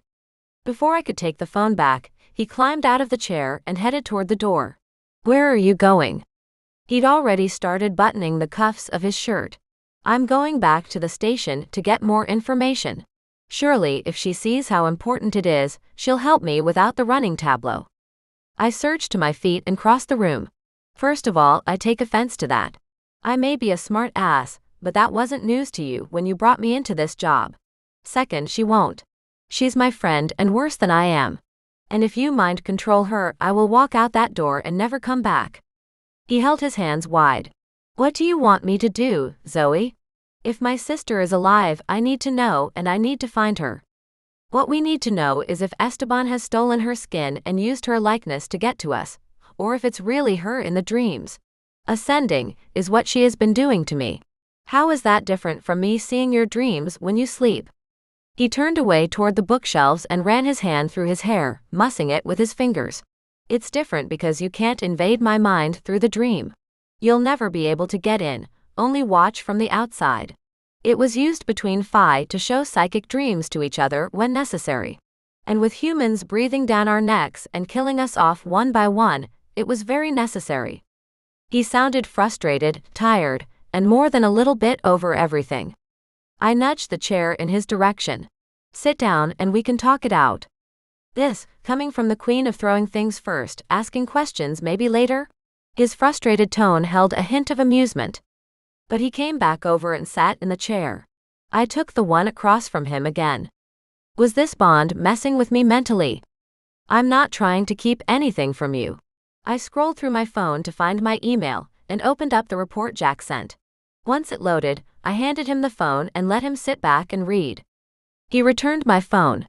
It's as you say. Then what do you think we should do now? I put my hand on my chest and acted shocked. Are you asking me for a plan? I deserve that. I laughed. You super do. As for the plan, I don't have one yet, but be reasonable and sit here and talk it through with me. I'm sure we can come up with something that will suitably offend the captain in short order. After a few long seconds of silence, I pushed out of the chair. Wait, where are you going? He asked, mouth hanging open like he couldn't believe I'd had the gall to go upright. Coffee. It helps me think and endure long, tension-filled silences where I can feel the other parties yearning to make a run for it. I'll be right back. I crossed the hall and found the coffee cart just where it usually sat. With a smile, I pulled the handle of the giant carafe and filled 2 mugs of steaming deliciousness. Quickly, before Finn talked himself out of patience, I added some cream and sugar to mine. Then I carried the mugs back across the hall and handed him the black one. Once he settled and took a few sips, I leaned forward, cupping my mug between my palms. Tell me about Saul. When he didn't immediately protest or start speaking, I thought maybe I'd crossed some boundary. However, she'd been the one to hunker down in my dreams every night. She was a bright light, he began. Not like you and me. Before you protest, I know you know we exist in the darkness. She was kindness, love, and happiness. I wanted to believe people like that existed, but part of me wondered if he saw her through the rose-colored glasses of an older brother who missed his sister, who thought he'd failed to protect her, and now he needed to protect her memory. I kept my tone light, hoping not to have to drag information out of him. Anything else you remember about her? Did she have anything she was obsessed with? Hobbies? Favorite hiding spots? Boyfriends? His forehead bunched up, and he put the coffee on the edge of his desk. Then he turned his gaze to me. What are you asking me? I took a sip of my coffee and sat it on the table beside his. I just asked you what I'm asking you. I need information about your sister, and you're the only one alive who can tell me about her. Or, I could wait until I go to sleep and hope she visits me so we can play 20 questions. But why do you need to know? He asked, confusion clouding his features. I held out my hand to shake his. He just stared at it. Hi, I'm Zoey, a fucking bounty hunter, remember? I find people for a living. In fact, it's the very reason I'm sitting in this room with you right now. In order to find people, I have to get into their heads. But it's not as simple as that. I have to be them. If I do it right, no one can hide from me. I ventured a glance up into his eyes. The confusion was gone, replaced by faint amusement. What? I asked. He shook his head. You amaze me. I didn't even consider hiring you to find my sister. Well, to be fair, you thought she was dead before. As good as I think I am, I can't hunt down a corpse. He winced and I froze. I'm sorry. Sometimes I just say things. That was insensitive. Well, today is a historic day. Zoey Salix being both reasonable and apologetic. What is happening to you? Dare I ask if my presence is rubbing off on you? I flipped him off. Let's not go that far. I enjoy my job, and we just turned this magic puzzle hunt into something my brain can understand better, something my brain knows how to do well. I can focus on doing this thing, and you can focus on the magic aspects, and we can win. Win? Well, at the very least, give you some closure one way or another. If we happen to maim and dismember Esteban in the process, well, that's just icing on top of my already awesome cake. He pressed out of the chair and adjusted his cuffs. Come on, I'll let you see her room. Boy kept his dead sister's room the exact same? Oh man, he and I were going to have to talk about letting go of things. Especially as a creature with a far greater lifespan than a human. I followed him through the door and down the hallway, past the corridor that led down to the sparring mats. Nope, not letting my mind go there. He kept going until we reached a set of double doors, not unlike the ones that led to his room. When do I get to upgrade to 2 doors? I asked as he dug a key out of his pocket. He fitted it in the lock and pushed the door open. Do you even care about having 2 doors? No, but it seems like the cool kids get 2. He just shook his head and held the door open for me to enter. It was like walking into a time capsule of a young woman's life. Saul had been born in the 60s maybe, at least from what I could tell about the decor and the clothing left in the closet. I should clean this all out, he mused. Since he wasn't looking for a confirmation either way, I wandered her space. Sometimes, I could get a feel for people if I inhabited their favorite places long enough. But Saul had been missing so long there was nothing left of her here. A second desk sat against the wall, neatly lined with tiny boxes of gears and parts, fittings, and metalworking equipment. What's this? I asked. He crossed the room and studied the desk. I wouldn't have noticed before, but for some reason, I could see the pain etched in the lines around his mouth, the way his shoulders hunched forward trying to ward off any physical attack. Saul enjoyed rebuilding antique clocks and watches. She built most of the clocks in the house. I stared around her room to find small gears and parts spread out amongst her belongings. Not too obvious, but obvious enough to know this was something important to her, something she would carry into adulthood. Wait. In the forest, when she couldn't speak to me, she mouthed something that I thought sounded like, watch. At the time, I wasn't able to discern if she had meant to look at something or a physical watch. Maybe I had my answer. I let Finn continue his study of the desk while I did another turn around the room. She was younger than I thought. Or maybe older, I don't know. Now I'm wondering when you were born, and what your room looked like from that era. His lips twitched as he turned back to me, but he said nothing. I'd peg him as older than my original estimate, if he wasn't crowing about it. I opened her bedside drawer and rifled through her things. A few letters, a notebook, some postcards. Nothing that would help me find the woman she was now. Nor the woman Esteban likely formed her into over years of abuse. Did she have any boyfriends at the time of her disappearance? I asked. Not that I recall. Dating back then was different, especially for Phi. We needed to hide what we were, and that's impossible during intimacy. How so? A flash of pink went up his neck, and I stepped forward. Are you blushing right now? He cleared his throat and went out into the hall. I followed, which allowed him to close and lock the door. We walked along the hallway, and I waited. No way I would miss his answer to this. Once we returned to his office and he shut the door behind us, he picked back up the conversation. When Fi are intimate, they sort of meld with their partner mentally. There are no secrets between them. It's personal, sacred, which is why many Fi don't take casual lovers. Okay, so she wasn't intimate, but did she have anyone close in her life? He thought about it and nodded. His name was Jeffrey.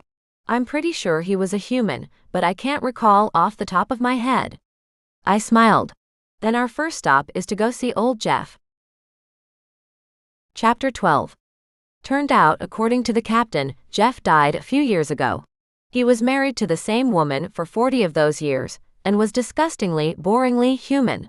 We didn't even have to leave the house to find out all that excellent news. So Finn and I ended up back in his study, staring at each other. Me trying to pry out more details regarding his sister, him answering in vague, non-committal sentences. It was a long time ago, he said, standing to spin away from me and face the wall. Before you were born. Yes, I get it, I said. You guys are old. I'm an infant. I'm still the most qualified to help. The captain entered with his usual judgmental frown directed at me. I wouldn't go that far, Zoey. Well, besides the infant comment. I waved him up and down from my perch in the armchair. Oh, you're what, 10 years older than me, Max? Huge difference. I'll lump you in the ancient category with Finn. Get your tombstone prepared. It'll say, here lies Captain Douche. He didn't bother responding, but crossed the room to whisper to Finn, who nodded. What? I asked Finn. We should go back to the forest. I threw up my hands. Last time we came out with a ribbon after being there for hours. You think there's going to be anything else to find? Besides, it's getting dark. Afraid, Zoey? The captain asked. Of dying, absolutely, especially of being torn to shreds by fanged mage beasts, or whatever the mage equivalent of a scary creature is. Finn gripped the back of the other armchair and stared me down. Damn it, he was about to talk me into this dumb plan that had to be a bad idea. And a trap. Definitely a trap. I met his eyes head-on, ignoring the captain. Why do you want to go back there? What do you think we'll find? He shrugged. I honestly don't know. But I think we should keep going back until we do find something. It's the only lead we have to my sister. Yeah, provided by my weird mage dreams that may or may not be Esteban in disguise. A 50-50 shot then. I snorted. A 50-50 shot we get killed. When he licked his lips and a tiny grin sprouted at the corner of his mouth, I knew I was in trouble. Well, if we are headed into such dangerous territory, then I think we need some weapons. What? I blinked, sure my smile had turned dopey. Are these the weapons? The infamous, amazing weapons I was promised the last time my life was put in immediate danger? Those weapons. The very same, he said with a chuckle. Let me escort you to the armory. I groaned aloud and dropped my head back on the chair. I've never heard a more beautiful statement from a man's mouth. He ignored me and headed toward the door, so I hopped up and followed. The captain trailed behind me, but thankfully at a distance. As we approached a door down a random long hallway I would never be able to locate on my own, the captain called out, Are you sure about this? Shut it, Hiram, I said. Finn was just about to show me the goods. I heard him whisper to himself behind me. Hiram. Pretending I didn't know his first name would be way more fun than mocking him with his actual name. Finn unlocked the door, spread them wide, and led us into the room. I rushed toward a rack of neatly polished swords. Then my eye caught on a case of handguns, but before I could hurry over, I spotted a display of knives, all under glass and sparkling in decorative lighting. I lay myself across the glass counter, pressing my cheek to the icy surface. Leave me here. Just let me stay here, and if I die, just bury me in the floor. Finn chuckled from across the room. Anything calling out to you? I stood and leveled him a look. What are they supposed to say besides, here, let me give you a lady boner? He waved around the room. Some of these are normal weapons, but some are of Phi origin, and a few are mage-crafted blades. Magical weapons choose their wielders, something craftsmen learned a long time ago. So, do any call out for you? Can you feel any of them? As much as I wanted to laugh him off, I knew he was right. I'd read texts about weapons who'd chosen their masters. Mostly they were featured in historical accounts of battles and glory. I didn't recall any serving a bounty hunter with dubious parentage. Do you have any weapons who call your name? I asked him, curious about what kind of weapon would want to serve him and why I thought it would mean more to my opinion of him than what he'd told me himself. He smiled and walked across the room to a display of swords. At the top was a smooth, shiny katana with a white bone handle. At the top of the grip, a blood-red tie capped it off. This is Isolde. Like Tristan and Isolde. Did you name it, or did it tell you its name? He lifted it up so I could see it better. I received this weapon as a teenager. It was sheer luck it bonded to me. I'm the one who named it. I'd always been fascinated by that story. I studied it, sufficiently impressed. What does it feel like when it speaks to you? He shook his head. It's different for every weapon and every warrior. No blade will speak the same, just as no person will speak the same. Sounded about on par with what I'd learned of magic in the short time I'd been around it. Of course that makes perfect sense. This is serious. Is nothing sacred to you? The captain spoke from near the door where he'd been hovering since we arrived. Finn cast him a baleful look, and I outright glared. I wasn't joking. As someone new to magic, it makes perfect sense from what I've learned so far. Why don't you go yell at one of your soldier boys? The grown-ups are talking. His only response was a sharp narrowing of his eyes. Do you feel anything? Finn asked me again. I took a deep breath and let it out slowly. Other than the captain's death stare, I felt nothing. Does it just happen? I asked. Finn shrugged. It can happen when you get near a weapon. It can also happen when you touch one, or even when you're injured by one. As if the weapon needs to conquer you, to serve you. With reverence, he placed his sword back on the rack and faced me again. Well, even if nothing speaks to you, you'll still need weapons. Most of what I have is standard fare. You're welcome to grab anything you like. I glared at the captain. What? He's not going to make me qualify at the range first. Throw a few knives to ensure I don't accidentally spike you in the back with one? The man in question turned away to face out the door, and Finn huffed beside me. You two really need to get over this petty feud. It serves no one. Maybe if he didn't look at me like I was somehow less than him, than you, I might be able to, I said. Until then, I'll mock and goad him to my heart's content. Maybe one day we'll hit the mats and beat it out of each other. Finn just shook his head and wandered away to let me window shop. I braced my hands on the countertop and stared down at the knives on display. Beautiful butterfly knives, some illegal kit, even some gorgeous throwing knives. I would bet they were weighted perfectly, knowing Finn. After a second, he came over and laid 2 short swords along the countertop. What about these? Let me check with my fencing master. Oh wait, I don't have one. I pointed toward the guns. I know how to shoot and I know how to use knives. I can pick out a long one and call it a short sword if you like. He returned the swords and faced me, hands on his hips, consternation bending down his brow. How do you usually choose your weapons? How does anyone? I skirted the counter to look at another display of knives, perpendicular to the other. I pick them based on the job. Some nights you need a hot thermos and a knife. Sometimes you need something big and flashy you don't actually have to use. I go with my gut.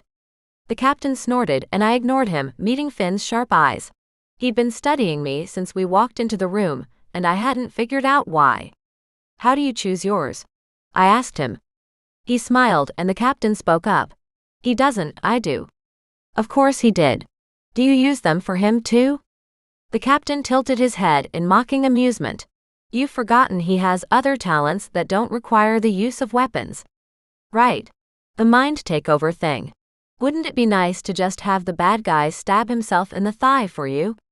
As I shifted closer to the guns, the scent of CLP wafted from the stand. I could taste the tang of steel in my mouth. One step down from the coppery metal of blood. Despite the allure of the guns, my fingers tingled in anticipation of latching on a sheath and sliding a shiny black blade home. I said, peering around the room. What is it? Finn asked, stepping closer, no doubt sensing the shift in the room. Same as me. It wasn't something I could explain.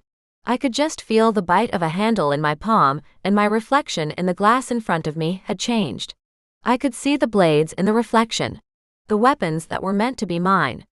Is there a knife almost wide like a machete in here? I asked. Black, not silver. Finn blinked rapidly a few times and studied me anew, his chest rising and falling faster. What? No? Yes? Should I phrase it in the form of a different question? He shook his head and knelt down in front of the knife case to reveal, hallelujah, more knives. It took him a moment to sift through all the boxes and knives already visible to the eye, but after a few seconds he pulled a large box from the case and sat it on the counter. Even the captain crept forward to get a look at what Finn had taken out. My knees hit the case and my fingers itched to open the box. The order pounded in my head, open the box. Open the box. Open the box. Finn flipped the clasp, threw back the lid, and stepped away as if a jack-in-the-box would launch itself at him. I had no such fear. The blades sang to me, not like a symphony or a drum, but like a heartbeat. A steady thump I could feel in my hands, under my skin, in my chest. Talk to me, Finn said. What do you feel? The captain hovered to my right, as I came around the display case to get a better look at the knives. They were beautiful as long as my forearm, almost as wide and slick black like ice. What are they? Finn stayed back a few feet but answered. Black steel. Forged by mages, for mages. I glanced at him over my shoulder. For mages. He inclined his head. Take them out. See how they feel to you. Will I catch fire or start doing a chicken dance or something? His chuckle shot through me, waking things up, sweeping into nooks and crannies. No tricks, I promise. Touch them. Needing no further prompting, I reached into the box and gripped a knife in each hand. The second my skin met the hilts, it was as if a wire traveled through me, arcing around my shoulders down my other arm to the second knife. How does it feel? Finn asked. Cold. It feels cold. But also, a little like a possession. They've connected to me. I can feel them waiting and ready to draw blood, to defend me. Damn, I hope they don't make me wake up in the middle of the night and slaughter everyone. If they are mage-crafted, does that mean they will hurt the people around me? I trailed off, not wanting to discuss the rest of my personal history with the captain present. If they claimed you, then they can't hurt you, Finn said. Even if someone stole them and tried to cut you, they wouldn't be able to. I stared down at the shiny, sharp edges. That's handy. Someone tries to jack you, and they can't do anything with them. Finn turned to the back of the room and returned with a hip sheath. I let him attach and adjust it on me. Then I slid the knives into the leather pockets and waited. They still sang to me, yet another presence inside my head. I nodded my head as I assessed the sensation. Still feels weird but kinda cool. I like it. The captain rolled his eyes and Finn chuckled. Then the pair shot into action. Finn chose his sword, which he strapped across his back. He put knives against his forearms and a gun at the small of his back. I pointed to it. Good way to shoot yourself. Safety's on, of course. Of course, I said. I didn't see what the captain chose and I didn't care. So, back to the forest. Finn walked out of the room and I scrambled to follow him down the hall. It appeared we were just down from the sparring rooms in the basement. You know, it's probably still a trap, I said. The first time was tame, so we'd let down our guard and go back. Finn stopped short and spun to face me. Do you think everything's a trap? Obviously, yes. It's how I've kept myself alive this long. Because, eventually, everything is a trap. Finn huffed at me and continued his walk. The helicopter already sat running on his massive lawn. Shit. I didn't want to go back up in that thing. This time, the captain climbed into the driver's seat, and Finn slid into the back. They both sat waiting for me. Can I just stay here? I asked from outside the helicopter. You guys go ahead. Text me if you find something. Finn waved at me to join them. I sighed and ran toward the spinning death machine. As I approached, Finn scooted into the farther seat, and I took the one next to him. He handed me a pair of headphones, and I heard the captain's voice repeating some commands through the microphone. If this thing doesn't kill me, whatever is in that forest might, I said. Finn tipped his head toward me and gave me a smile. It set my insides fluttering so much I forgot to keep complaining. But nothing could stop the fear creeping along my spine. We were going back to the forest that haunted my dreams, and this time, I had a very bad feeling we wouldn't make it out alive. Chapter 13. The jumble in my belly became worse as we flew toward what I knew to be certain death. Did mages have premonition power? Because my nerves hummed with the thought that going to this forest was a terrible idea. I tried to express that opinion several times to the men, but they ignored me, same as they did every time I whined when the helicopter took a tilt in any direction that wasn't completely straight. The knives, however, provided some emotional support. I didn't expect to feel safer wearing them. It was as if, through their power, they reassured me they would get me through anything at all. Whether I turned out to be Phi-born, or Mage-born, or whatever mutt mix comes from that pairing, at least the knives thought I was mage enough to use them. It gave me a sense of pride, something I hadn't felt in a while. If I needed reassurance in my life this much, it might be time to get a cat. Or a dog. Maybe a goldfish. Could I get emotional support from a goldfish? The helicopter landed rather softly for the captain, who'd taken great joy in hitting every air pocket on the way to the forest. The man delighted in seeing how many shades of green I turned, before I actually puked. When we got out of here, if we got out of here, I was going to take it out of his hide. I didn't care if he was Finn's best friend or second in command or hell, boyfriend. None of it would matter when I showed him the business end of my taser B. Arthur. Oh yeah, I could feel the circle of deathly magic tightening around me, around us. Damn them for not listening to me. I'd spent the last half hour figuring out my seat belt buckle, so I didn't have to wait for either of them to remove it. Once I freed myself and climbed out of the helicopter, the air hummed with menace. We were no longer alone in these woods. The darkness had already descended, and the captain handed out flashlights to each of us. I strapped mine to my belt and hopped on both feet, trying to stay warm. No one had thought to bring warm undergarments or hot chocolate. Finally, the fact that they were both ignoring me so hard got to me. Okay. I'd like you both to acknowledge that this is a bad idea and we are about to get hammered. I'm going to register in advance, I told you so. Noted, the captain grumbled, as he adjusted his weapons and then surveyed both Finn and me like we were kindergartners about to take a walk to the water fountain. We headed off into the trees, and I didn't know how I was the only one feeling the tension in the air. If they did, neither of them showed it. Maybe they had practice walking into traps and looking unconcerned about it. My fingers tingled, and I gripped the hilts of my knives, prepared to let them do all the magic they needed to keep me safe. As we continued down a path cut through the trees, I drew the knives out, holding them by my thighs, one in each hand, ready to strike out at a moment's notice. My heart pounded in my chest and adrenaline zinged around every vein in my body, making my limbs tremble. I'm just going to throw it out there, I said, forcing my voice to steady.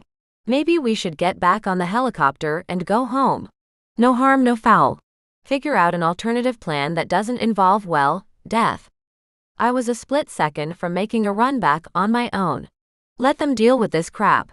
I'd spent a lot of years honing my intuition. Ignoring it felt wrong. Lock it up, the captain growled, then stopped mid-path and crouched. I started to retort. Swarms of shadowy figures surged out from the trees. 50 of them. Perhaps mages. I stepped up to the first guy and struck out with one blade. It cut clean through him. He dropped without even an attempt to fight back. Magic blades. Right. Another guy launched at me from the right. I took him down as easily and disturbingly as the first one. Finn and the captain were fighting off several of our attackers each. I launched toward the back of one.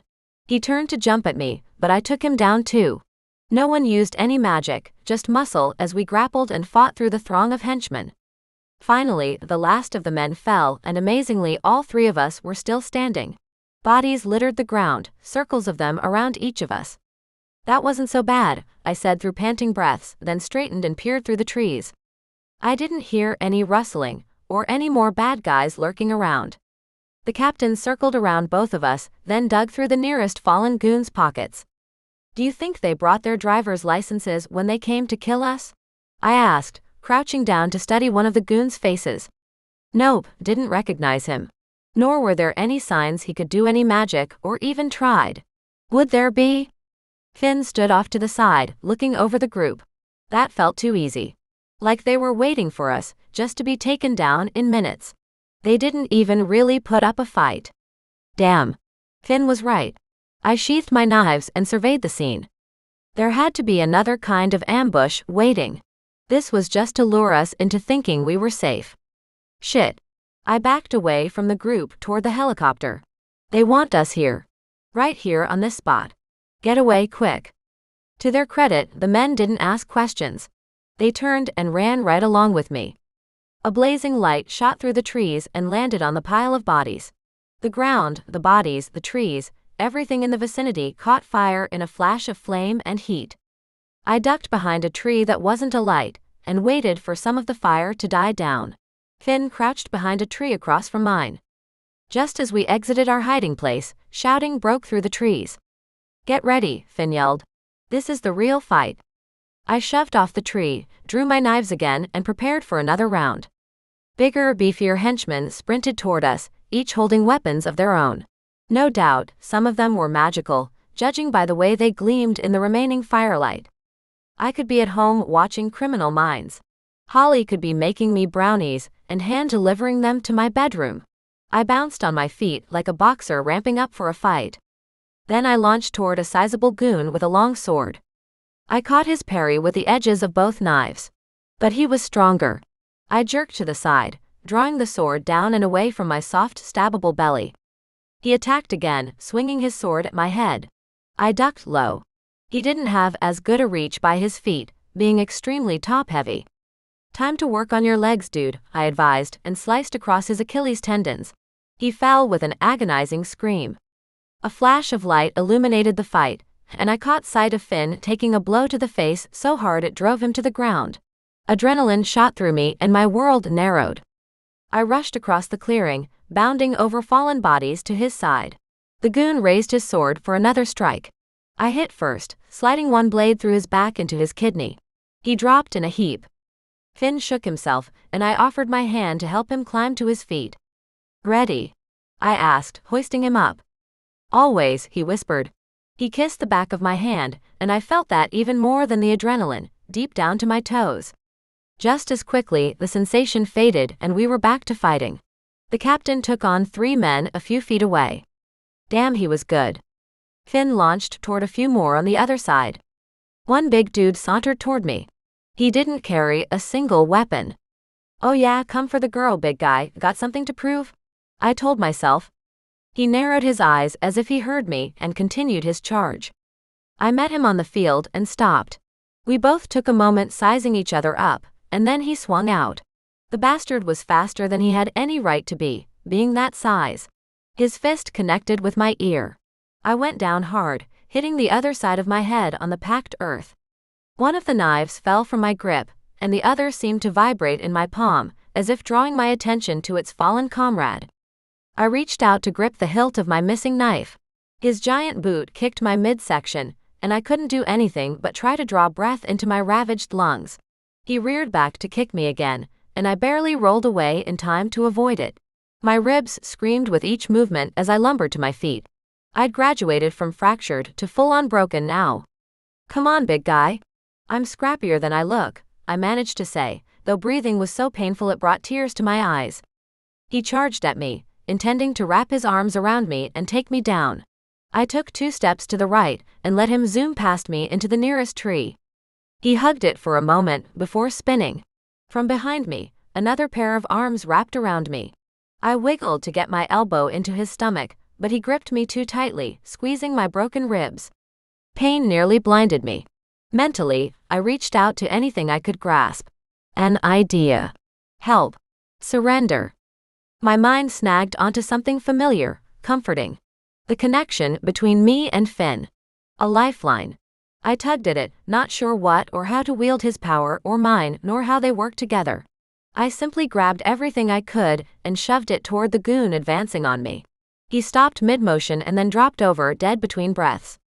The goon holding me reached out to drag his knife across my throat. I shoved that terrible power at him too. His arms fell away, as he folded over to the ground like a rag doll. I heard my name, but my vision wavered, and I couldn't see who shouted it or where it came from. I no longer controlled the magic, it rode my body, using it as a vessel. Nothing would stand in my way as long as I embraced it. The seductiveness of it surprised me. I wanted to give in, let it take me. While it lived there, nothing could hurt me. The pain ebbed, and bodies piled up around me as they charged and fell where they attempted to attack. My name was shouted again, this time with more urgency. Finn? Was that his name? Yes. I could see him in my mind, all cheekbones and soft honey-colored hair. A man who meant something to me, more than I'd admitted to him or myself. The magic sputtered in my chest like a candle exposed to a strong breeze. Then it went out, along with all the light in the clearing. The flashlights we'd long ago dropped, the fire from the first ambush, even the new torches the second round of attackers brought with them. Silence pressed in around us and my knees shook. Where was I? Oh, the forest. Finally, the wobble turned into something more and I collapsed onto the hard ground, the jar of it shooting through me, lighting up all the injuries I'd sustained. Some I remembered and some I didn't. My ribs certainly, but not the gash in my side. Someone had gotten a knife in before they'd fallen to my magical barrier. Damn it. What was the slick heat rolling down my belly? I fell over onto my side and lay in the wet grass, holding the wound. It was blood. This was not the way I wanted to go. I looked around, trying to catch sight of Finn, but I couldn't see him amidst the piles of bodies. Nor did I spot the captain. Nothing moved in the shadows, not even a breeze rustling the trees. I vaguely mourned the loss of my knives, somewhere in the grass by the big goon. I lay there and stared at the individual blades of grass, wondering how long it would take for me to finally die. There were regrets, of course. I should have kissed Finn when we were sparring. I'd wanted to, and I'd chickened out. I hadn't wanted him to see my feelings for him. Fingers danced up my side, but I couldn't make out who was touching me, or why.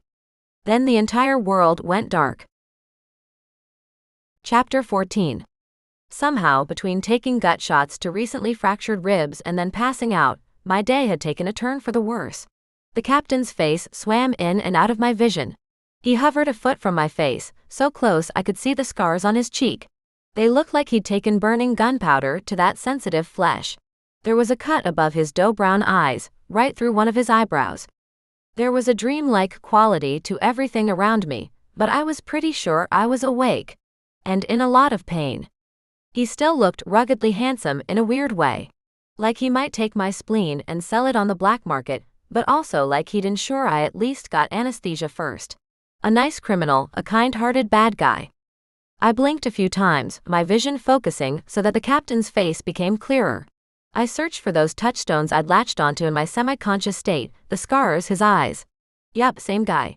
Not a dream captain mocking me into another trap we might all traipse into and then die from. I groaned out loud and shut my eyes.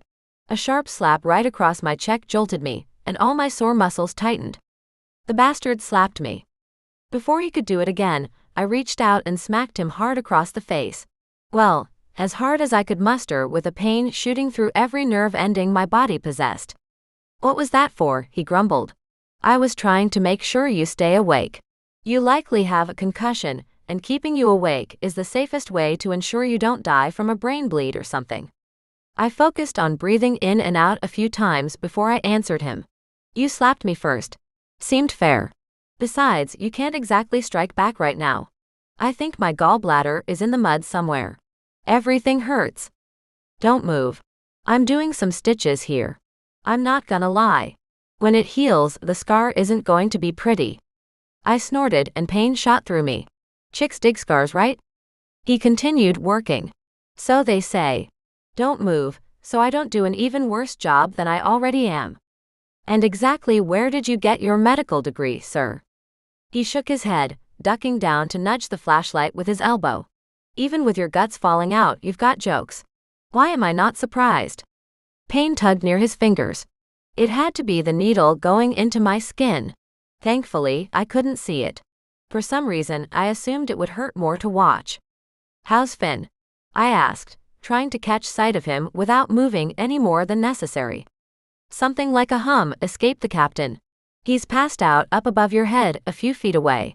I think he'll be okay. Your wound was a little more grave, plus I have bad news. Oh, more bad news? Cool. I winced at another sharp jab. You'll have to do me when I finish here. What now, you choose to hit on me?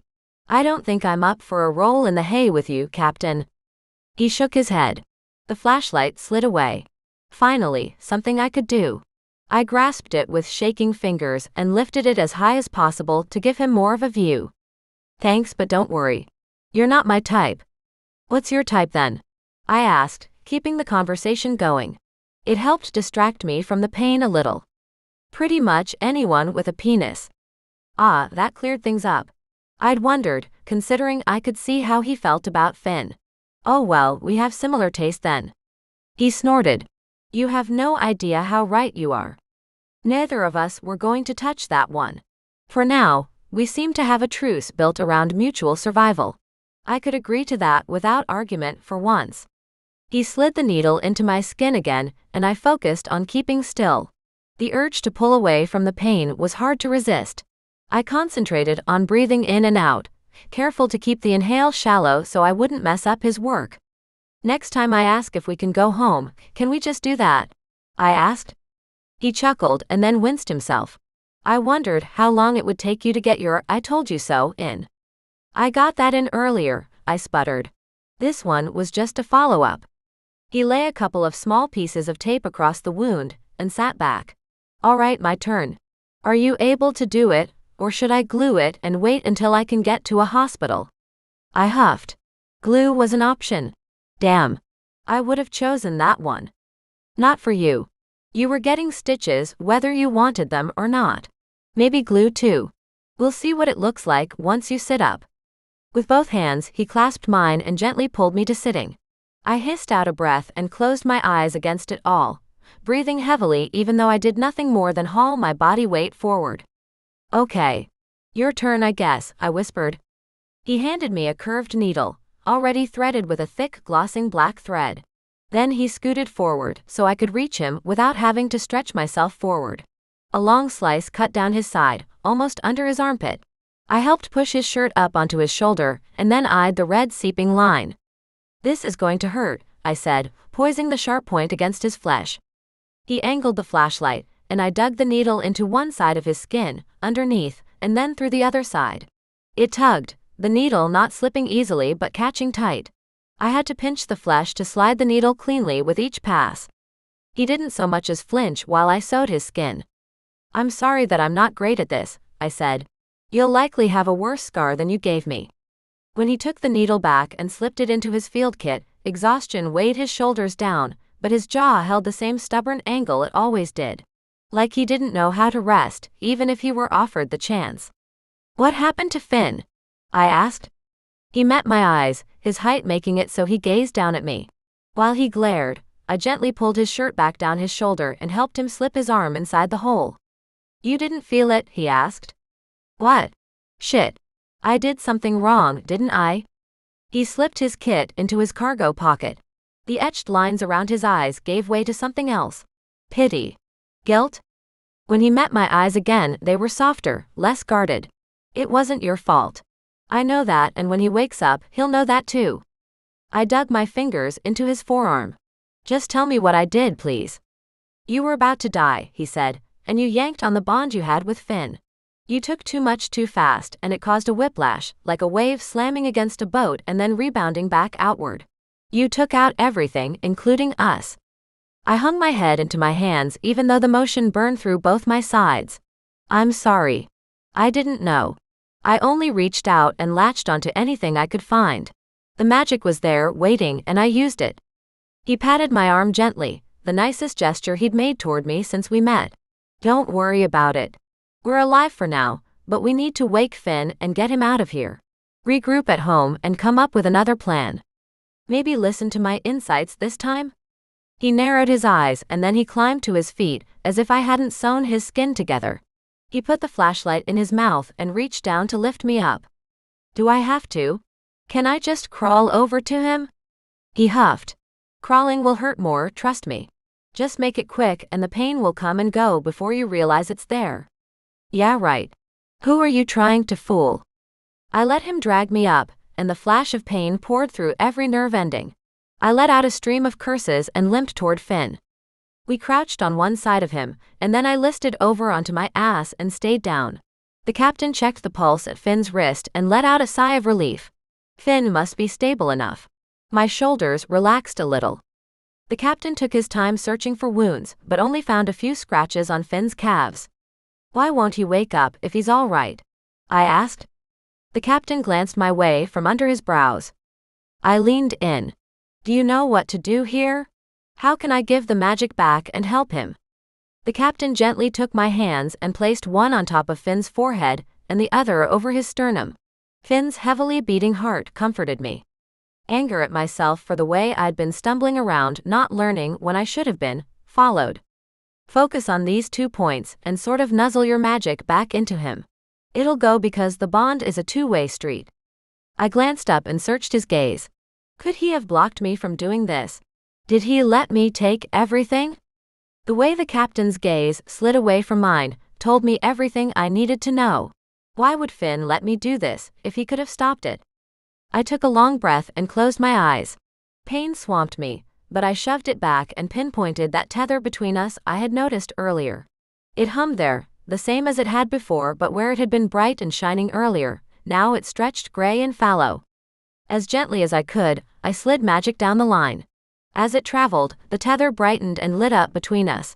The urge to throw it all back nudged my brain, but I feared hurting him, so I continued as slowly and steadily as possible.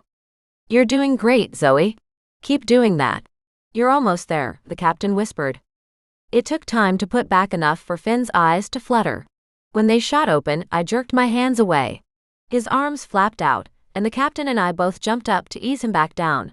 He fought, thrashed between us, until fresh blood seeped down my stitches, and I knew I would have to endure another round under the captain's embroidery skills.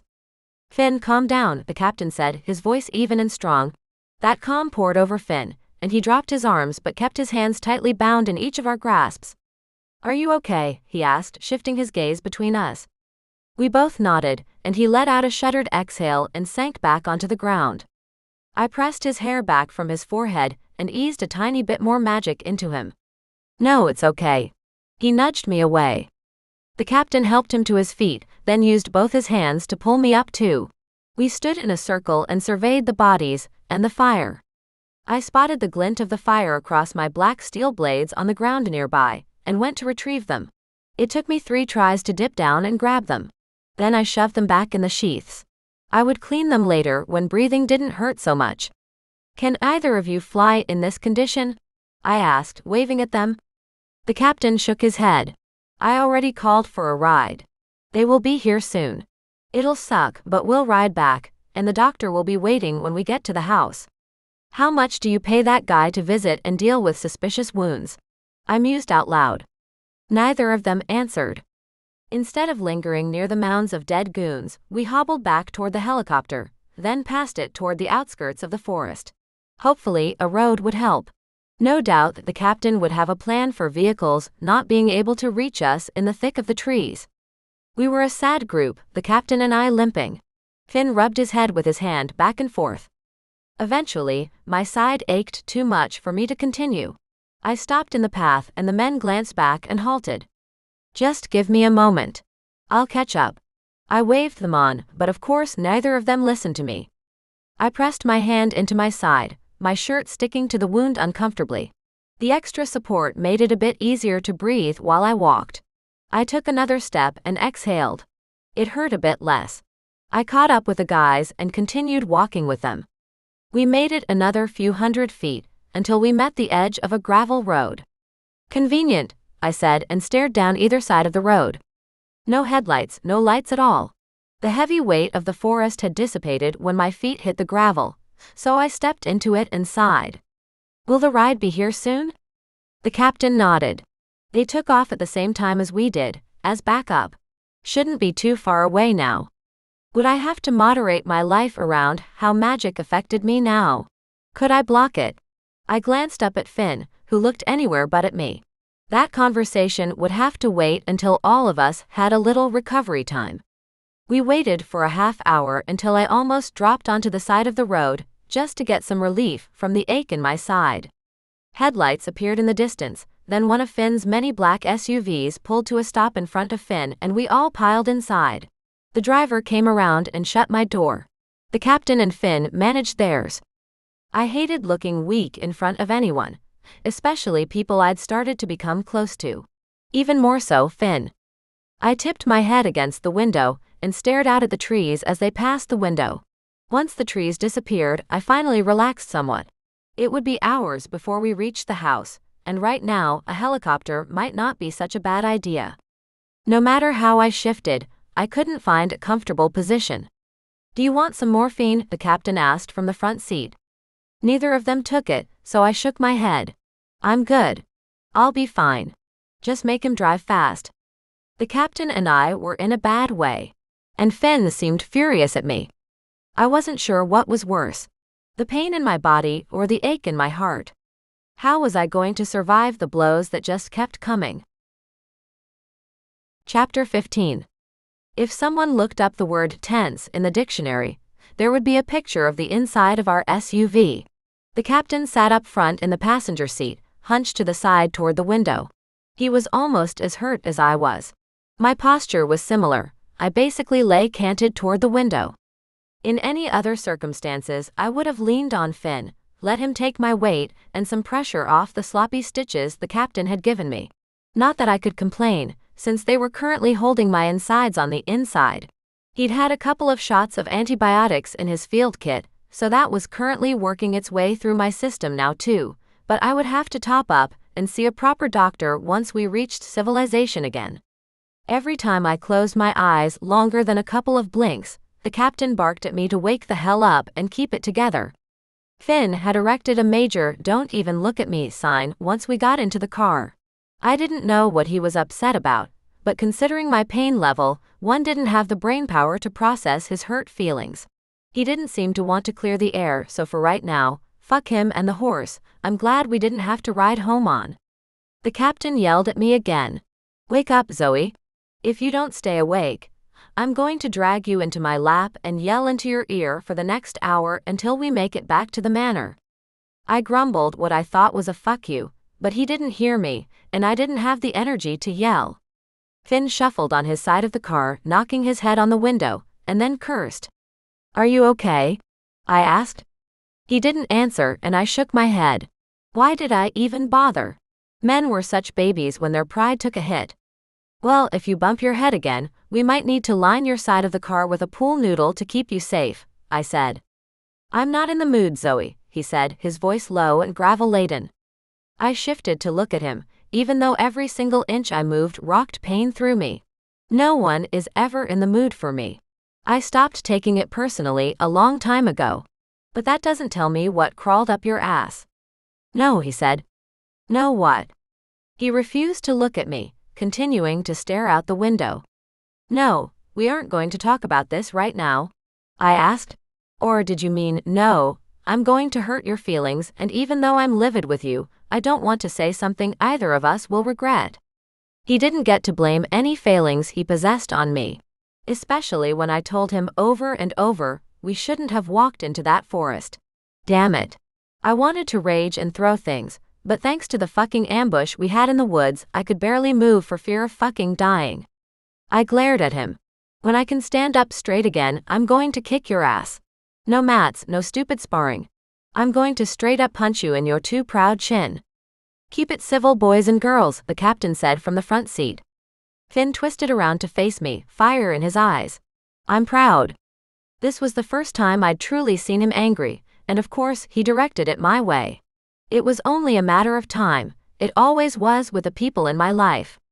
Instead of answering him, I lay my face against the frosty glass and closed my eyes. This time, the captain didn't shout at me. I dozed in and out until the SUV finally stopped outside Finn's house. I stared at the door handle and then the driveway through the window.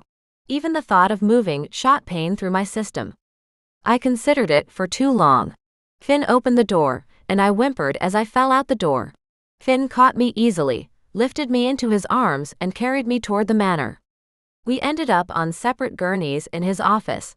The doctor bustled around the room, readying an IV and a tray of instruments. Finn stood off to the side, eyeing both me and the captain, laid side by side in matching blue hospital gowns. The doctor looked at me first, declared my stitches adequate, then wrapped my ribs in a thick gauze and tucked me under a warming blanket. "Is this necessary?" I asked, lifting the reflective material toward him. He narrowed his beady eyes at me. His mustache twitched. "While your teeth are chattering, yes." I also warmed the IV. "Lay back and let it work." I huffed but did as instructed, ignoring Finn's presence when he hovered closer and closer. He stepped up to my side and stared down at me. Some irritation had leached from his features, but there was still a hard set to his jaw I didn't like. "Feeling better?" he asked. "I think that doctor slipped some painkillers into that IV as well," I said, my words slipping as my focus did on his face. Finn clutched my hand to his chest. "You could have gotten yourself killed. All of us killed. What were you thinking?" I blinked a few times at him. "Are you really confronting me, while I'm doped up and can't defend myself? Maybe for once you'll listen when you can't drop a wisecrack." I slowly sat up, but he pressed me back down. When my back reached the gurney again, I slapped his hand away. "No, that's not fair." "Life isn't fair, princess. Deal with it. What were you thinking, sucking all that magic into you? I'm surprised you didn't overload yourself and drop dead on the spot." Anger cut through some of the brain fog. Well, if someone had taken the time to explain this vow he made to me, then maybe I wouldn't have. You can't just throw car keys at a person and tell them to drive on the highway. Especially when they are screaming at you they don't want to be there in the first place. He dropped my hand, then crossed the distance to the front of his desk. "You signed up for this, agreed to help me. I didn't force you into the helicopter. All mages are the same, taking more than they need, grabbing whatever they can get." The medicine had taken full effect and my brain felt like a foggy car window, but I refused to listen to him berate me while I lay flat on my back. Especially about something I couldn't control. I ripped the IV out of my arm. He shouted, darting forward and seized the line in my arm to keep me still. "I won't lay here and let you yell at me while I'm doped up. I am incapable of doing anything about it and it's not fair or kind," I said, shoving him away from me. He stumbled into the instrument cart, and the captain's voice lashed out in the room. "Knock it off, you two. You're adults for fuck's sake." Finn reset the tools, and I drew my bleeding arm into my chest. When he finished, he came over and tried to push me back down, but I refused to let him. I shifted to the side of the gurney and tugged the hospital gown closed. I still wore underwear under it, but I didn't want to give the captain a flash of that either. Not that he would appreciate it anyway. "You need to rest," Finn said. "You need to go the hell away and stop badgering me while I'm half naked and wounded.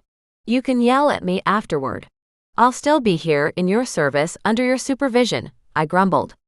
I climbed off the table and my legs gave out from underneath me. Finn, of course, was there to gather me into his arms. I wanted to shove him away, but I didn't have the strength to stand, let alone push his arms from around my hips. When I finally got my feet under me, I turned to the doctor. "Can you find me some clothes, please?"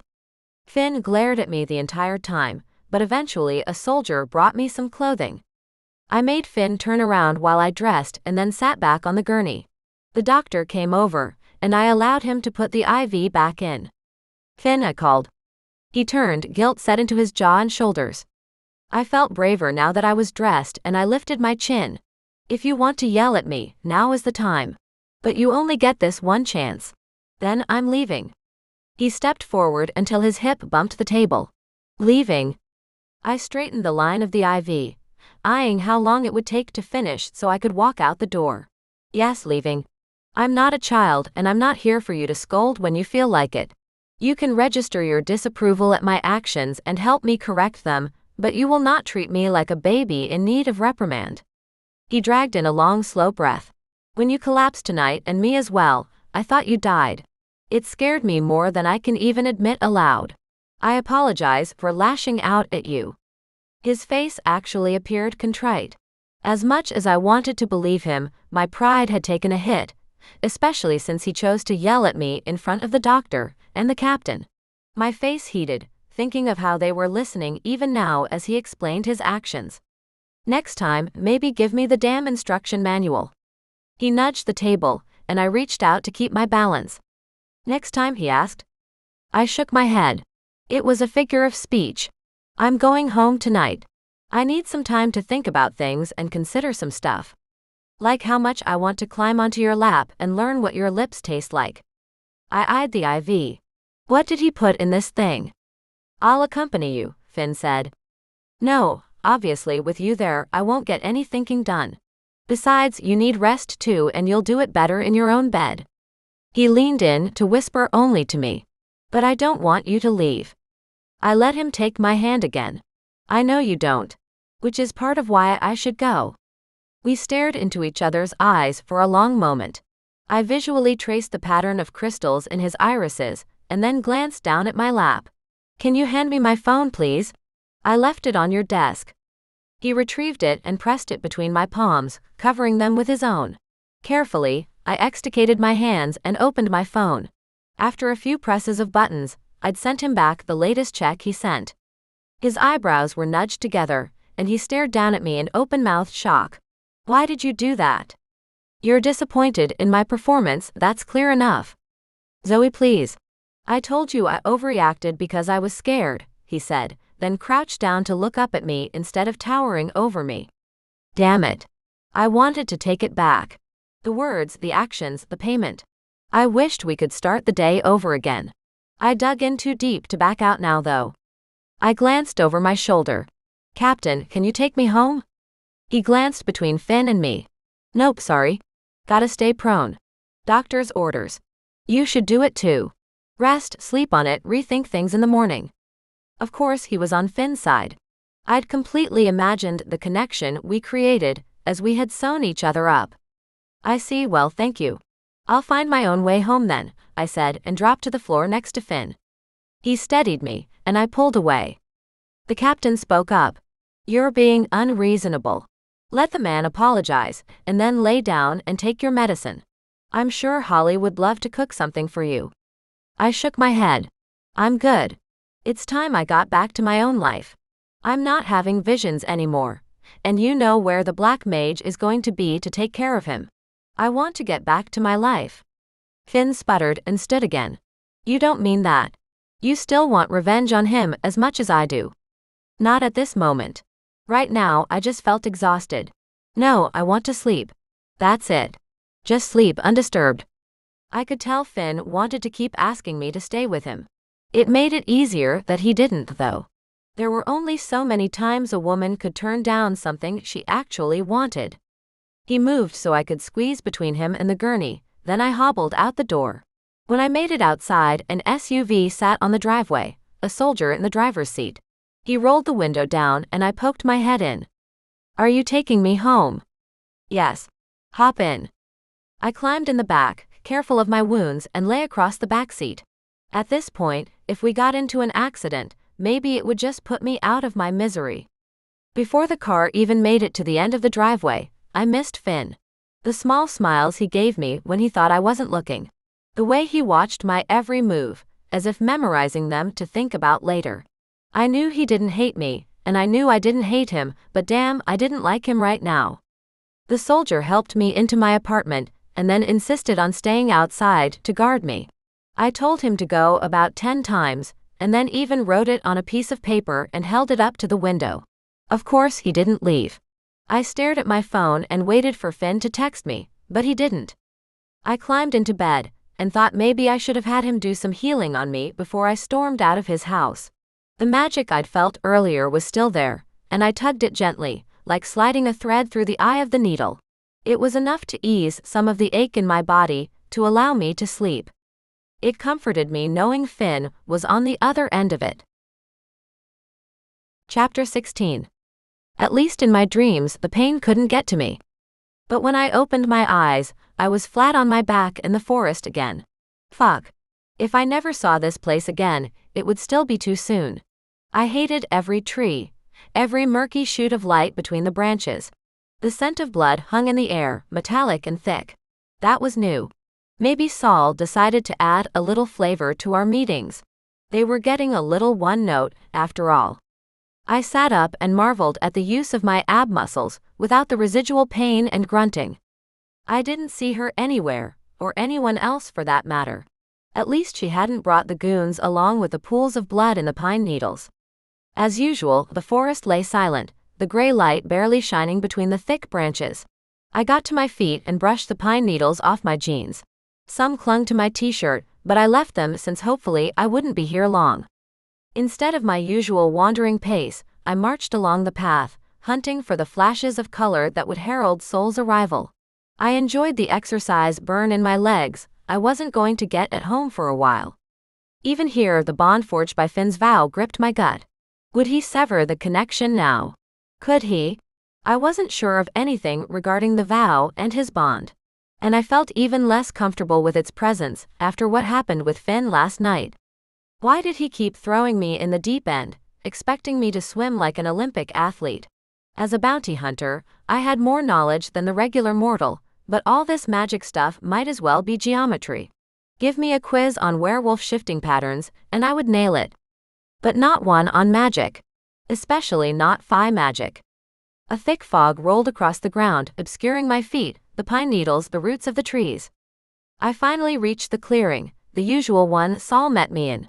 The log sat in the middle of the ring of trees, and today I took the seat, waiting for her. Let her stand this time. I drummed my fingers against my legs and began to grow impatient. How long did she expect me to wait? It wasn't as if I could pull myself out of this dream anyway. I hadn't been able to yet. I plucked the bond between Finn and me, and felt it register with him on the other end. Could I bring him here? Let him see his sister? Would it fix what we'd shredded in a few brief hours with harried nerves and lies? I closed my eyes and focused on Finn and the bond between us. It flashed bright in my mind's eye, and then I felt him. I opened my eyes and spotted him between the trees across the clearing.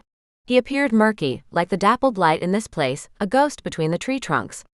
A flash of red passed between us. I looked up to find Saul standing over me. Her hair hung past her knees, the red dress she wore fitted to her body, a train pooling around her feet. I stared past her at Finn, who'd crouched down in the brush. He made eye contact with me and placed his finger over his lips. Instead of acknowledging him, I jerked my eyes back to Saul. You rang? Her grin flitted and then disappeared. Something is different with you. She circled me and then stopped again, right in front of me. Yes, something is different. As was she. Her tone had taken an edge, and her dress had gone from demure fairy princess to siren between visits. Finn's sister or not, she tested my patience. I crossed my arms over my chest and glared at her. Can I help you with something? You keep calling and yet nothing is ever achieved with these visits except my lack of sleep. Saul folded herself onto the log gracefully in front of me, a feat in that dress of hers. I studied her carefully. To be fair, we hadn't known each other long, so the change in her might be a mood swing for all I knew. And yet my gut, my intuition told me this wasn't. But what it didn't tell me was if Saul sat in front of me, or something else entirely. I caught Finn's eyes over her shoulder. He'd closed off his emotions from me, and wore a mask of indifference. It almost hurt to look at him. I focused back on Saul. I'm done with these games. Can you tell me what you want so I can get some rest? I don't know if you noticed the bloodbath on the way into the grove, but some of that is definitely mine. Her features twisted into a mock look of concern and then cleared almost as quickly. I want to know what you've done with my brother. I didn't look at him. I've done nothing to him, I said. He's actually the only one that didn't need to be stitched back up. She leaned in, her crystal eyes gleaming. No, I mean, have you fucked him yet? Realization dawned. Ah, Esteban, it's good to see you again. He is Saul, sat back on the pine needles and giggled a demented laugh. I wondered how long it would take you to realize your mistake. My mistake? Do you have Saul or not? Is this her body, or are you using some poor woman to try and lure Finn into your disgusting game? She braced her hands behind her, jutting her small breasts forward, and stared me down. Why are you so concerned with a woman you've never met? A woman who means nothing to you. A woman even your Finn would sacrifice you to save between heartbeats. It was my turn to get into the game, to draw him out. I leaned forward and braced my forearms on my knees. Why are you so concerned with my sex life? I cast my gaze down her body and then met Soul's eyes again. Are you offering? I'm not super into women, but the skin you wore last time, Esteban, I could definitely get into. Is that your type then? Her soft voice asked. Masculine, rugged, dark. I shrugged. When it comes to plain old sex, I don't really have a type. It's more about how the person makes me feel. Admitting that truth didn't cost me anything. What I wanted to know was why he cared so much about who I did or didn't sleep with. He'd pressed me at the party too that night, which felt like ages ago. And what does your fairy prince make you feel? The question wasn't asked with guile but sincerity. He definitely had an interest. I refused to look at Finn, who I could still sense standing behind Saul. Like my skin might catch on fire with one look. Like he knew exactly how to touch me, to make me ignite even more. I pasted on a grin. He makes me feel wanted.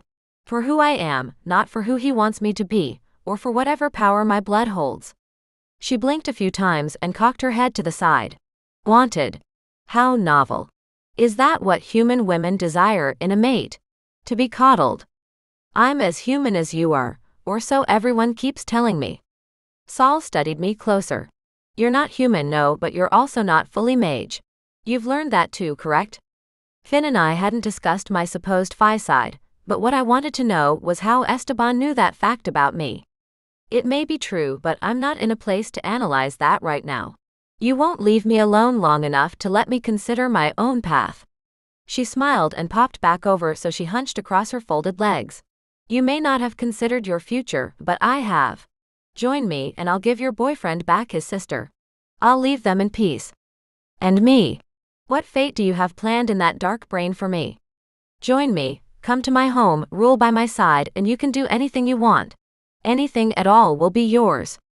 I batted my lashes and clutched my chest. Are you proposing? Seems a bit crass in someone else's skin, while in a dream. Why don't you show up yourself in your own body and ask me then? So you can try to kill me? I'm not an idiot, Zoey. I dropped the act and met Soul's eyes head on. A nasty grin I'd learned from Hawk spread across my lips. And neither am I. You want me for some dark end, that I believe. But I know damn well a person in absolute power would never share it with someone else. Why would you, especially if my own power is some kind of threat to you? My mind rolled as my enemy studied me. He pretended as if he wanted me for a relationship. Sex? Not that I would consider such a thing, but what did he get out of it? My submission? Finn's embarrassment if he stole the woman Finn wanted? Was this fight more about them than about me? More to consider once I got out of this weird sending. First, I needed to learn if he really had Saul, if he'd ever had her. Do you want to make a deal? I asked him. The bond between Finn and me twisted, as if he warned me not to do this. Soul's eyes sparked and he smiled, a genuine smile, not the sickly sexy thing he'd been trying to feign. What did you have in mind, half-breed? A truth for a truth. I'll ask you a question and you answer it honestly, and I'll do the same for you, I said. Could I trust him to actually tell the truth? Absolutely not. But maybe I'd get lucky. Maybe he had some honor left in him. Your question, Saul prompted. Are you holding Saul, Finn's sister, prisoner? She blinked slowly and watched me carefully. I do not hold her prisoner, no, she said. Which absolutely told me that either she had escaped, died, or stayed with him in some capacity. Your turn, I said, dreading what awful question he would think up. Are you really a virgin? Fucking hell. Why was he so obsessed with who I was or wasn't sleeping with? Not that it's any of your business, but if you mean sexual contact of any kind, then no, I'm not a virgin. You lie, Saul spat at me. I can feel the innocence in you. I rolled my eyes. Why do you ask if you already know the answer? And like me, you weren't specific enough. Have I had intercourse with anyone, like his penis in my vagina? Then no. Have I fooled around? Yes. With Finn, he demanded. Sorry, our deal was for one question. Thanks for playing. I smiled and leaned back on the log, stretching a little. I see. This isn't about me at all. Do you have a thing for Finn and you're jealous? Saul surged to her feet, and I could see Esteban beneath the surface now. I would tear that fairy limb from limb. Especially if he touched you. I kept my lips together and watched the outrage play across his features. Then as quickly as he exploded, he settled again, still standing. "I think we should leave it there for now," he said. "I'm not the one in charge of this rodeo. You're the one who keeps waking me up in the middle of the night. Maybe next time you want to throw a hissy fit about who gets between my thighs, you keep it on the inside like everyone else and let me have my sleep." Saul leaned in and hissed in my face. I did the first thing that popped in my head and hissed back. Fuck him and his mind games. I was done with them all. Then pain flooded my body, as did the chill in my bedroom, and the realization that I stared up into the captain's ghost-like face. He chanted under his breath like he was creating a spell. "Can I help you?" I squeaked out. He stopped chanting and looked down at me. "Zoey." His voice sounded far away, like coming from the end of a long tunnel. I had to focus on it, and even shutting my eyes to listen stole strength I didn't have to spare. "Captain, what do you want?" I thought I made myself clear. Right now, I want to lie here and die in peace. No magic, no sendings, nothing in my brain that's not my own. Even as I said it, I could feel the bond bright and shining between Finn and me. I couldn't see him like I did in my dream, but I felt his steady presence on the other end of the thread that connected us. Healing magic had been flowing down the bond while I slept. Even now, even after walking out on him, Finn wanted to help me. Was the dream real too? Had I drawn Finn into it, or was it my imagination wanting him there as an anchor? "Zoey," the captain said, his voice more urgent this time. I realized I'd dozed off again and blinked my eyes open to see him still hovering over me, hazy and out of focus. "Are you listening, Zoey? Please help me. We need you." The urgency in his voice drew me fully to consciousness. I sat up, wincing and aching in every muscle which twitched as I rolled over. "Captain, what do you need? As you can see, I'm not exactly in fighting form at the moment. You have an entire battalion of well-trained guards at your house. Can't they help you?" "Not with this. I can't trust them anymore. Someone has been spying for the Black Mage. I discovered it tonight." "Oh shit. Me too. No one should have known about my virginity, or that I was more than a standard bounty hunter. You want me to catch your traitor? That's easy enough done when it's daylight and I'm not actually dying." "Zoey, please. I don't have time," he said. "I need you to find Finn. He and I share a connection, but it's nothing like the vow you and he share. Please tell me where he is." I spun back to look at his ghostly self. "Why can't you find him? Isn't he at his house with you right now? Did I leave him in the woods with a fake Saul? Damn it." Chapter 17. I eyed the captain's spectral form. "What's happening right now, by the way? How are you contacting me like this?" His form wavered. No doubt whatever he did taxed his strength. Like me, he needed to recover. "It's not something I advertise, but I'm also a mage. Born like you, not created like the Black Mage." "Born," I whispered. "That matters." "Of course it does. You've not taken anyone's magic, their life, to bolster your own power. Neither have I. Once a mage crosses that barrier, he or she becomes something else, someone else. I work hard to maintain the lines of my power and keep it in check. Ideally, I don't do any magic, but seeing as this was an emergency, I made an exception." I hung my head. "Tell me what you want me to do and I will, so I can go back to sleep." "Find Finn. Use your bond and locate him." Instead of arguing, as was my first instinct with him, I closed my eyes and focused on the bond stretched tight between us. I followed it, trailing my consciousness down its length to find our missing Phi. But on the other side stood a door. Finn had hidden himself behind it to keep me out. I blinked my eyes open and stared up at the captain, trying to hide the hurt in my chest at him cutting me off. "I don't know where he is. He's blocking me. I'll come. Give me a little time and I'll be there." He nodded and his form wavered and disappeared. I quickly dressed, noting my wounds looked weeks through healing, not just a few hours. Everything still hurt, but I grabbed my black steel knives and slipped them into their sheaths on the outside of my thighs and walked out the door. A black SUV sat on the curb, one of the captain's guards inside. Was this the traitor? If I climbed inside, would he take me to Finn's? Or to the Black Mage? I climbed into the back of the car and snapped my seatbelt on. "Take me to Finn's. He pulled away without a word. Only one way to find out how this would end. I settled into the seat to wait. When we arrived at Finn's home, I wasn't sure if I felt relief or disappointment. With the end in sight, I just wanted to finish things up and get back to my bed. One way or another.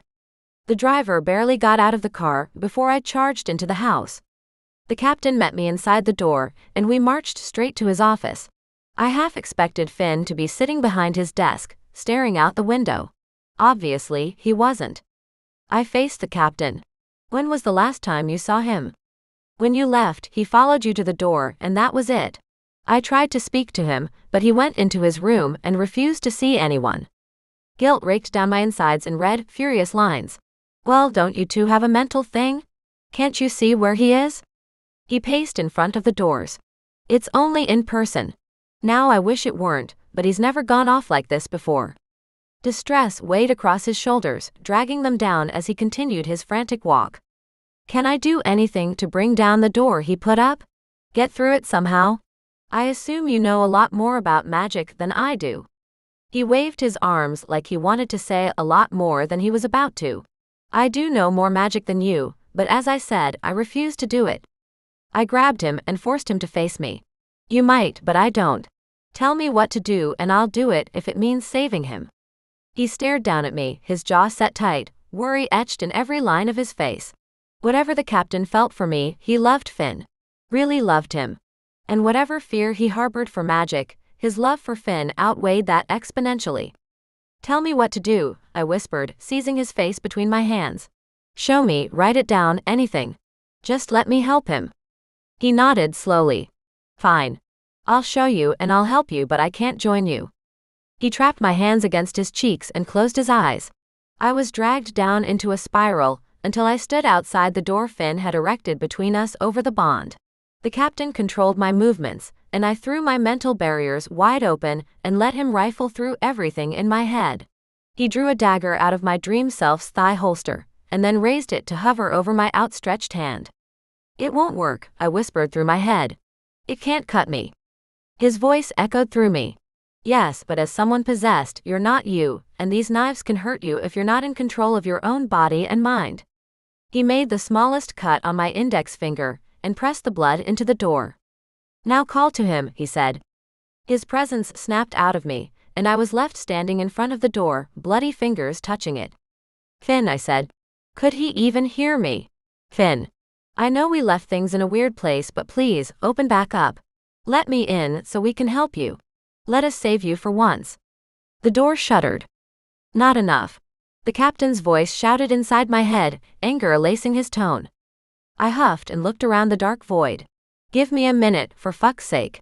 I'm not exactly great at sharing my feelings.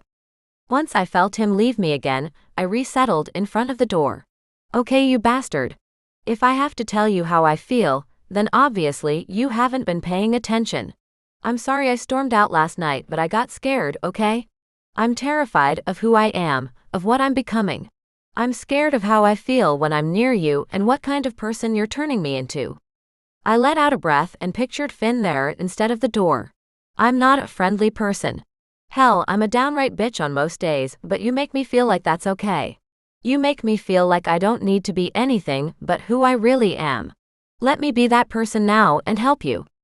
The door shuddered again, harder. A crack shot up through the middle and the door splintered, falling to the ground in pieces. I rushed into Finn's mind, looking through his eyes, and stared up at the murky tree branches of the forest of shadows. I jerked back to reality with a gasp, and doubled over with guilt and pain. He's in the forest. I think I left him there. When I went home, I had a dream, I told the captain, still hunched over my knees even though it hurt so badly.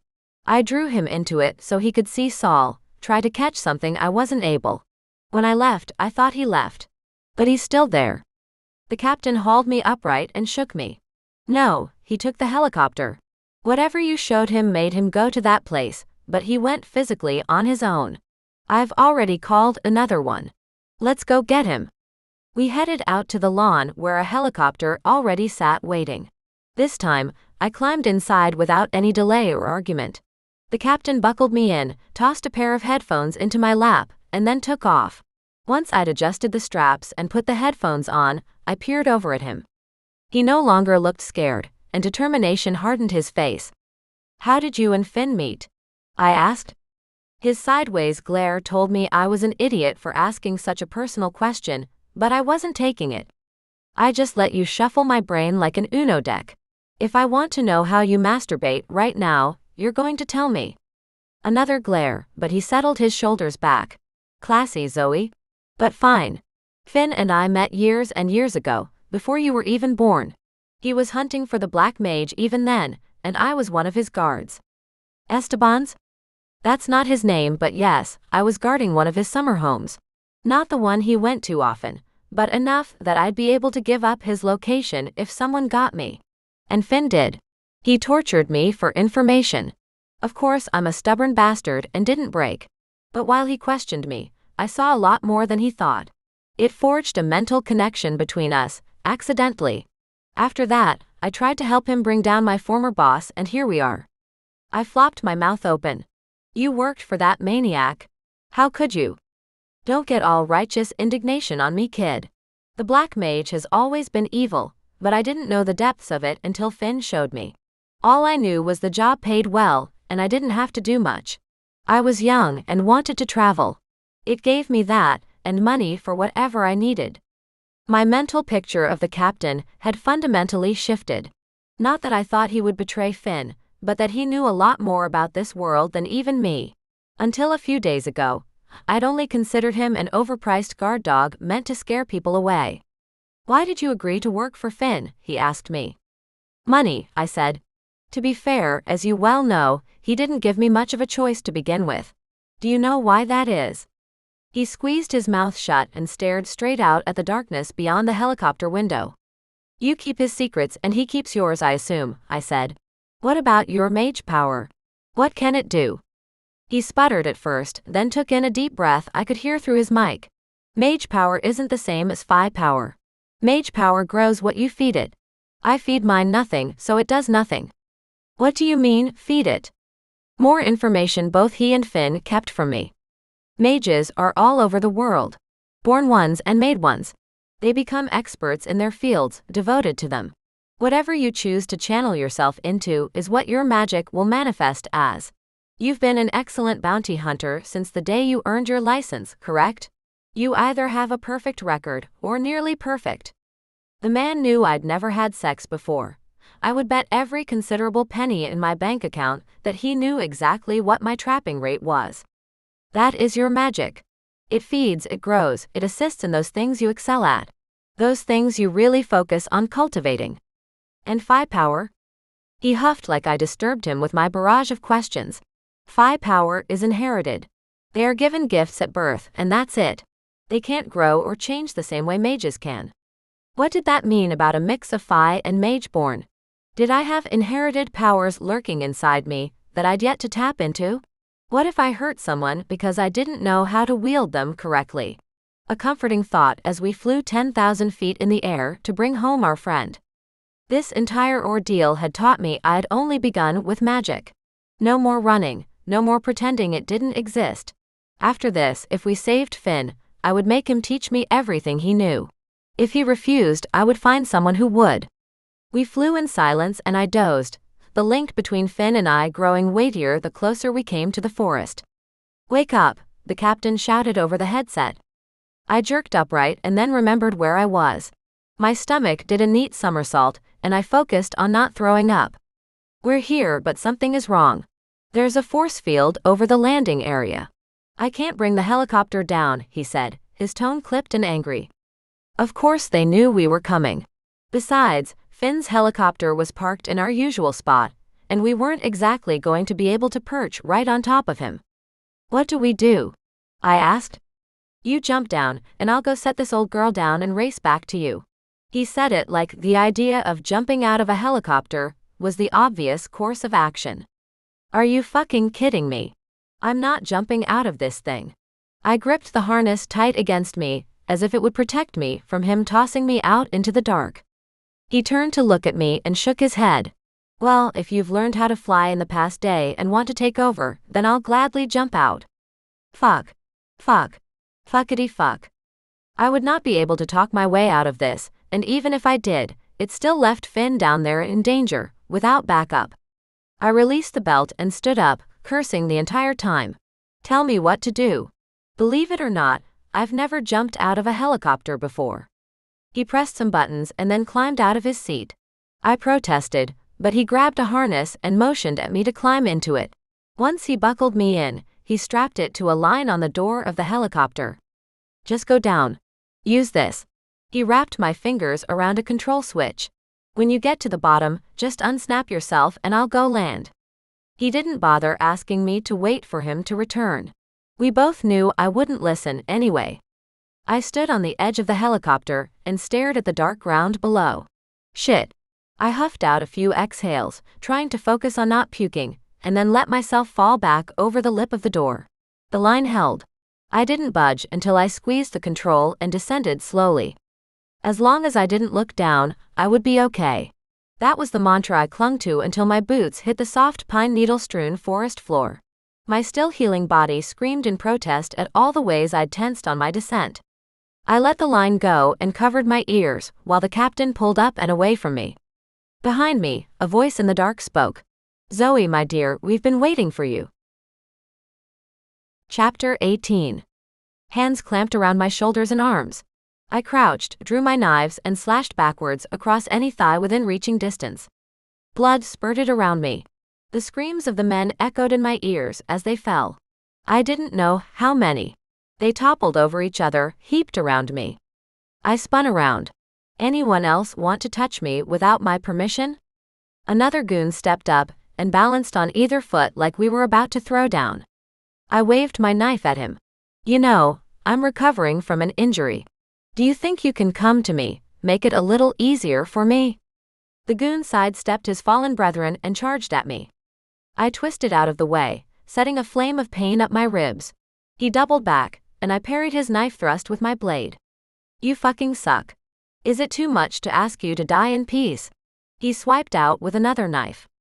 I plunged my blade into the space between his neck and shoulders. He crumpled, and I pulled my knife free from him. I stepped over the heap of fallen men and faced the voice I'd heard in the dark. Come out, I called. Esteban exited the edge of the forest, dressed in a gray suit and black button-down.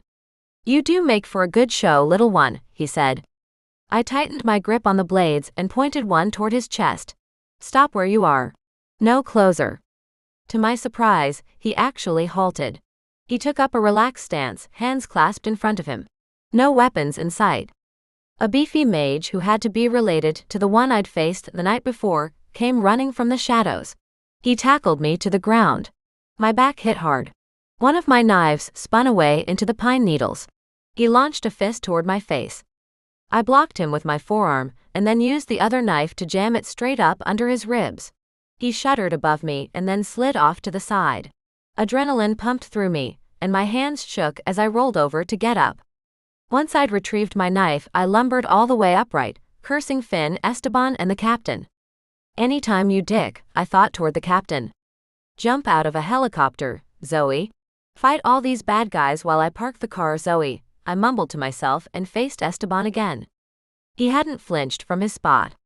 Where's Finn? I asked, sure he could hear the exhaustion in my voice. He motioned with his fingers and 5 guards marched forward from the shadows, dragging Finn behind them. They threw him onto the ground face first and he didn't move. Carry the unconscious man and save the day, I continued my murmuring tirade. I sheathed one knife and kept the other one at the ready. Can we just skip the mind games and get to the point where you tell me what you want? A scream ripped through the air and across the clearing as more guards dragged forward a struggling woman. Her hair hung around her in a massive tangle. I would recognize her anywhere. Saul, I whispered. You ask me what I want, Zoey. I am here because I want to know what you want, Esteban said. I hung my head for a second and then looked up at him again. Me. I just want to take my friend home and go to bed. Come with me. I'll give you the grandest bed you've ever lain in. I shook my head. Hard pass on that. I like my bed at home just fine. I also have a no controlling psychopath in my bed policy, and I have no doubt any bed you'd give me would mean I'd have to welcome you into it as well. The grin which split his lips told me everything I needed to know. Yeah, that's what I thought. Again, a hard pass. Thank you for the offer, but I'm just going to take my friend to his house and then go home to my own bed. If you think it would be cool, I'll take his sister too. Then we can all leave here and no more of your henchmen have to die. I bet that life insurance payout is getting pricey. Finn twitched on the ground, but I kept my relief to myself, maintained my tired, indifferent facade to Esteban. I simply needed to buy enough time for the captain to get back. Esteban inclined his head and gave a little shrug. If that's what you wish. We'll keep on like this until you change your mind. I palmed my other knife just as two mages closed in behind me. Damn it. One grabbed my wrists and the other seized my head. I couldn't shake them off. A spike of pain shot down through my brain like someone put a nail gun to my forehead. I screamed and dropped to my knees. The mages followed me down, still holding me tight between them. Each of my knives slipped from my fingers, and another mage stepped up to take one of them. I watched through a haze of tears while he inspected the knife and then brought it to my throat. The mage standing behind me and pressing his hands against my head was in my mind. He tightened his grip and my body went limp between them. I had zero control over anything as pain raked through me. You can't have me, I forced out between my gritted teeth, so you ensure I'm broken so no one else can? Esteban crouched in front of me. If that's what it takes, so be it. His gaze scanned across my face. Tears rolled down my cheeks, a red haze seeped across my vision. The bastard was the kind of villain who enjoyed watching someone die, seeing the light leave someone's eyes. Offer still stands, he said, whispering as if sharing a secret. Fuck. You, I said, blood spitting out from my lips. He leaned in close, his lips only an inch from mine. That's what I'm trying to do, Zoey. I thought that was pretty obvious. Come to my bed and I'll spare your friends for now. I had nothing left in me to speak, so I hoped my hatred of him showed in my eyes. Darkness closed in at the edges of my vision, and then something pinged in my chest. Finn's magic I'd completely forgotten about since I arrived. I dragged my eyes to his prone form, the surrounding guards not noticing the twitch of his fingers into the dirt. Unlike last time, I didn't throw myself open to the magic. I tugged it and let it flow into me. Then I twisted it into something sharp enough to cut, to wound, and jabbed it right into the mind of the mage clutching my skull. He screamed and reared away from me. The other mage tightened his grip, as Esteban stood and took a couple steps back.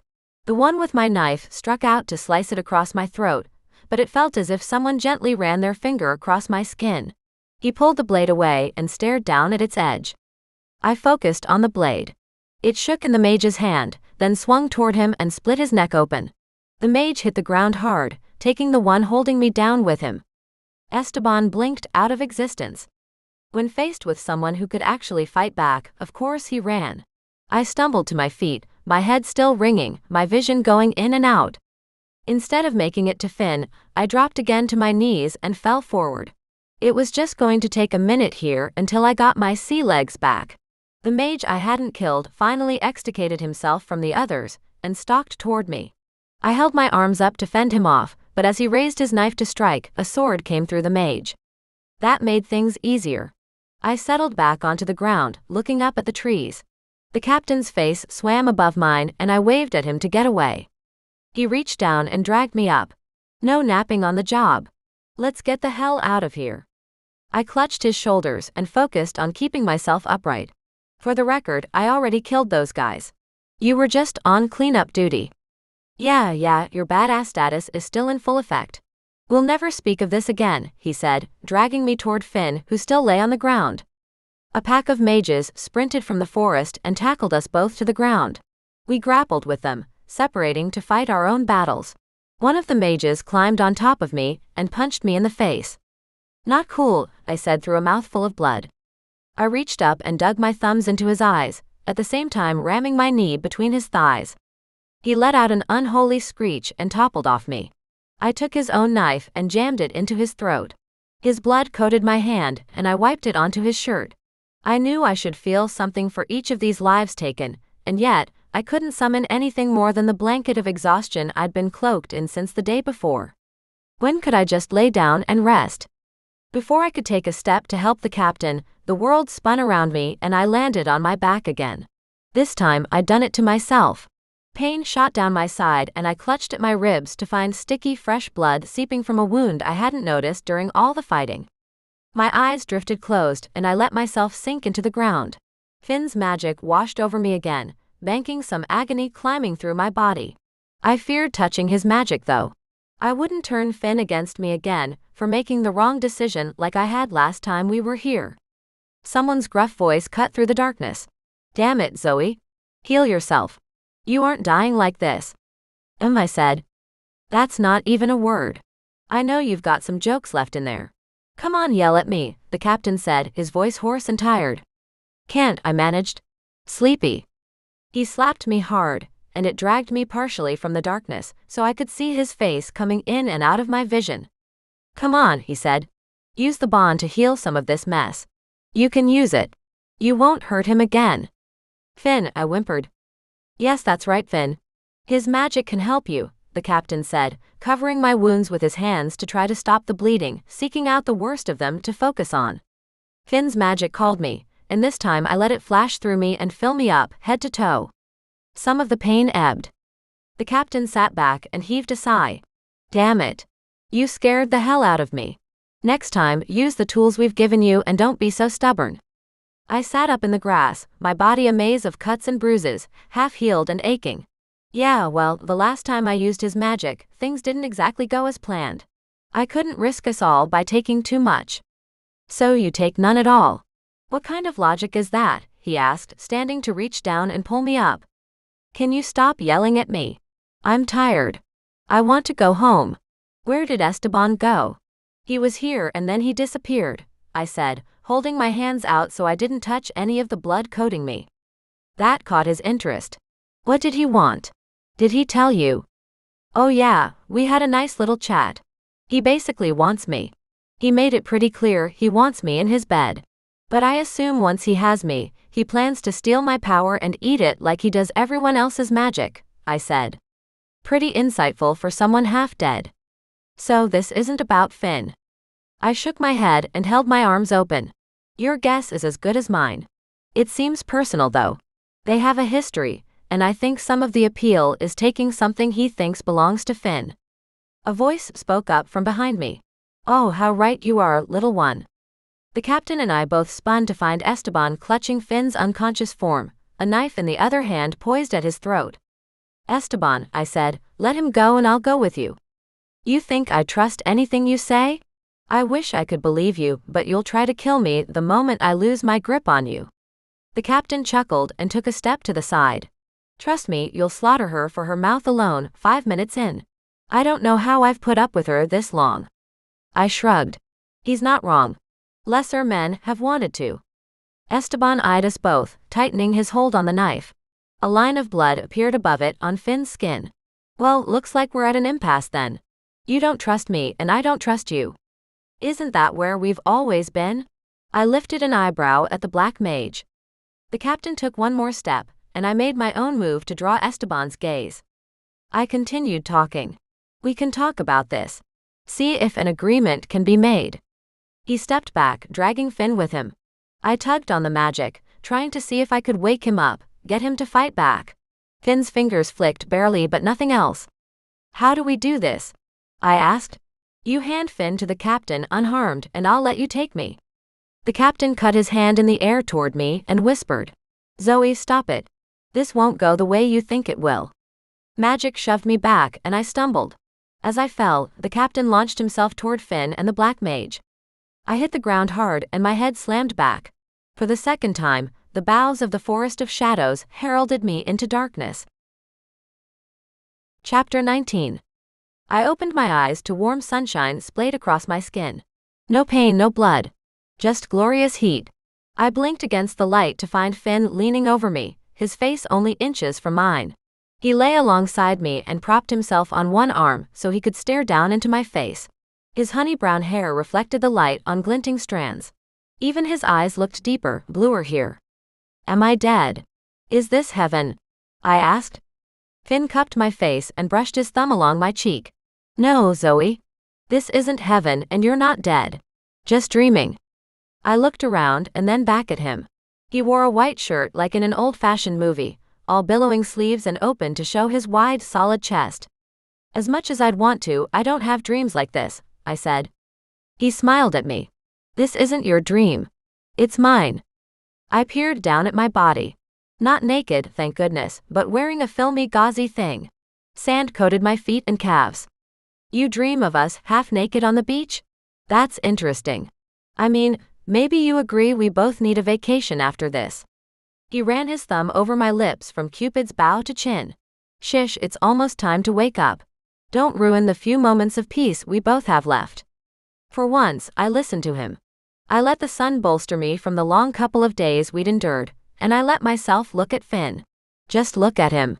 He was so beautiful, my chest ached. "It's time, Zoey. You know what to do," he whispered and leaned down like he was about to kiss me. Everything in me yearned for the brush of lips I anticipated. But just as his lips would have finally touched mine, the actual world rushed back in. I flailed around me until my vision adjusted from the blinding sunlight to full dark.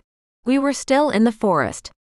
Finn lay on the ground, his throat cut ear to ear, and Esteban held the captain with his magic, squeezing the life out of him. I crawled across the ground, trying to stay low and unseen. It wasn't mine to use when Finn needed it more, but I tucked some of his magic around me, hoping to hide from Esteban as I hurried to Finn's side. He lay in a pool of blood, his skin going white. I could see the man who leaned over me on the beach. His easy smile, the shine in his hair. I wouldn't lose him like this. I put my hands over the wound and shoved everything I had into him. My magic, my life, anything and everything I forced into his body. Then I prayed. I whispered for him to heal and asked anyone, any god, any mage, any fairy, to hear me and help Finn. My vision darkened at the edges, and I pulled back. The wound had closed over to one clean scar across his neck. I slapped his face and shook him, but he didn't wake up.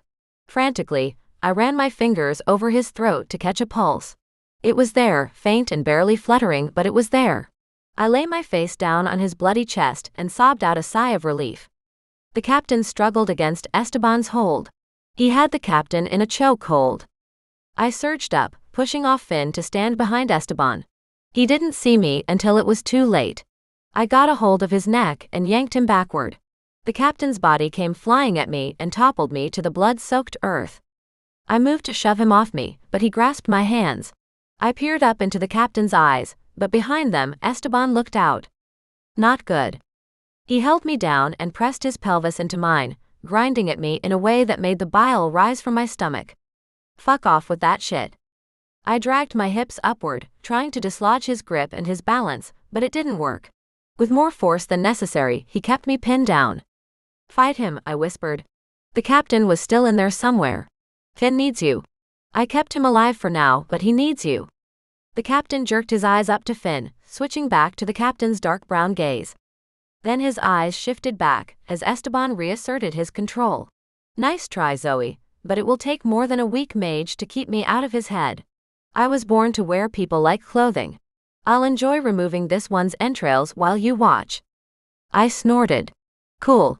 If you've been watching me, you should know there isn't any love lost between him and me.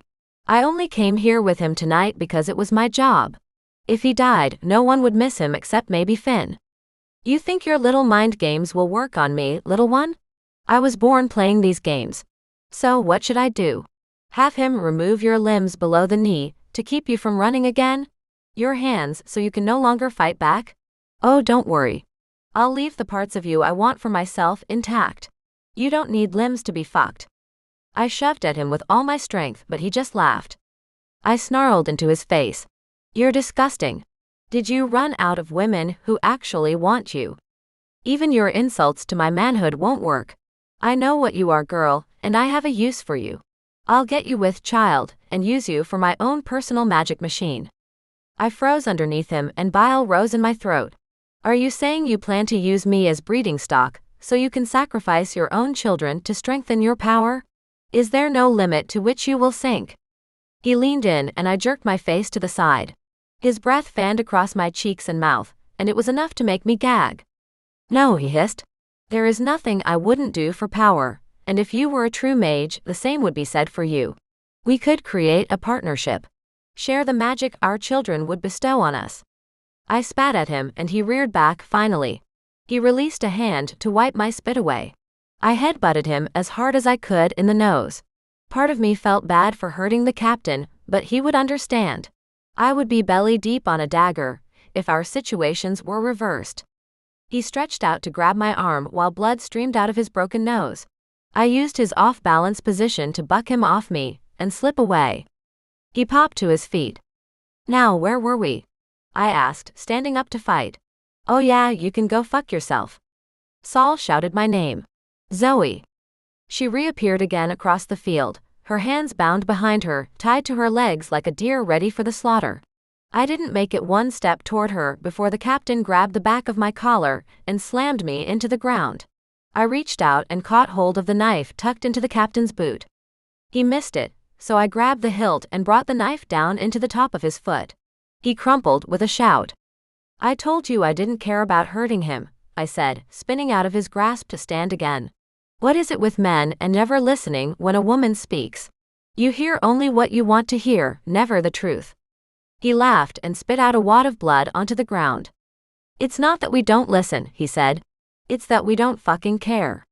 I rolled my eyes and darted around him, hoping to keep him off balance and on the defense. You couldn't have just been a bad guy, I said. You had to be a misogynistic pig bad guy to boot. I'm going to enjoy killing you. He didn't look concerned, and that worried me. Killing me in someone else's skin only pushes me back into my own. You won't kill me. You will kill this man though. I'll simply hop back into my own body and go about my day. Yes, please keep bragging about your abilities. Keep telling me your plan like a Scooby-Doo villain. I made another circle around him and slashed out with a knife. He barely dodged it, and I caught the captain across his chest. There would be time to feel guilty about it later. While I loved a good bad guy spills his secrets moment, I would not be able to hold out much longer. The wound in my side had been steadily dripping blood since I gave everything in me to Finn. Which, upon reflection, might have been a bad idea considered he still hadn't woken up to help here. The captain struck his fist at the side of my face. I went down hard and stayed there a moment dazed.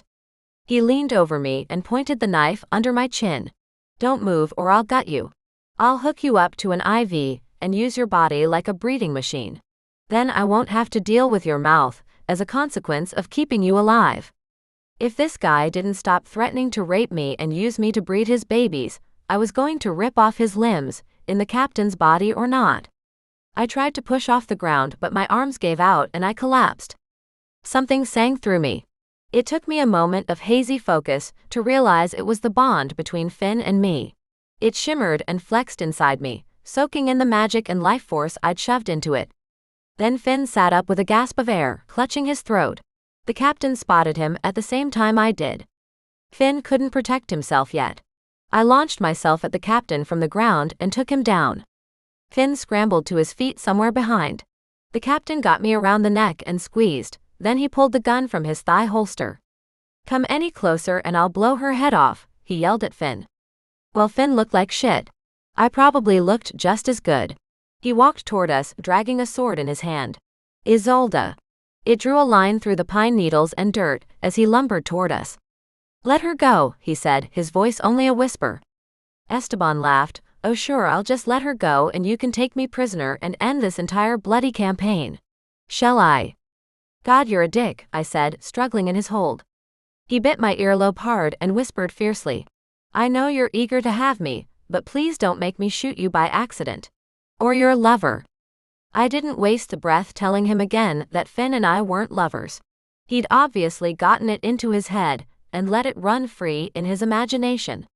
His legs wobbled around my hips and his calves held my own locked tight with his. He used my body as a shield. The only good spot to hit would be part of his wider torso he exposed from behind me. I calculated the odds of me getting stabbed at the same time if Finn struck, and they were pretty high. But Finn didn't make a move. He crouched down onto the ground in front of us, using the sword shoved into the ground as a crutch.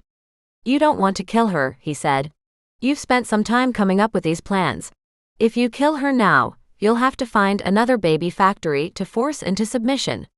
I groaned. Don't say baby factory. Gross. Shut up, Esteban said against my ear. Women don't get issued opinions in my household. You must learn that before I bless you with my seed.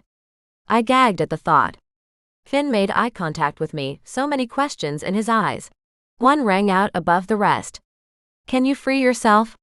As much as I hated the idea of someone in my mind, I had to admit during battle, it would come in handy.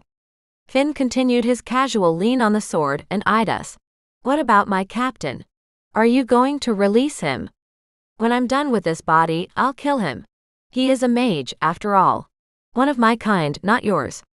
I tried to jerk away from him, but he pressed the gun tighter to my temple. Now, pet, settle down.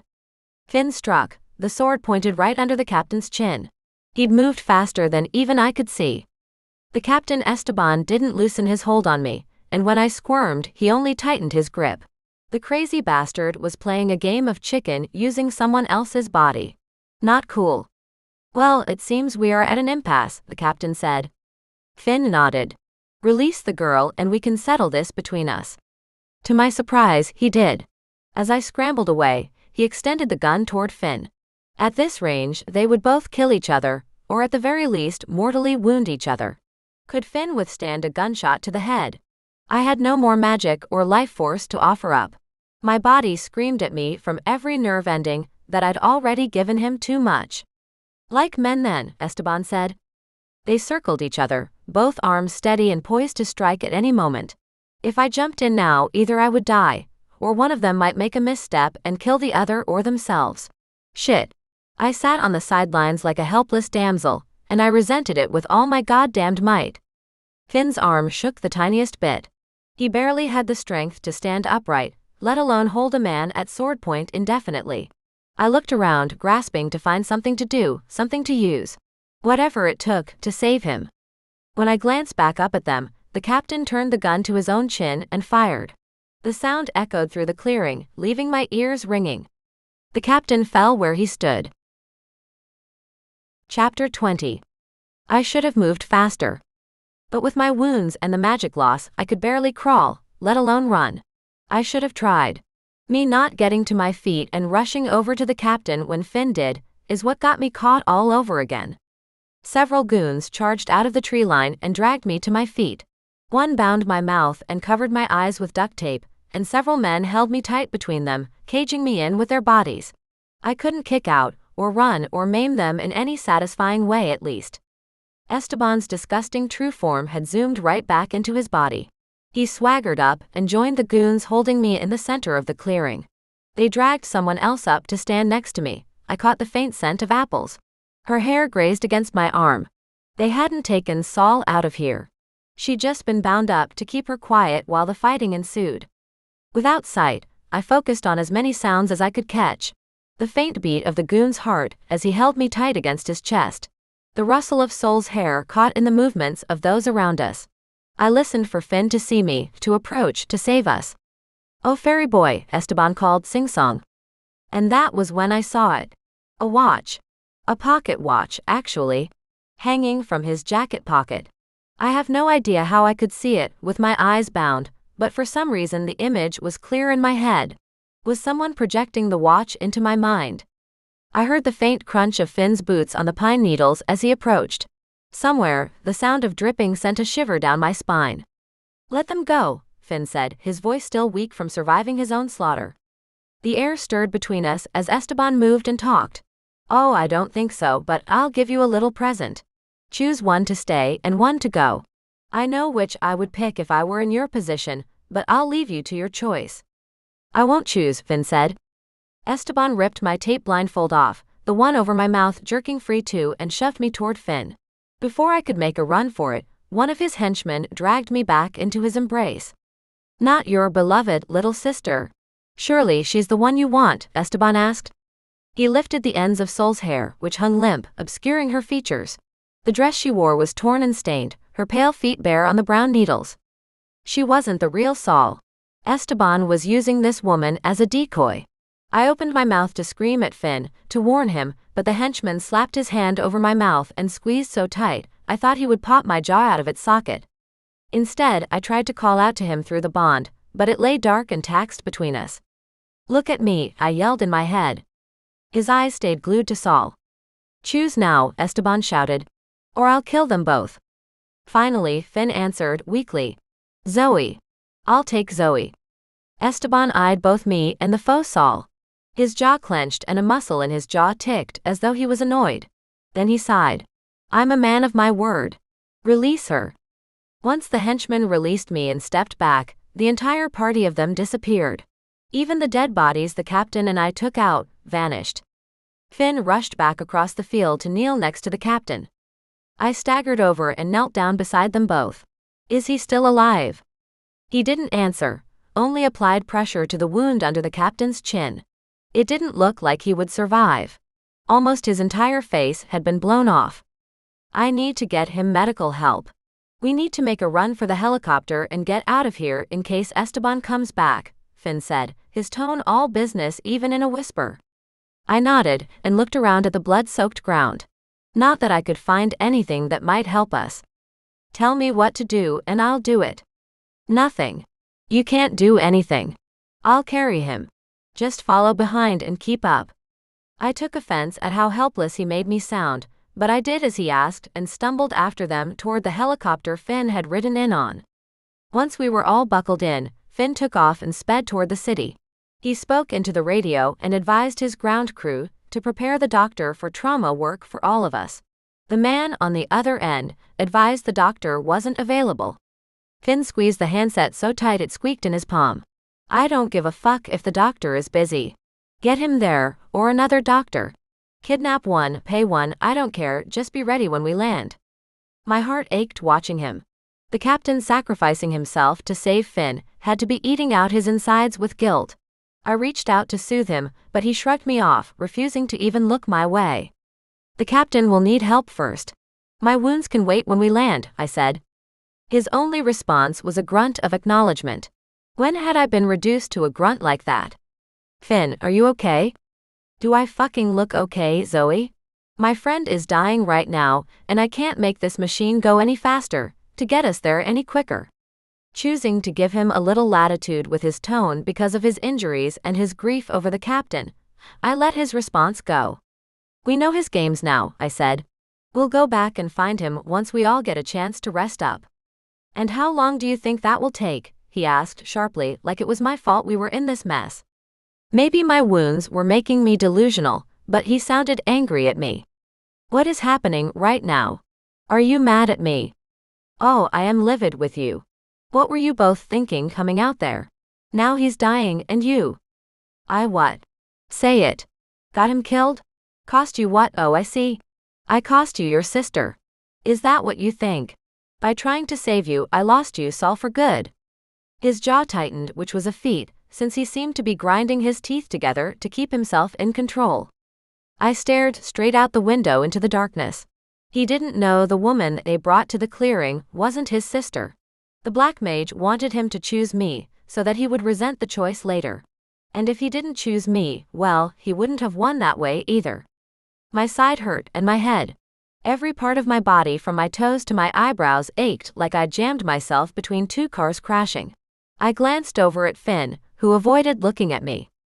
Anger surged up to match the pain. "You're an idiot. You are the one who came out here on your own with no backup." "That's because my backup was laid out on their asses from our last fight." He made it sound as if the captain and I had collaborated and taken some kind of sabbatical, while we should have been jumping into another fight. "Wow, so you went off on your own because he and I were still healing from our last fight, and now you're blaming us for coming to save you. How the hell do you walk around with that ego? It must be compensating for the size of your balls." He threw the radio handset at the windshield, and it cracked outward from the point of impact. Thankfully, it didn't shatter, and he could still fly us. Otherwise, I didn't know what would happen. Fear of falling out into the dark night at 10,000 feet made me keep my mouth closed. One more attack on its structure and the machine might fail. I would rather die under the black mage's knife than broken on the ground from a long fall. I clutched at my seatbelt as every ripple of air, every turbulent current sent me a new test of will. When we landed on the lawn of his house, I jerked at my restraints until I freed myself and flung my abused body out of the contraption to the ground. Soldiers were already awaiting our arrival, and they lifted me onto a stretcher. Shock had set in and my entire body quaked so much I couldn't have stood on my own if I tried. The captain came next on another stretcher. Finn stayed by his side as the soldiers marched us all into the house. Finn had almost gotten me killed several times in the last few days. I wanted my money back, and to never see the bastard again. The soldiers put me in a room off the main hallway, somewhere. Doctors or nurses shouted as they tended to the captain. I needed him to survive, if only to punch him later for being such an idiot. It was a while before someone came to tend my wounds. They slid an IV into my arm and then stitched up the knife slashes along my side. Someone else wrapped my head with gauze and glued together a massive gash in the back of it. After they wrapped and prodded me for what felt like an eternity, a female nurse sponged me down and put me in blood-free clothes. I didn't know whose they were, but I was grateful to be out of the crusty material. "How is he?"